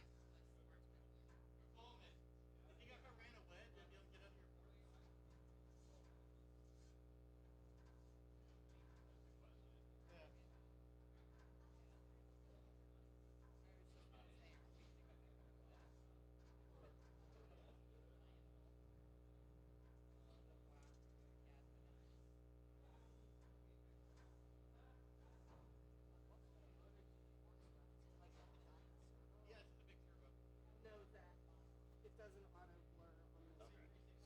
This is like the one that doesn't. All right, ladies and gentlemen, coming up next, we've got the Terrible Bear with its terrible drum. And it's going to be fighting our very own contestant from Las Vegas with Pocket Aces. Is that how you go into all the casinos, Jeff? With Pocket Aces ready to go?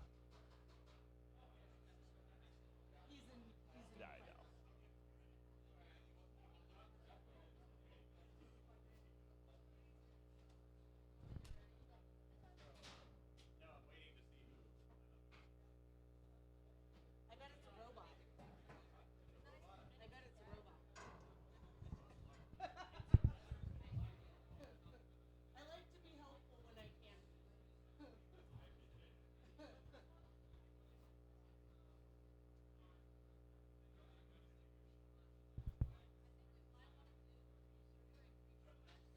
Okay. Well, I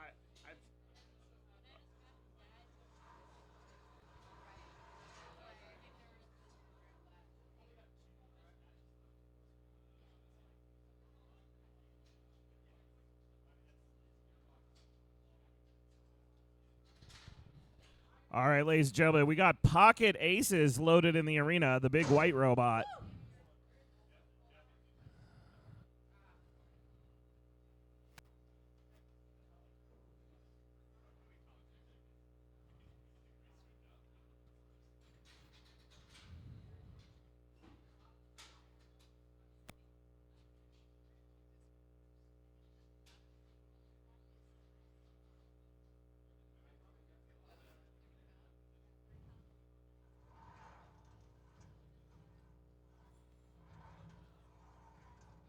That's where it's going to be for the next 3 minutes. All right. Pocket Aces, are you ready? Pocket Aces is ready. Terrible Bear. Oh, he's still taking position. Terrible Bear, are you ready? The drivers are ready. Arena, are you ready? This match is set. 3, 2, 1. Fight, robots, fight! Uh-oh. Pocket Aces has scooped up his opponent and placed him in the wall. Uh-oh. And he appears to be stuck. Is this going to be...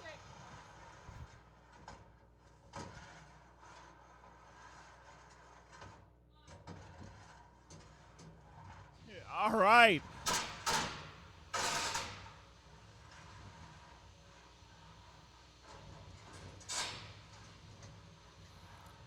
Pocket Aces with those big long swords. He's using them to high center his opponent.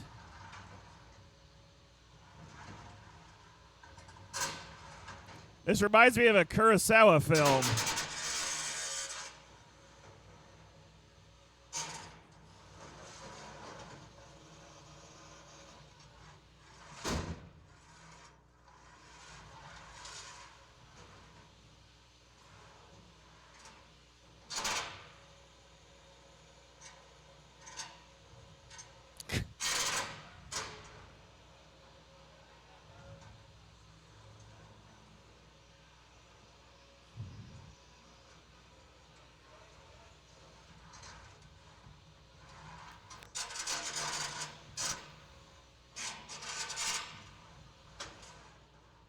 Uh-oh, it looks like Pocket Aces might be down a wheel.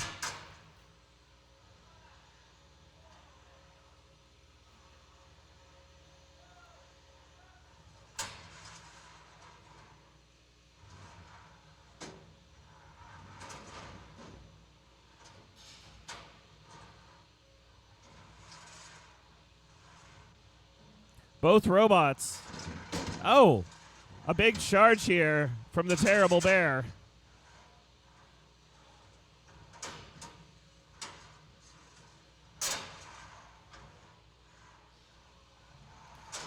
As it looks like one of Pocket Ace's forks are just continuously rotating.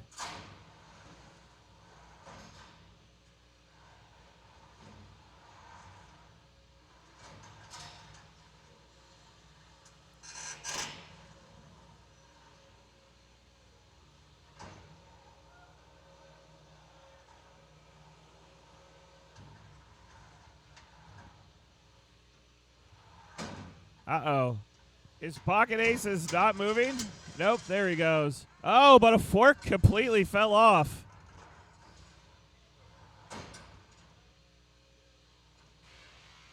If I cannot see movement, I am going to count you. Oh, wait, there's not enough time left. 5 seconds remain. 3, 2, 1. Match over, ladies and gentlemen. That's a tough one for the judges.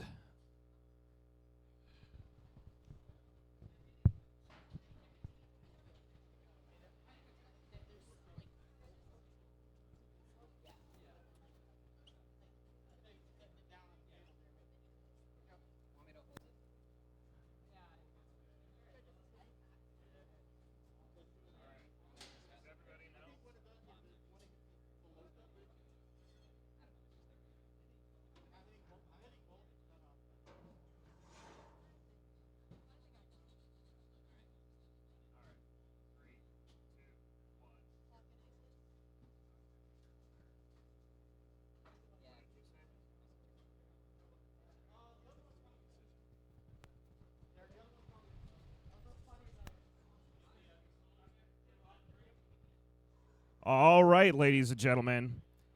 In a split judges' decision, this one goes to the terrible bear. Terrible bear clearly won the damage category, knocking off one of the forks and disabling a drive. Jeff clearly won the control category. However, once he lost that one wheel, this kind of split aggression, at least in this judge's opinion.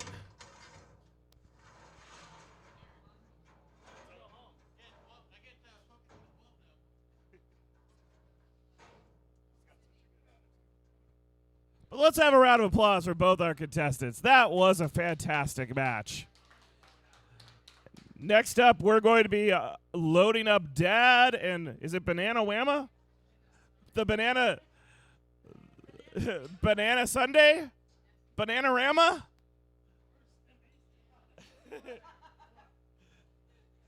Banana!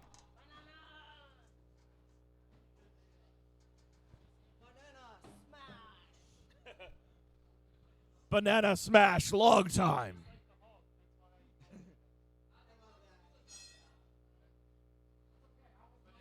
You wouldn't like me when I'm hungry.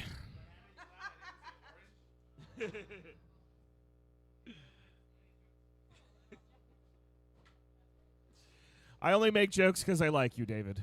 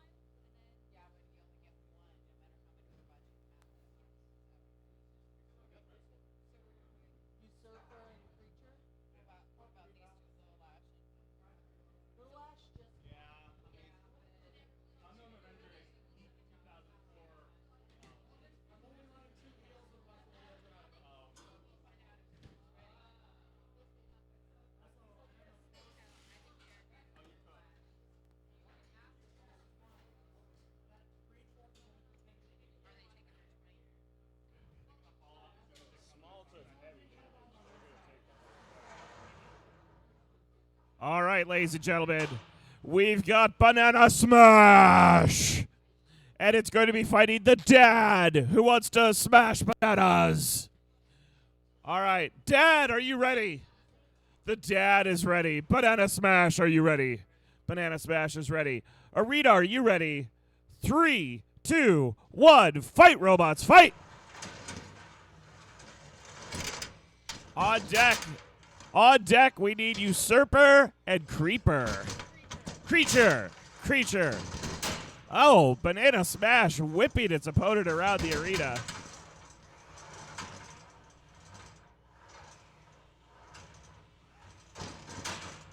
Wow, another impressive toss.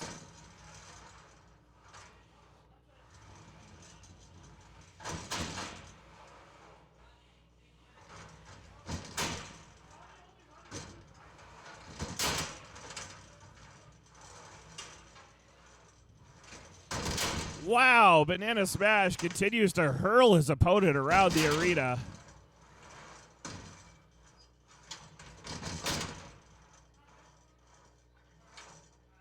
All right, ladies and gentlemen, that is a tap out.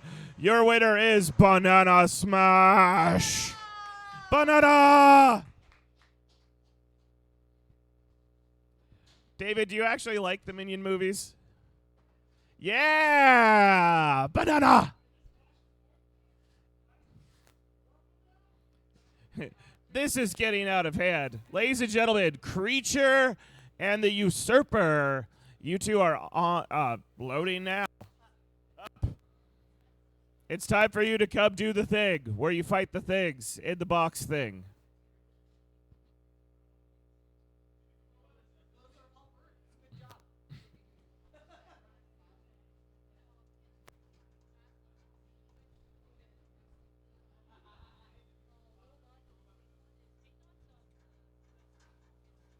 They're out into the that way.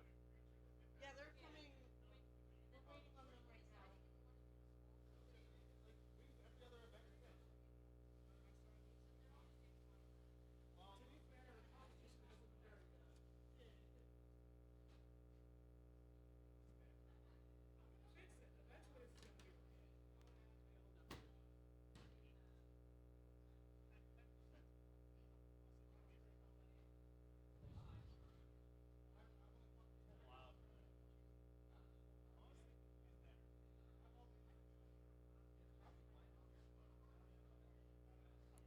All right, ladies and gentlemen, we are waiting on Usurper and Creature.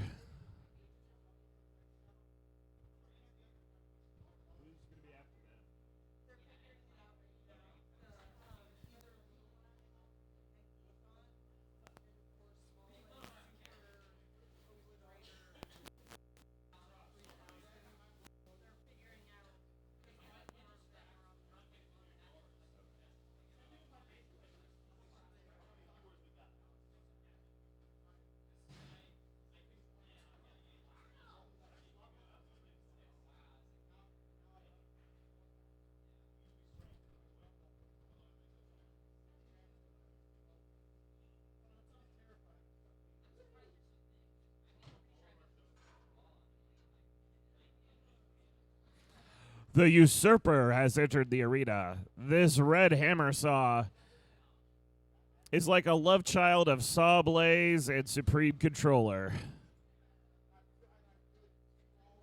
Supreme Ruler. Don't worry, I have Diana here to tell me everything I say wrong.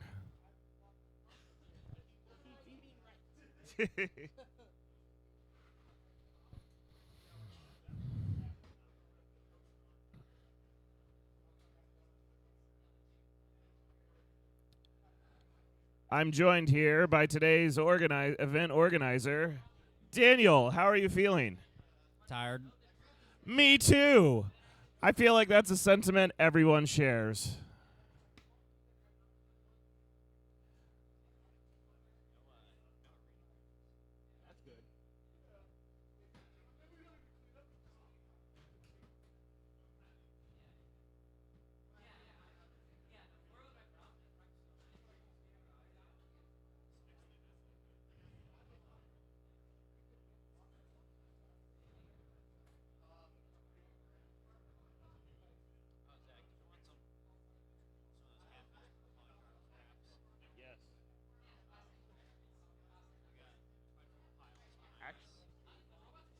Actually, I just realized I didn't bring the van, so. Whoops. No, he was saying I could take most of the path. But, can't really do that on the plane. All right.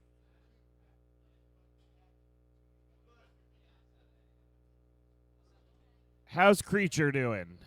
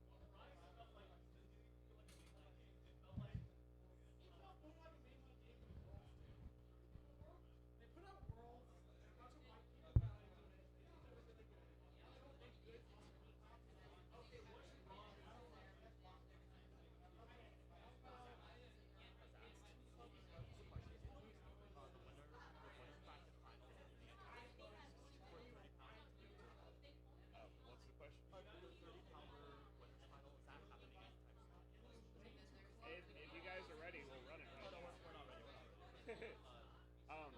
I know everyone's on their 20-minute timer right now, and we're trying to let people fix. But right now, I'm currently pressuring Creature to get in the arena, so it's a little hard for me. Get it ready as soon as you can, because we need matches.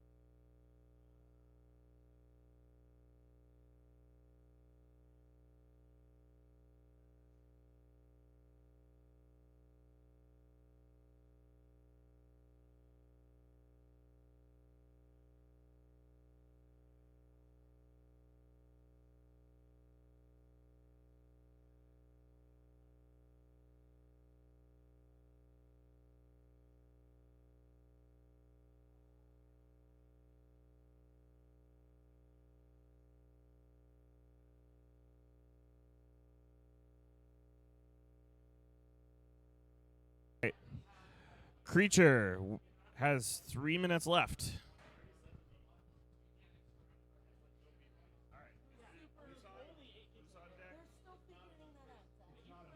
Everybody needs but nobody wants to use their lifeline.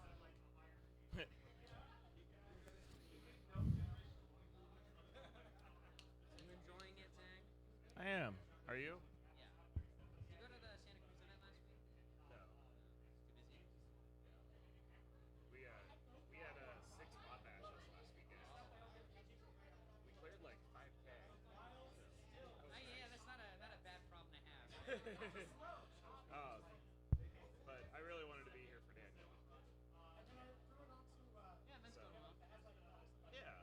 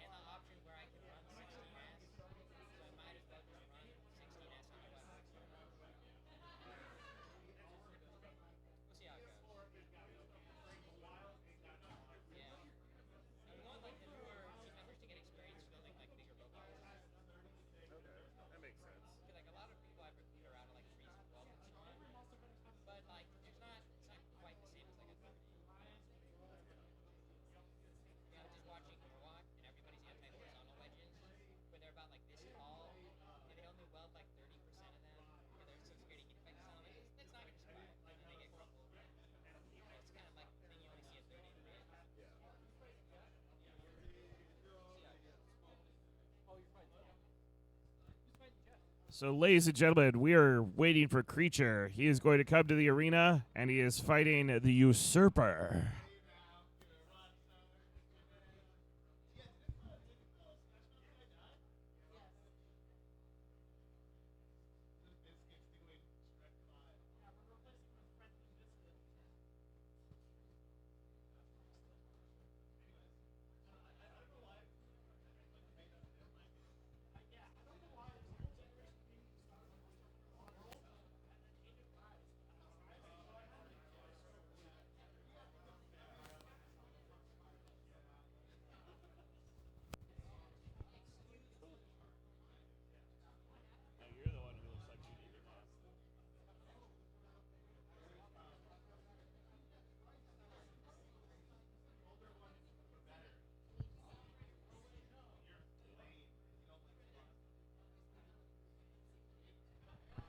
Ladies and gentlemen, this is the man I wanted to see.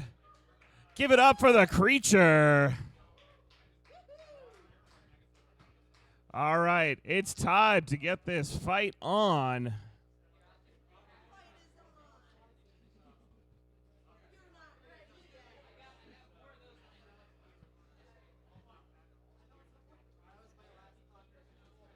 Do you want to see if you and Bunny want to go to Chipotle and get some food?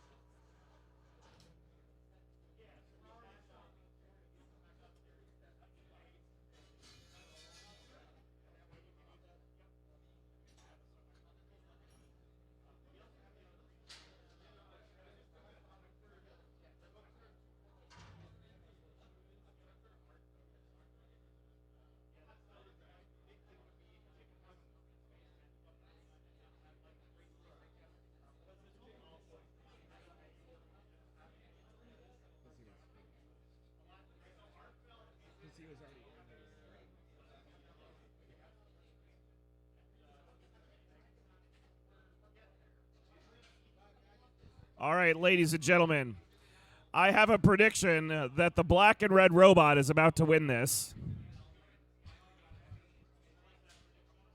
The joke is that they're both black and red. All right. We've got the Usurper with the hammer saw versus Creature with the lifter. All right. Hey.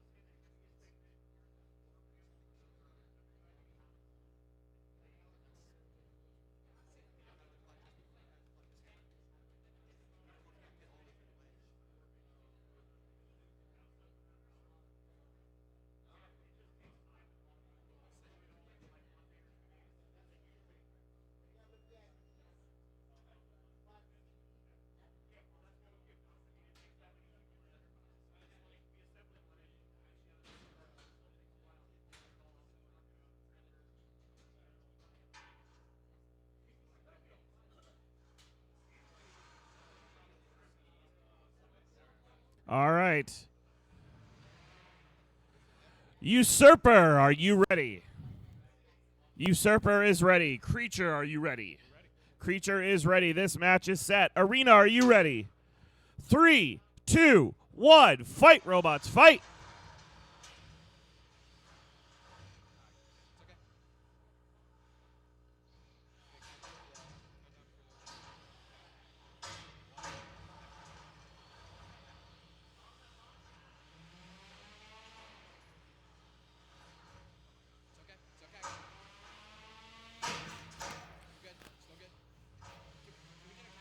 Five, 4, 3, Nice. 10, no, 10, 9,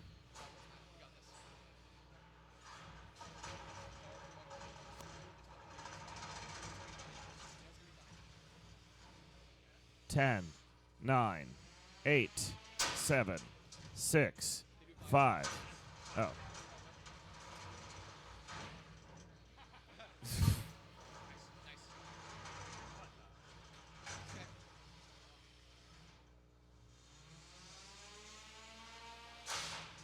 Nice. 5, Oh! 4, Dude, we got this. We got 3, this. 2. That's amazing. Yeah! Yeah! We got this in the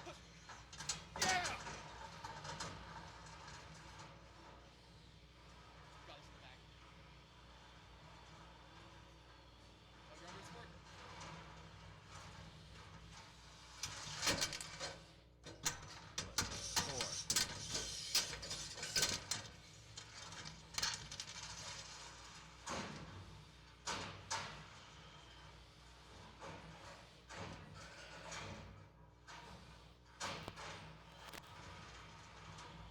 One minute left, ladies and gentlemen.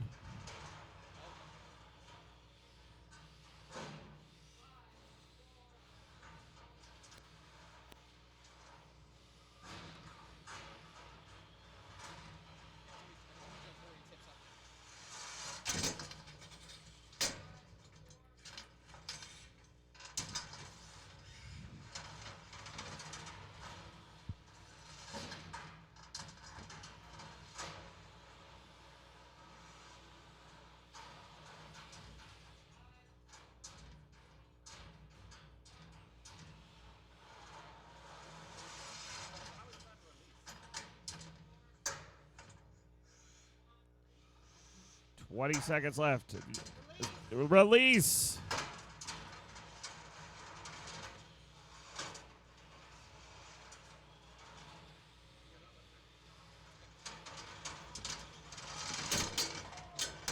Three, 2, 1. Match over, ladies and gentlemen. This one's going to the judges.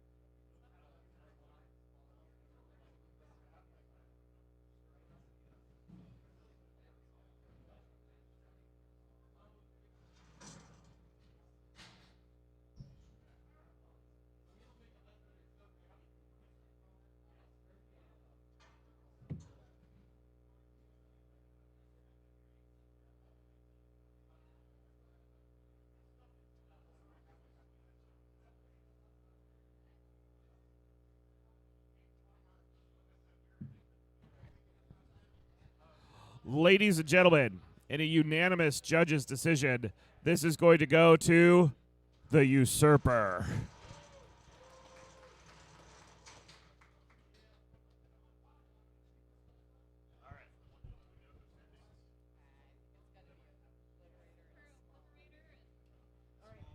All right.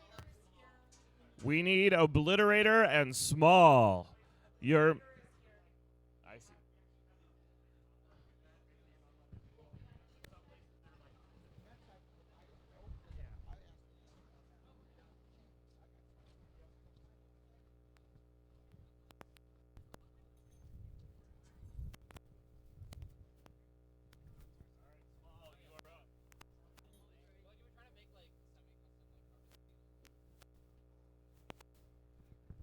Usurper, go ahead and... sorry, not Usurper.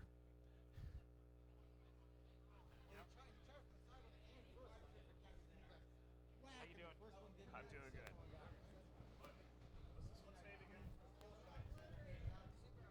good. The Super Obliterator 9000. Go ahead and load up. Small is on its way.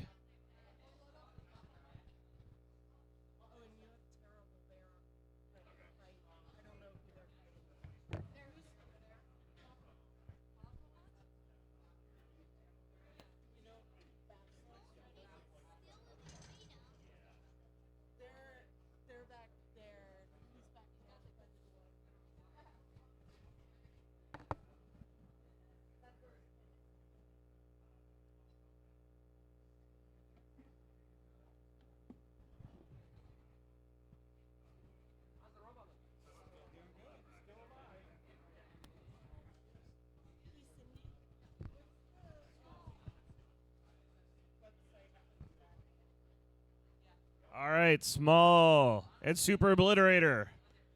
I'm going to ask you two to load.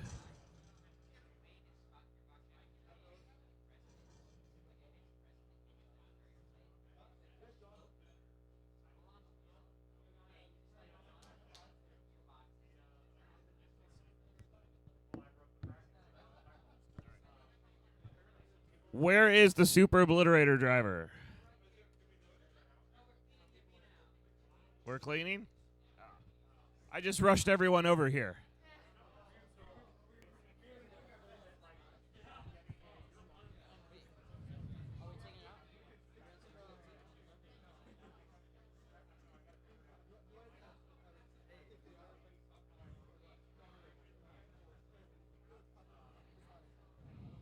Oh, you're not connected to the internet.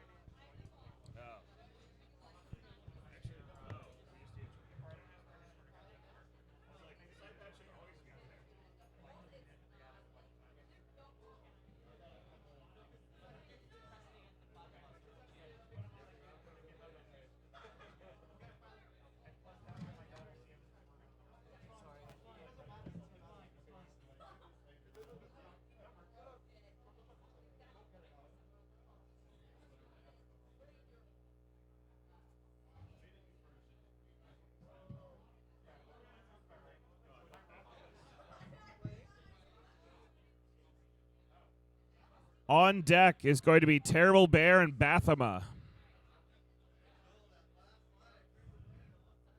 You have terrible bear here. Okay. I'm not sure. Robot is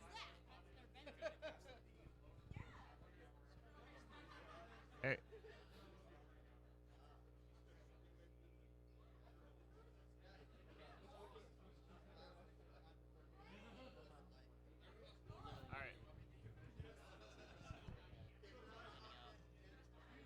All right. How much longer does the arena need? We got two competitors ready.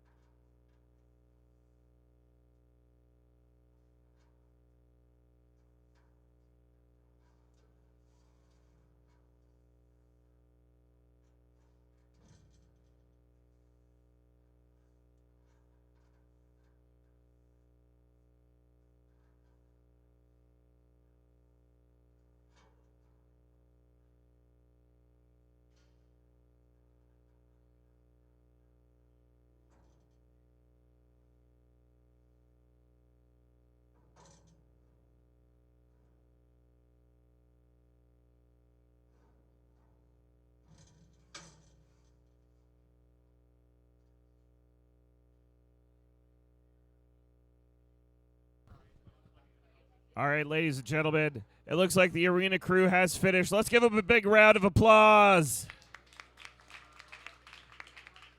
They help keep these matches running. Super Obliterator, go ahead and load up.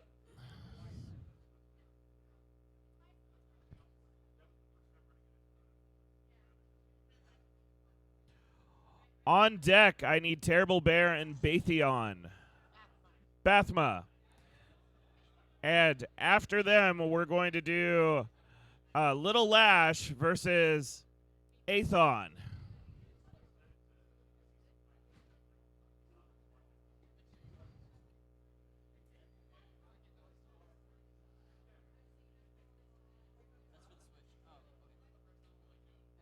It's fine. It's fine. Right. That's not coming out.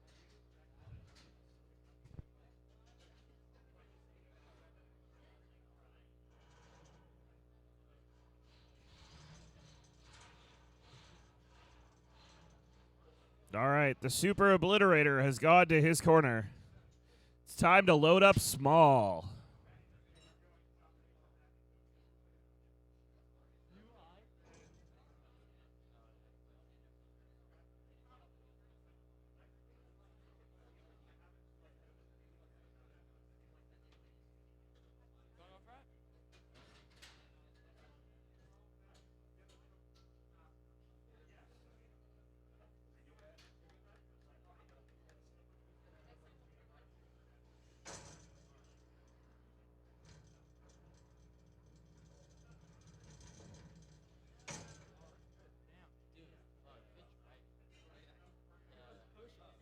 All right.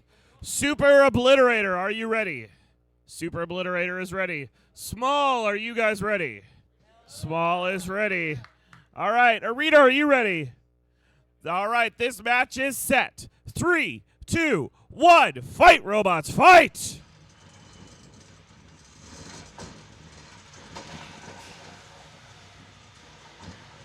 Both robots up to speed. Oh! Super Obliterator delivers a big blow. Oh, not the eyes. Why do they always go for the eyes? Uh-oh. Oh, no. And, ladies and gentlemen, I believe that robot has been obliterated. What a great match. Both of our competitors really gave an A-plus performance. But your winner by knockout is the Super Obliterator 9000.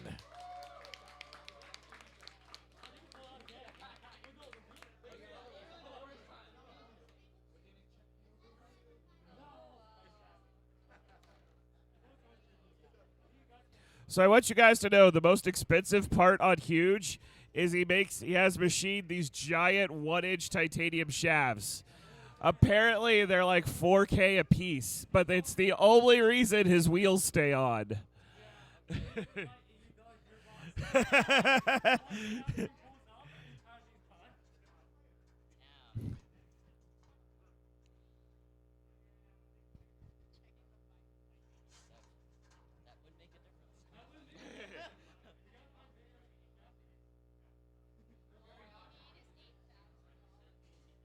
Yeah, we broke both of them in our match with them, and they came back. It's like, this is our most expensive match. I'm like, how did that happen? They're like, you got both of the titanium shafts. They didn't stop working. They still ripped us in half. But But if we had knocked them over, their ability was gone.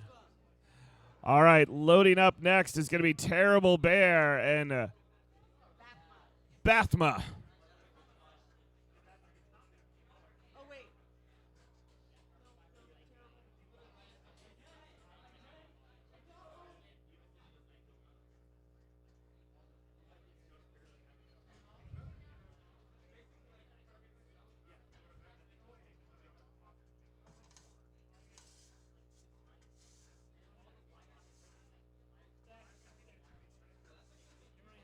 Yeah.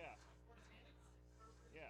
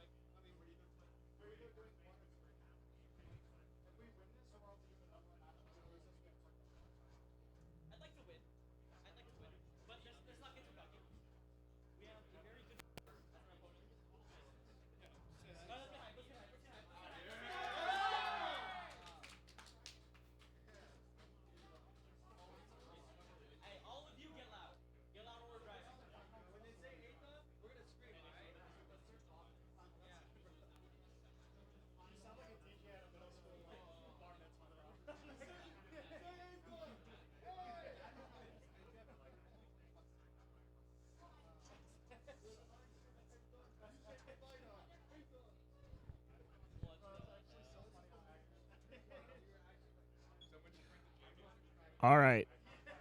Our next match is going to be Bathma versus Terrible Bear. This is in the second chance bracket.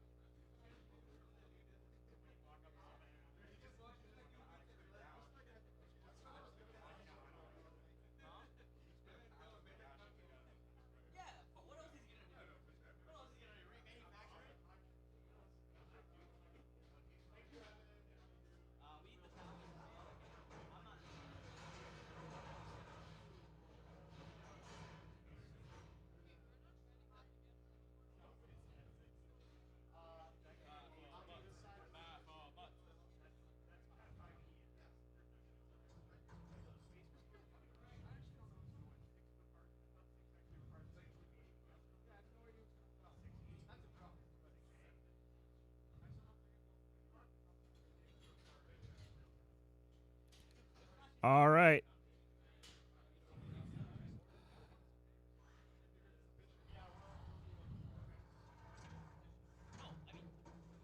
All right, Terrible Bear is in their corner.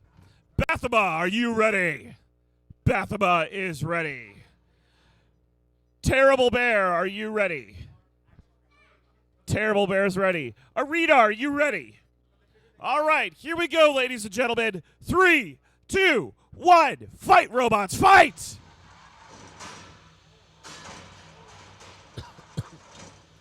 Terrible Bear ramming its opponent.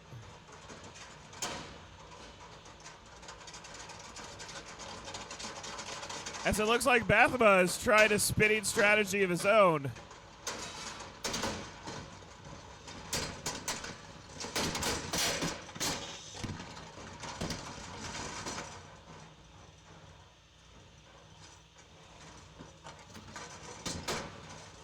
Uh-oh. A chain has come out. I'm not sure from which robot.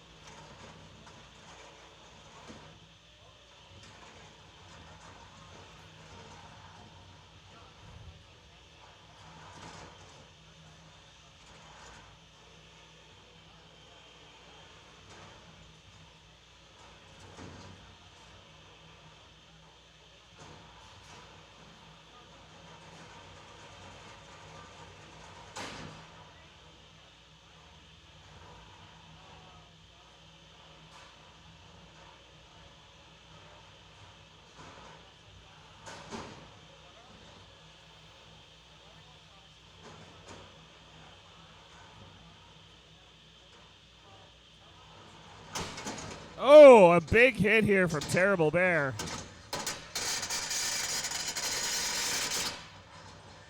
All right. 4, 3, 2, 1. Match.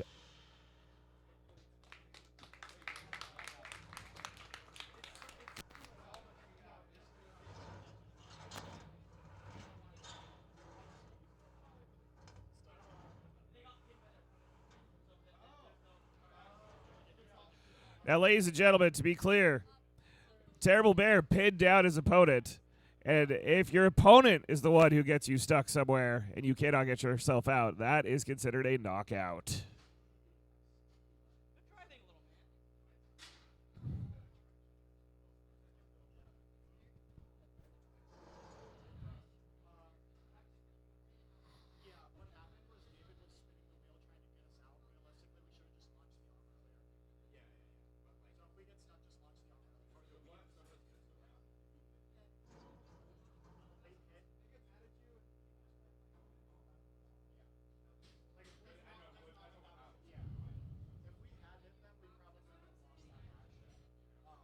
That is correct.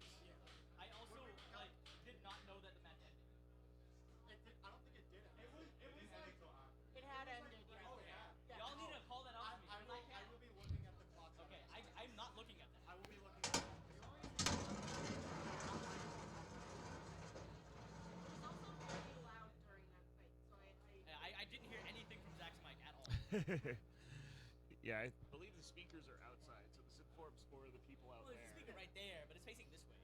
There's also Oh, is there? Yeah, it's just we couldn't hear it. We couldn't I think I need to drive with Zach right there so I can just. Yeah, no, I'll look at the. All right, ladies and gentlemen, the winner of that match was Terrible Bear. He will be facing the Super Obliterator 9000 later on. But up next, we have our finals of the winners bracket. This is Alon versus Little Lash. Athon.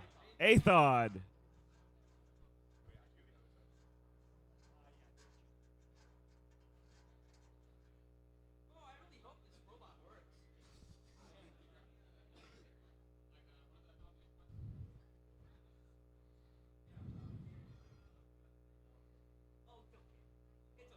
Electronics are determinate systems.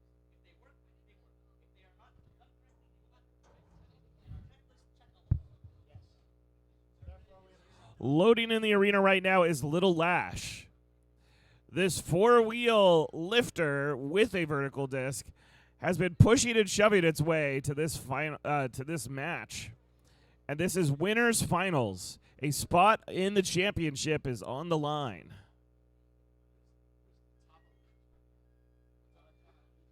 Terrible Bear and Super Obliterator. But whoever loses this match will be joining. Yeah, so they'll be fighting the winner of them? Yes. Okay, that's what I thought. Terrible Bear and Super Obliterator. Okay. That'll be a tough fight. Those are two not very fun opponents. All right, Little Lash has been turned on. The driver is taking position, and he's going to move his robot to position. He's doing a quick weapons check. All right. It looks like Little Lash is ready. All right, go ahead and load up.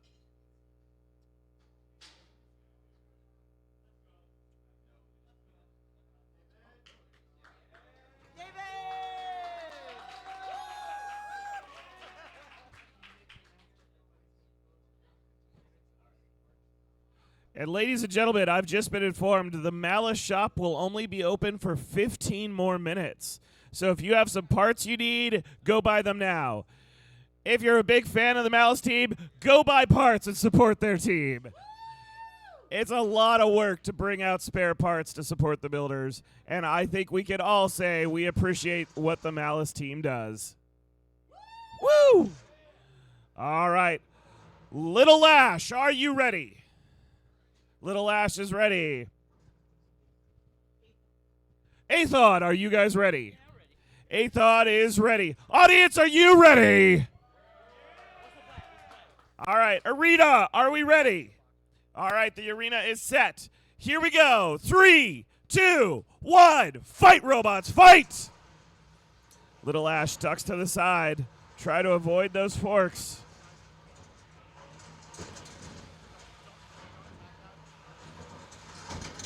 It looks like those forks.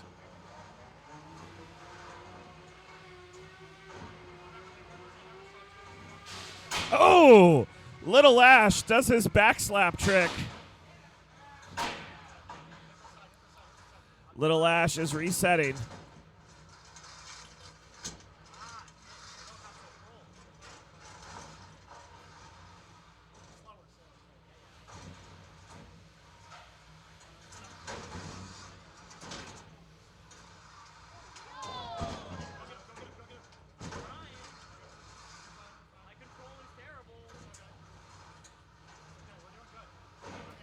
Uh-oh. Athon has pinned down Little Lash, but Little Lash manages to get out.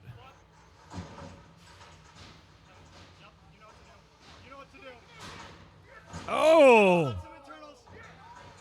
Little Lash.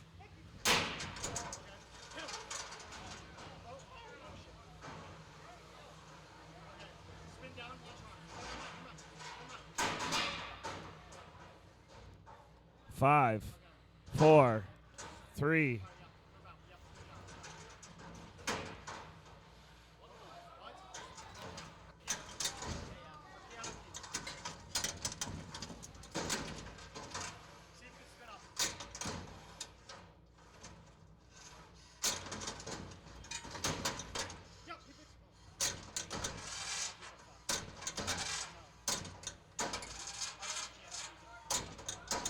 Uh-oh. If I can't see some movement, we're going to count you out. 4, 6, 5, 4, 3, 2, 1. Match over, ladies and gentlemen. That is a knockout for Little Lash.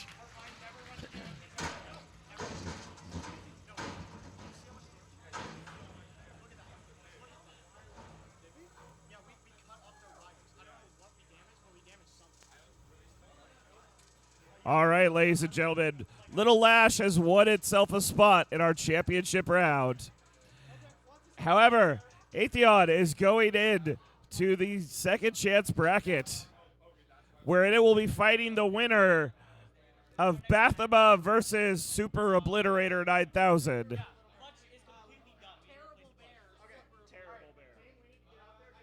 Sorry, Terrible Bear, Super Obliterator.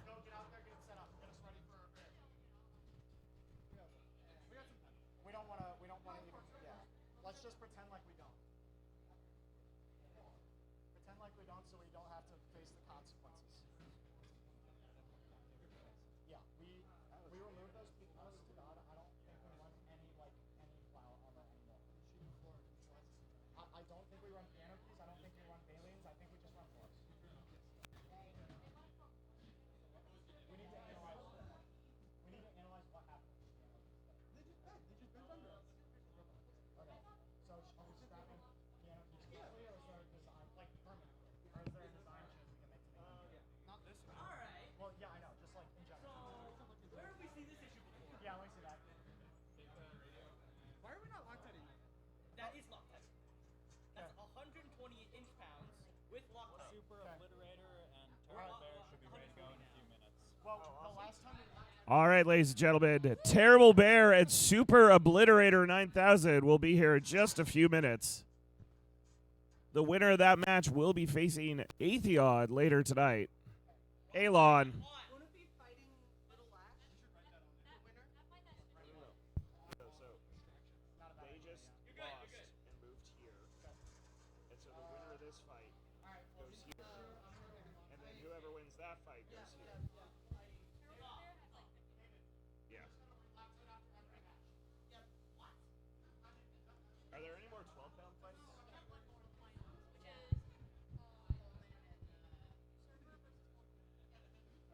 Go see if either of them are ready. They're both at 0 minutes, so they should pick. Yeah, it's true. Jeff's got it in his lap. For whatever that's worth. What's up?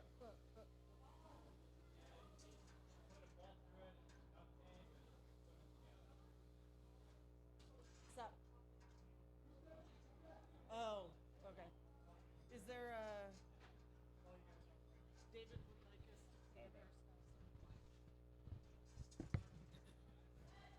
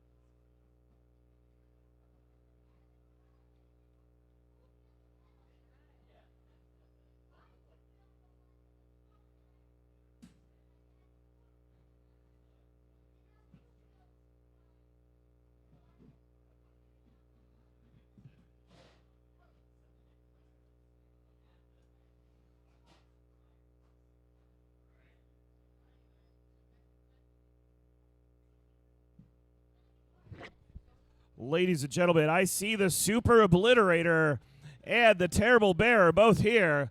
Let's get these two 30-pounders loaded up to see who's going to be advancing.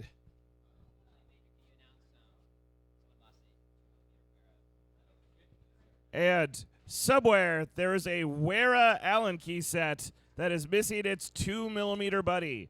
The green Allen wrench that's 2 millimeters. Come get it before your set is forever incomplete.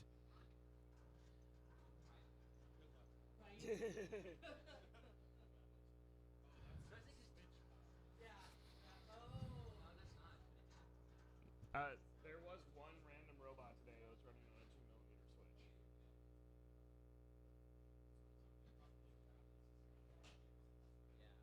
But like, I only know of like 4 people.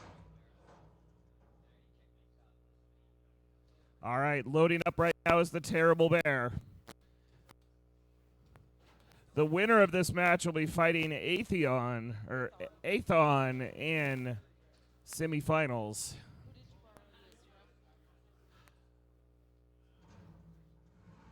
Can't remember. Okay. I'm gonna leave it there. I was going to leave it on my table. Did I borrow that from you? That Allen wrench? Okay. All right, Super Obliterator, it is your turn to load.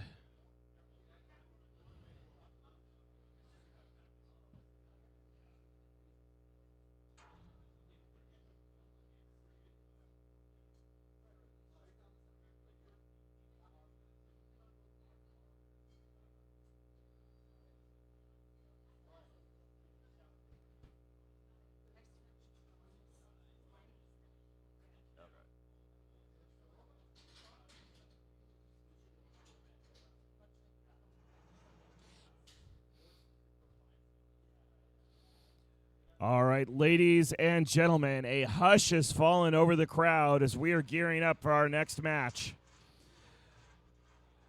Terrible Bear, are you ready? The Terrible Bear looks ready. Super Obliterator 9000, are you ready? The robots are ready. Arena, are we ready? This match is set. 3, 2, 1, fight, robots, fight!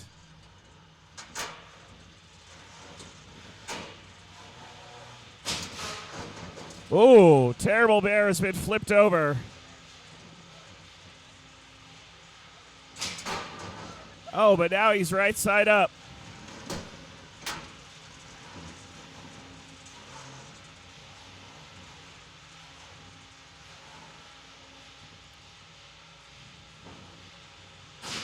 Oh, a big hit.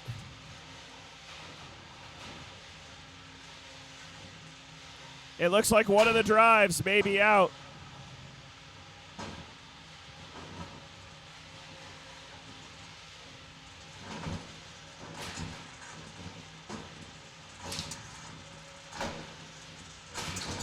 Oh, sparks continue to fly.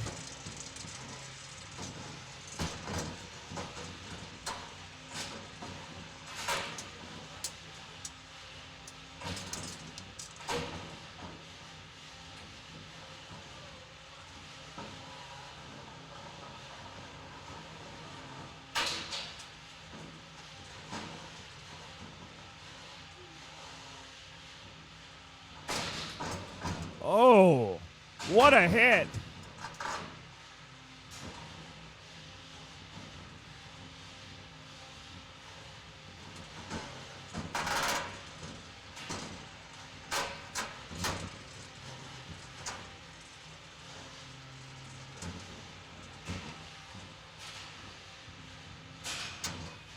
More chunks are coming out of Little Bear. 1 minute left.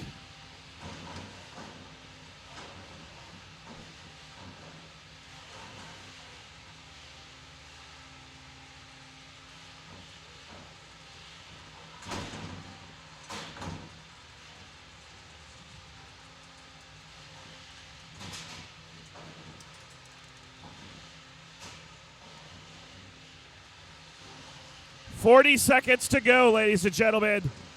The Obliterator has been obliterating the armor. But uh-oh, he's now stuck his opponent and high-centered him on the wall. We're going to start a count. 10, 9.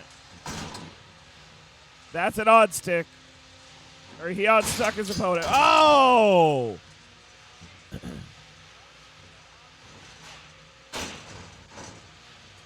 Somehow, Terrible Bear is still moving.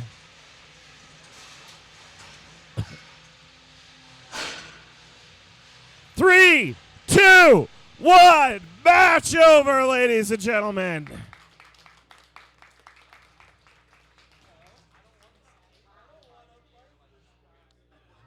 All right, I'm going to turn to the judges. Okay, that was a very quick judge's decision. Our winner by unanimous is the Super Obliterator 9000. But, ladies and gentlemen, I do want to say, let's have a big round of applause for our youngest driver who's made it all the way to 4th place.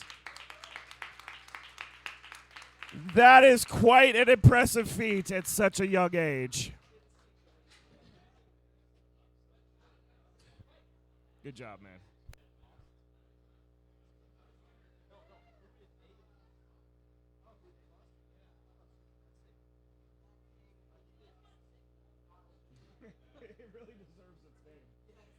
I really understand why you call this thing the Super Obliterator.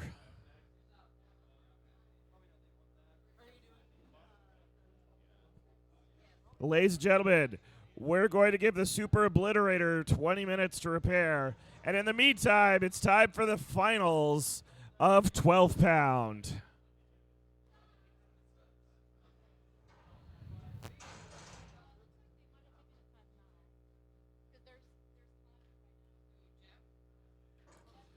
No, Jeff? Oh.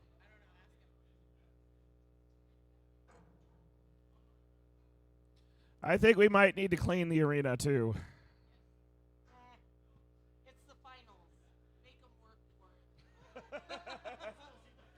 Exactly.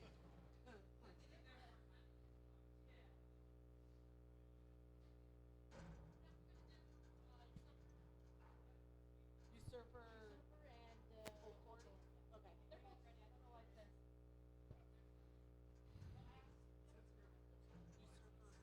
All right, Usurper and Full Court. This is the 12-pound finals. How do you even put that thing in your car? It looks wider than a car. It fits in the back seat. It just takes up both seats. Do you put 2 seat belts on it?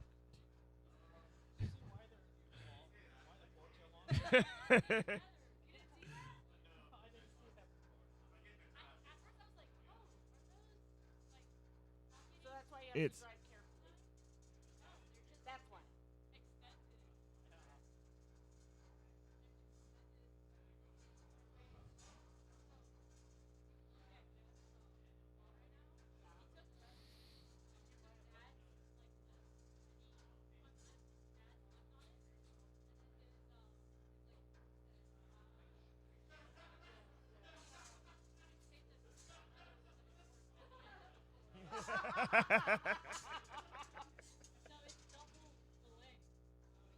Jeff!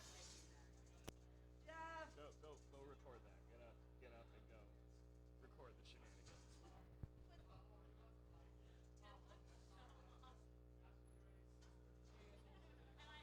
What's up?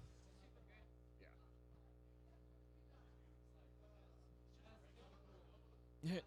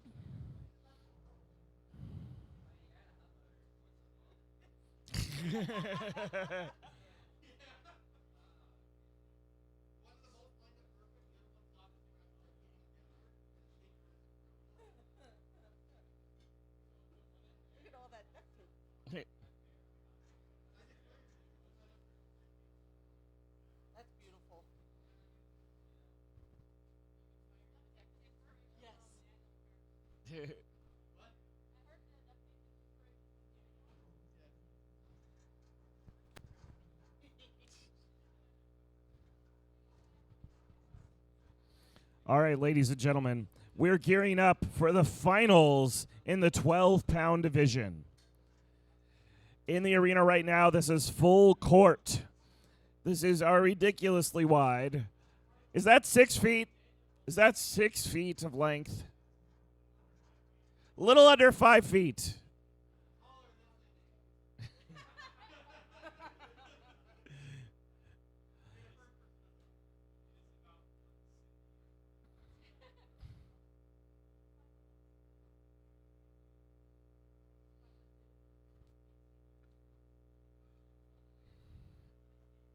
And it is going up against the Usurper, but this is not the Usurper as you know it. We ditched that hammer saw because nobody likes hammer saws.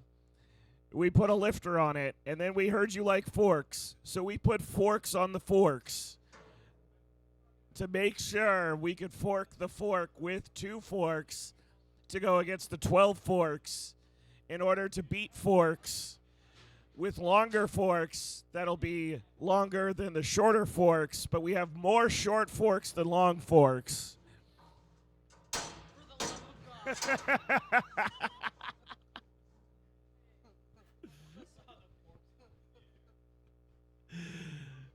I bet the robot with forks is going to win.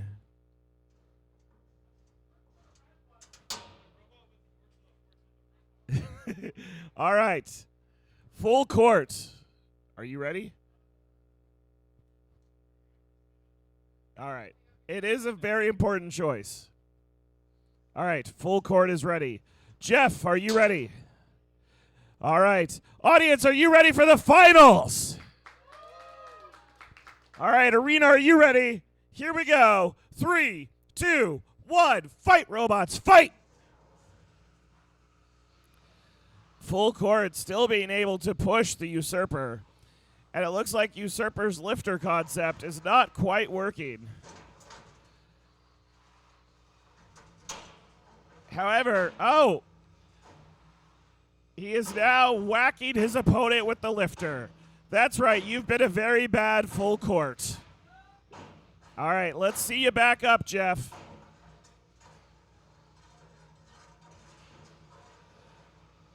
Uh-oh. Usurper getting up and under. But full court does what full court does best. 3, 2, 1. On. All right. This is truly a battle of forks. The forks are getting under the forks. And the long forks are long forking, but the short forks are wide and short forking. And someone's about to get forked up. Oh! Full court delivers a great slam. 3, 2, 1. Yeah, he released. Uh-oh. Those forks are waving all over the place. 4.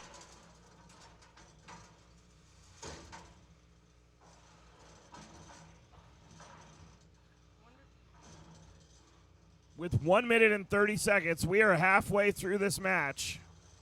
3. Wow. 3, 2, 1. Oh, what a huge wall slam. Uh-oh. Jeff has managed to get his weapon stuck in the wall, but manages to break free. 1 minute remains. 4, 3, 2, 1. Usurper trying to get those long forks under the short forks with just 45 seconds left. 2, 1. Release.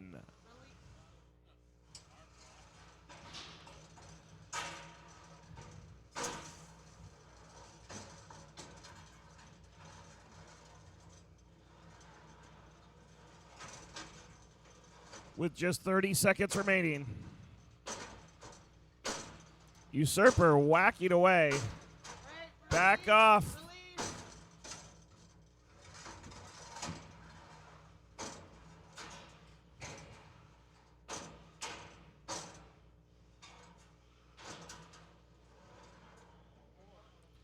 3, 2, 1. Match over, ladies and gentlemen.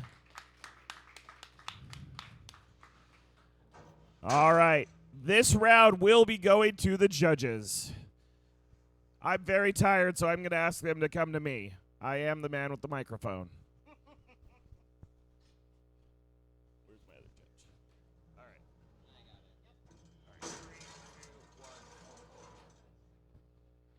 Ladies and gentlemen, in a unanimous judges' decision, the winner is Full Court.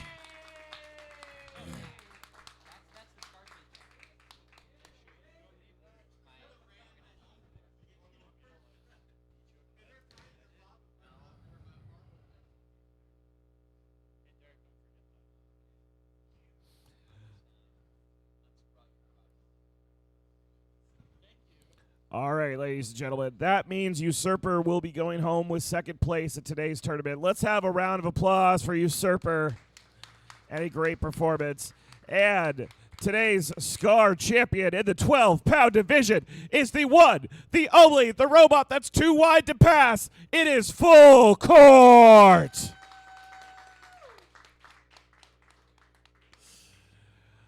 All right. It's time to start harassing my 30-pound drivers. Do I have Super Obliterator 9000 and Athon? Nope.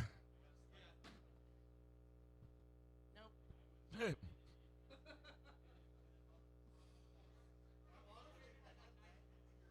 yeah. Obliterator has 9 minutes. Apparently, Super Obliterator has 9 minutes left on their timer. So, I need to be patient. That's your favorite thing. No, once whoever wins that has to fight Little Lash. But these are our, yeah.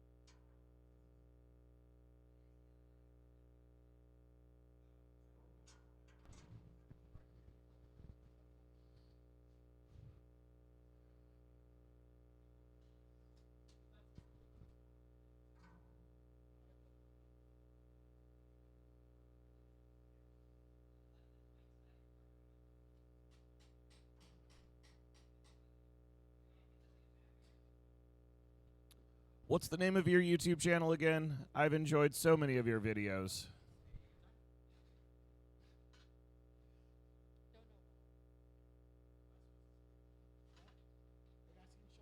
Yes.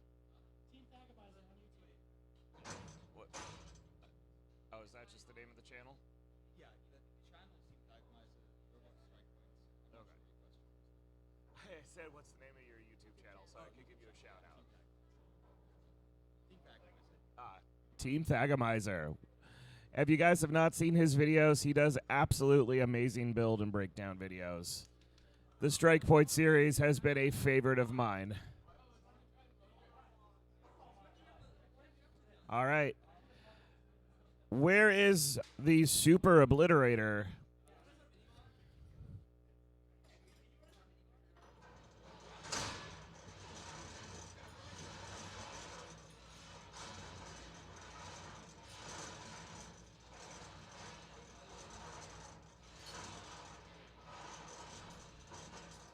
All right. Ladies and gentlemen, it is time for our semifinal. The winner of this match will be advancing to the championship. This is between the Super Obliterator 9000.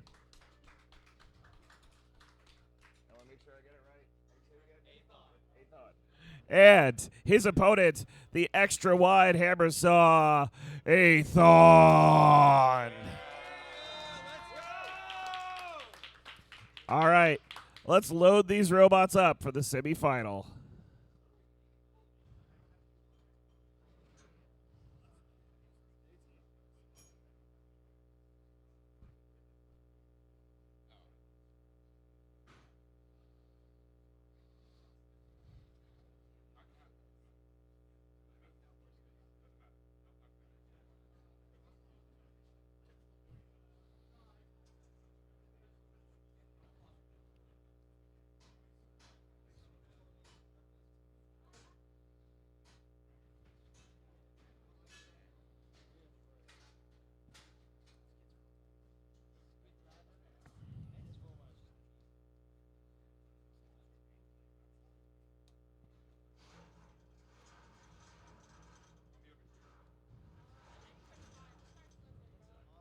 All right.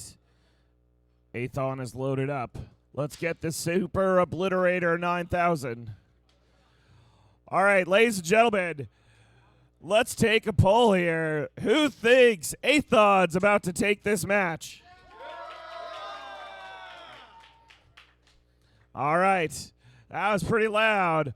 But who thinks it's going to be the Super Obliterator 9000?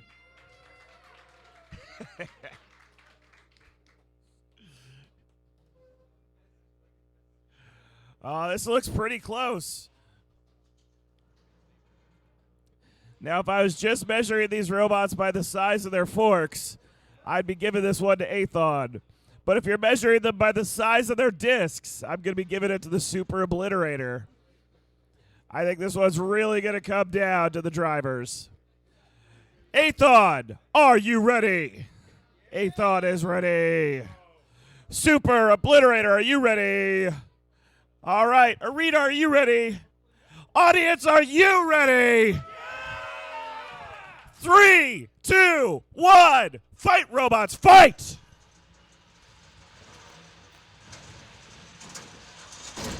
Oh!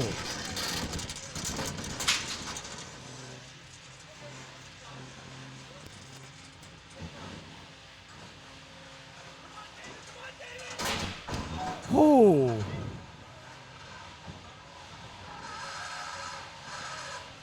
Uh-oh. It looks like Athon is stuck. All right. 3. Pause! Pause! Pause! Stop.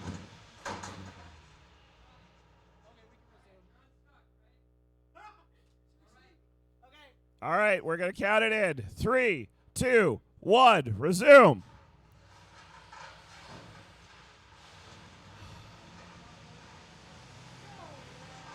Uh-oh. We are going to pause the match, ladies and gentlemen. Pausing the match. they're stuck. The Super Obliterator has been stuck. We're going to ask the two drivers to set their radios down.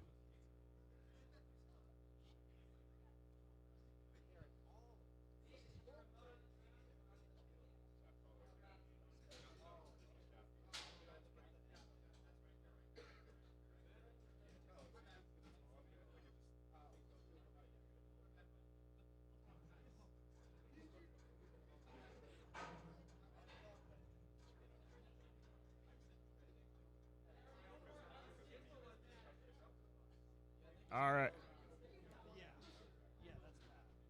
All right, ladies and gentlemen, that is all the odd sticks for this match. Next one to get stuck will be out. All right, Atheon, are you ready? All right, Super Obliterator, are you ready? 3, 2, 1, resume.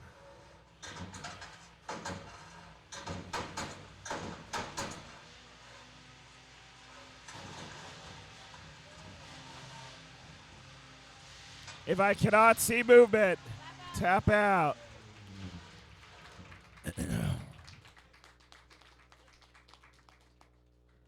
All right, ladies and gentlemen, that one is going to go to the Super Obliterator 9000.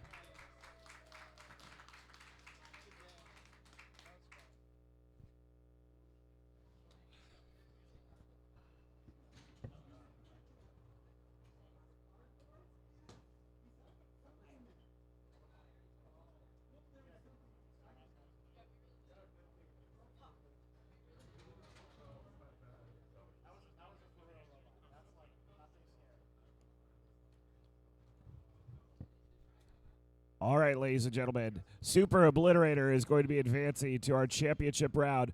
But can I get a huge round of applause for Atheon, who has been killing it all day long?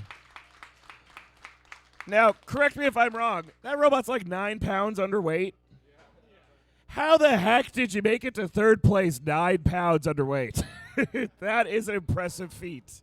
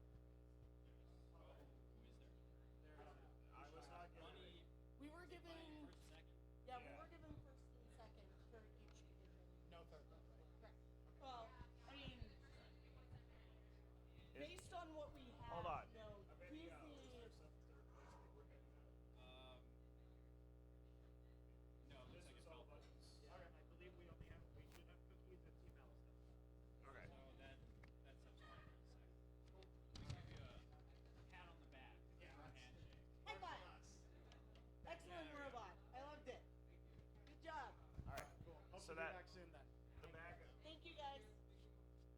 cookies is to be distributed. There should be multiple cookie prizes. Those are for you. Oh. That's for you. There are cookie prizes that include Oh. Quinette trophies or little Quinette. Okay. Okay, so these should get added to these. Yes. First and second for each weight class. Okay.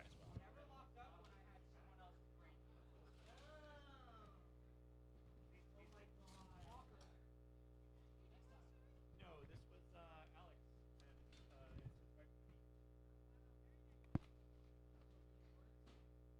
We're just gonna do it for Sportsman and Now I 12 wish so we money did can that.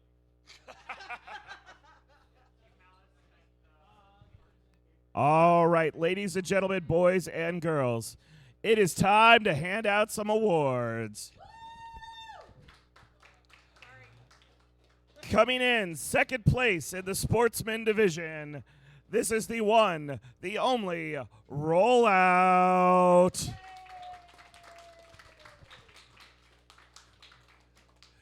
We have for you a bag of baked goods and a bag of Malice merch, including a hand-signed letter from Bunny. And a gift card. Oh my God, there's a gift card. And first place in the 30-pound Sportsman division goes to everyone's favorite potassium punisher, Banana Smash. David, here you go. It's a gift card to your own store. I hope you enjoy it. Your wife's store.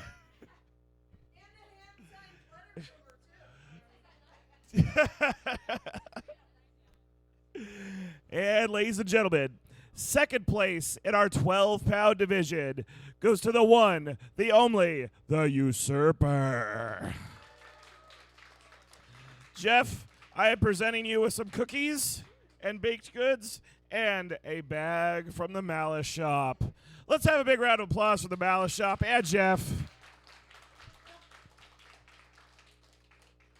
And last but not least, first place in our 12-pound full combat division, it is Full Court. All right, I'm going to find a place to hang this on a fork. That's right. The baked goods go on that fork. The gift cards go on this fork. We have a few more prizes that'll go on this fork. Okay, I'm kidding. But let's have a round of applause for Coleman with Full Court. All right. I still don't know how you get that thing through doorways. It seems quite difficult. All right, ladies and gentlemen, this last bag, we don't know who it goes to yet. So stay tuned. Our last two finalists are charging up and repairing, and we will hand out the last two prizes after our final match. What's up? Oh. Yeah, if anybody else that didn't get cookies would like some, or anybody else didn't get Team Malice merch or parts and would like some, the websites for both of those companies are on our Discord and on the gift prize bags. Check out Artisan Baked Cookies and the Team Malice merch shop. Thanks for them. Thanks to them for sponsoring our event. I'm sorry I missed the shout out.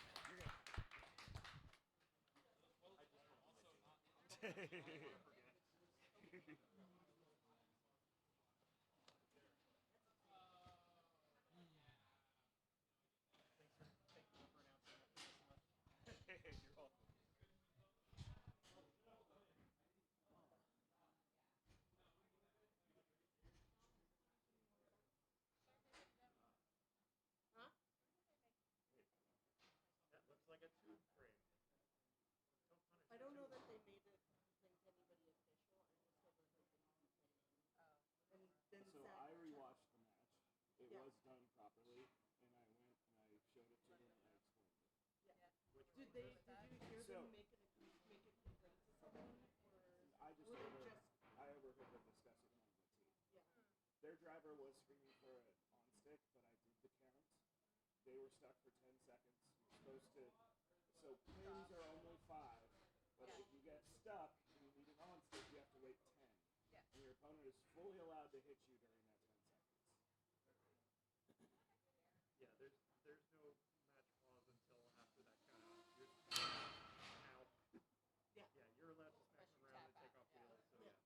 So yeah, that's like I was surprised when they were like, why are you pausing? Like, no, that's not our rule. Read the website. We have it written. So yeah, I think we're good. No, and like Zach said, we rewatched the footage and everything was Yeah. obviously done to the rules that. Interesting. Yeah, I mean, we clearly called it out in the driver's meeting at the beginning of the day. So. Yeah. No, it's tensions are high in the Yeah, finals. I mean, so we're like, trying to make sure we're better about that in general. So we did have like a judges training thing a couple months ago before one of our events. So we're trying to make the our SPAR rules very specifically clear on our website, separate from whatever anybody else is doing. So I just want to make sure like that we Adhere to it. yeah. yeah, that's very smart. Got to make sure that the sleeping George doesn't get left in the corner on his own. Yeah. How are we doing on time for? I'm not sure. Somebody go talk to Oh, the 49 obliterator, seconds. super obliterator. I'll get him. Ladies and gentlemen, the timers are about to run out for our two finalists. Super Obliterator and Little Lash. There's 30 seconds left on the timer clock. I hope you guys are putting on those top plates. I'm an EP dealer. I'm EP. Timer runs out. 30 seconds. Oh, the Super Obliterator is officially here. Why don't you guys go ahead and start loading up? I'm hoping Matty Vasquez isn't far behind.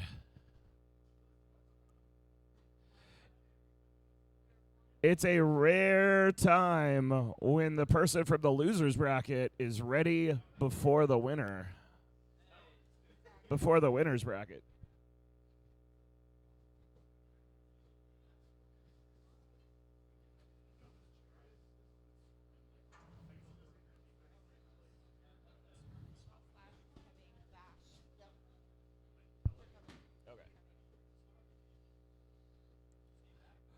Ladies and gentlemen, this is going to be the final fight of the night.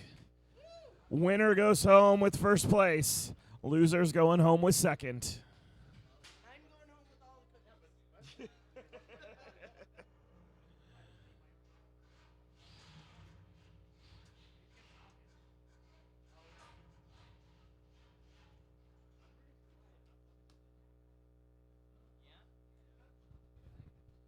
All right. The Super Obliterator is ready to obliterate.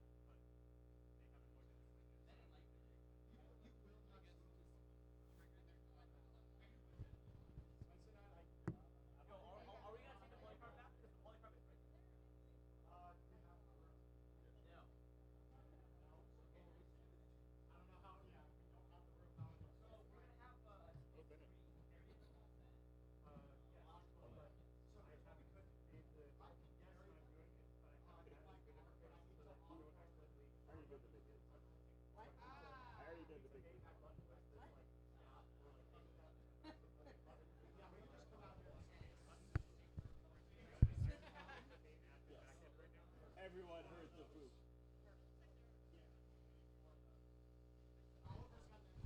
Little Lash, your opponent is waiting.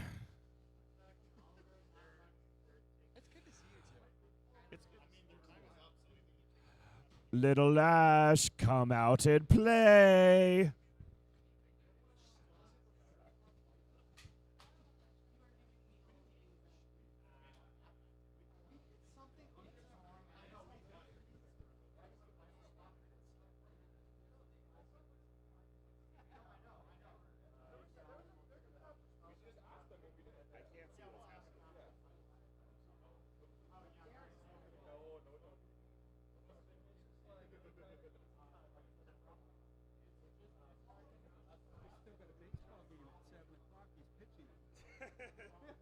Wow.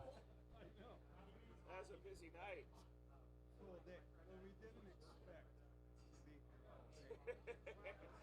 didn't think you were going to be in the finals for the big trophy. The Fighting BattleBot Legends. Now he's just got to win his baseball game tonight, and he's going to get a doubleheader.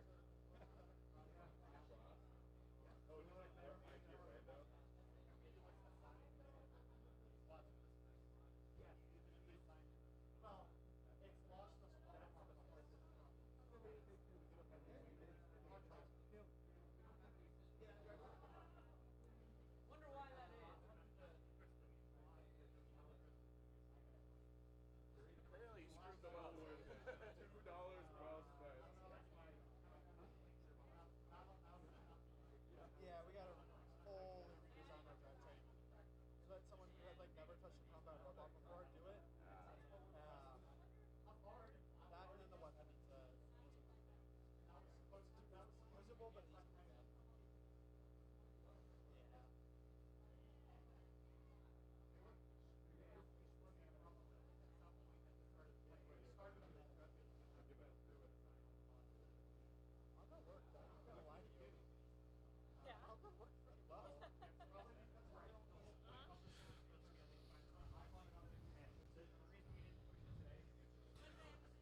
So let's take a moment and interview the Super Obliterator.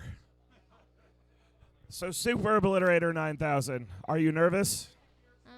Well, we've been doing good, so I think we might win. He thinks he might win. How long did it take you guys to build this robot? Very long time. We have a head shake. Dad, do we have an idea of the time it took? Well, what, in building or designing? Maybe a month. A full month of designing and building. 2 weeks of just waiting for parts and stuff. And about 3 days of building. 3 or 4 days of building.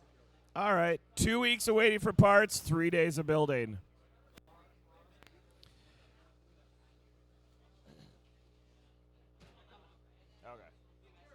Oh, here we go, ladies and gentlemen. Little Lash is making his way up the ramp.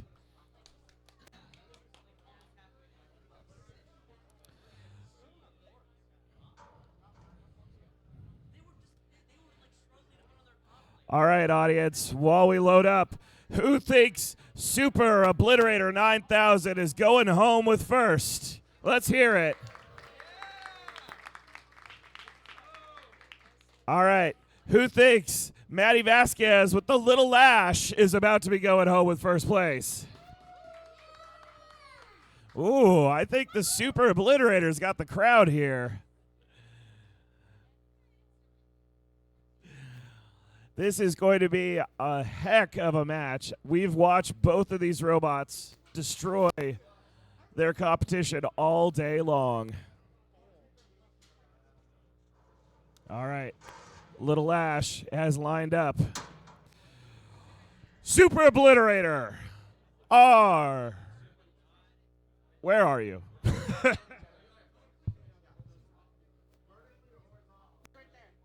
All right. Super Obliterator, are you ready? Super Obliterator is ready.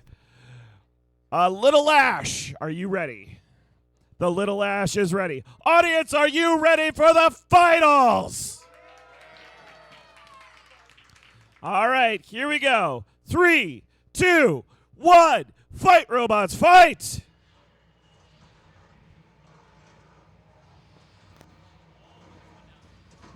Oh!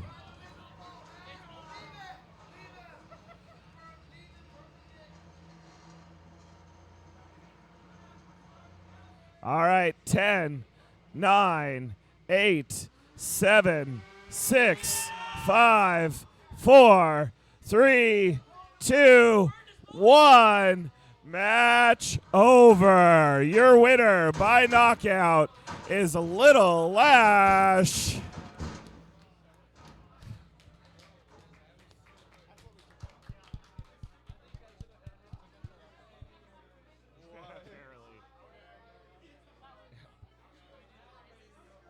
All right. No, we should let him power down first.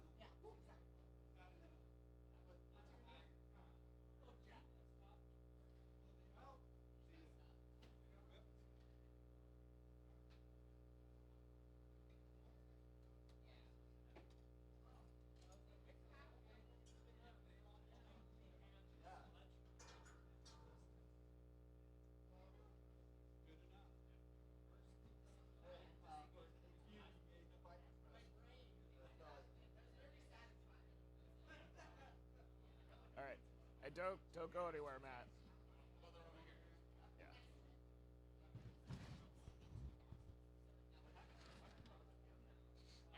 I don't know. This motor is really old. It's been in like 3 robots. I'm just sitting at that was bad smoke. I don't know what it was. Okay. I think I'm pushing it way too hard. Yeah, plus it took the first fight, or the second fight, the pulley actually broke. Well, someone hit it. Yeah, hit the pulley, so the motor took a massive shock. What was fun? I guess. This is an old ass motor. It's like, it's been through quite a bit. It's like, yeah. It's on 6S on an overdrive to this weapon.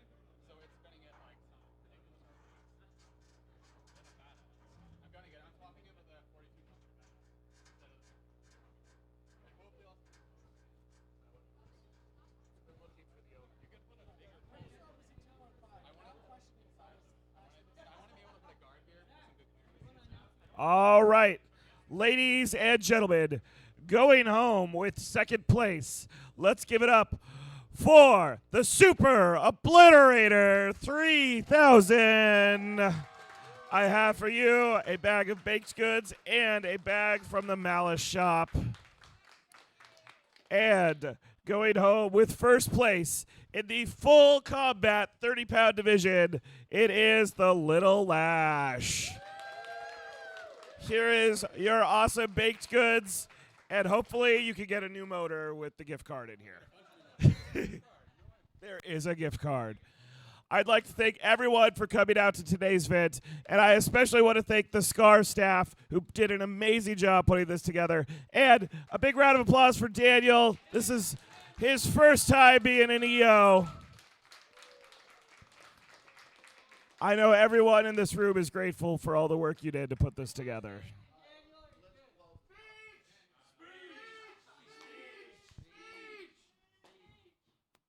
Thanks everybody for coming out. Today went really well, so I'd like to do this again.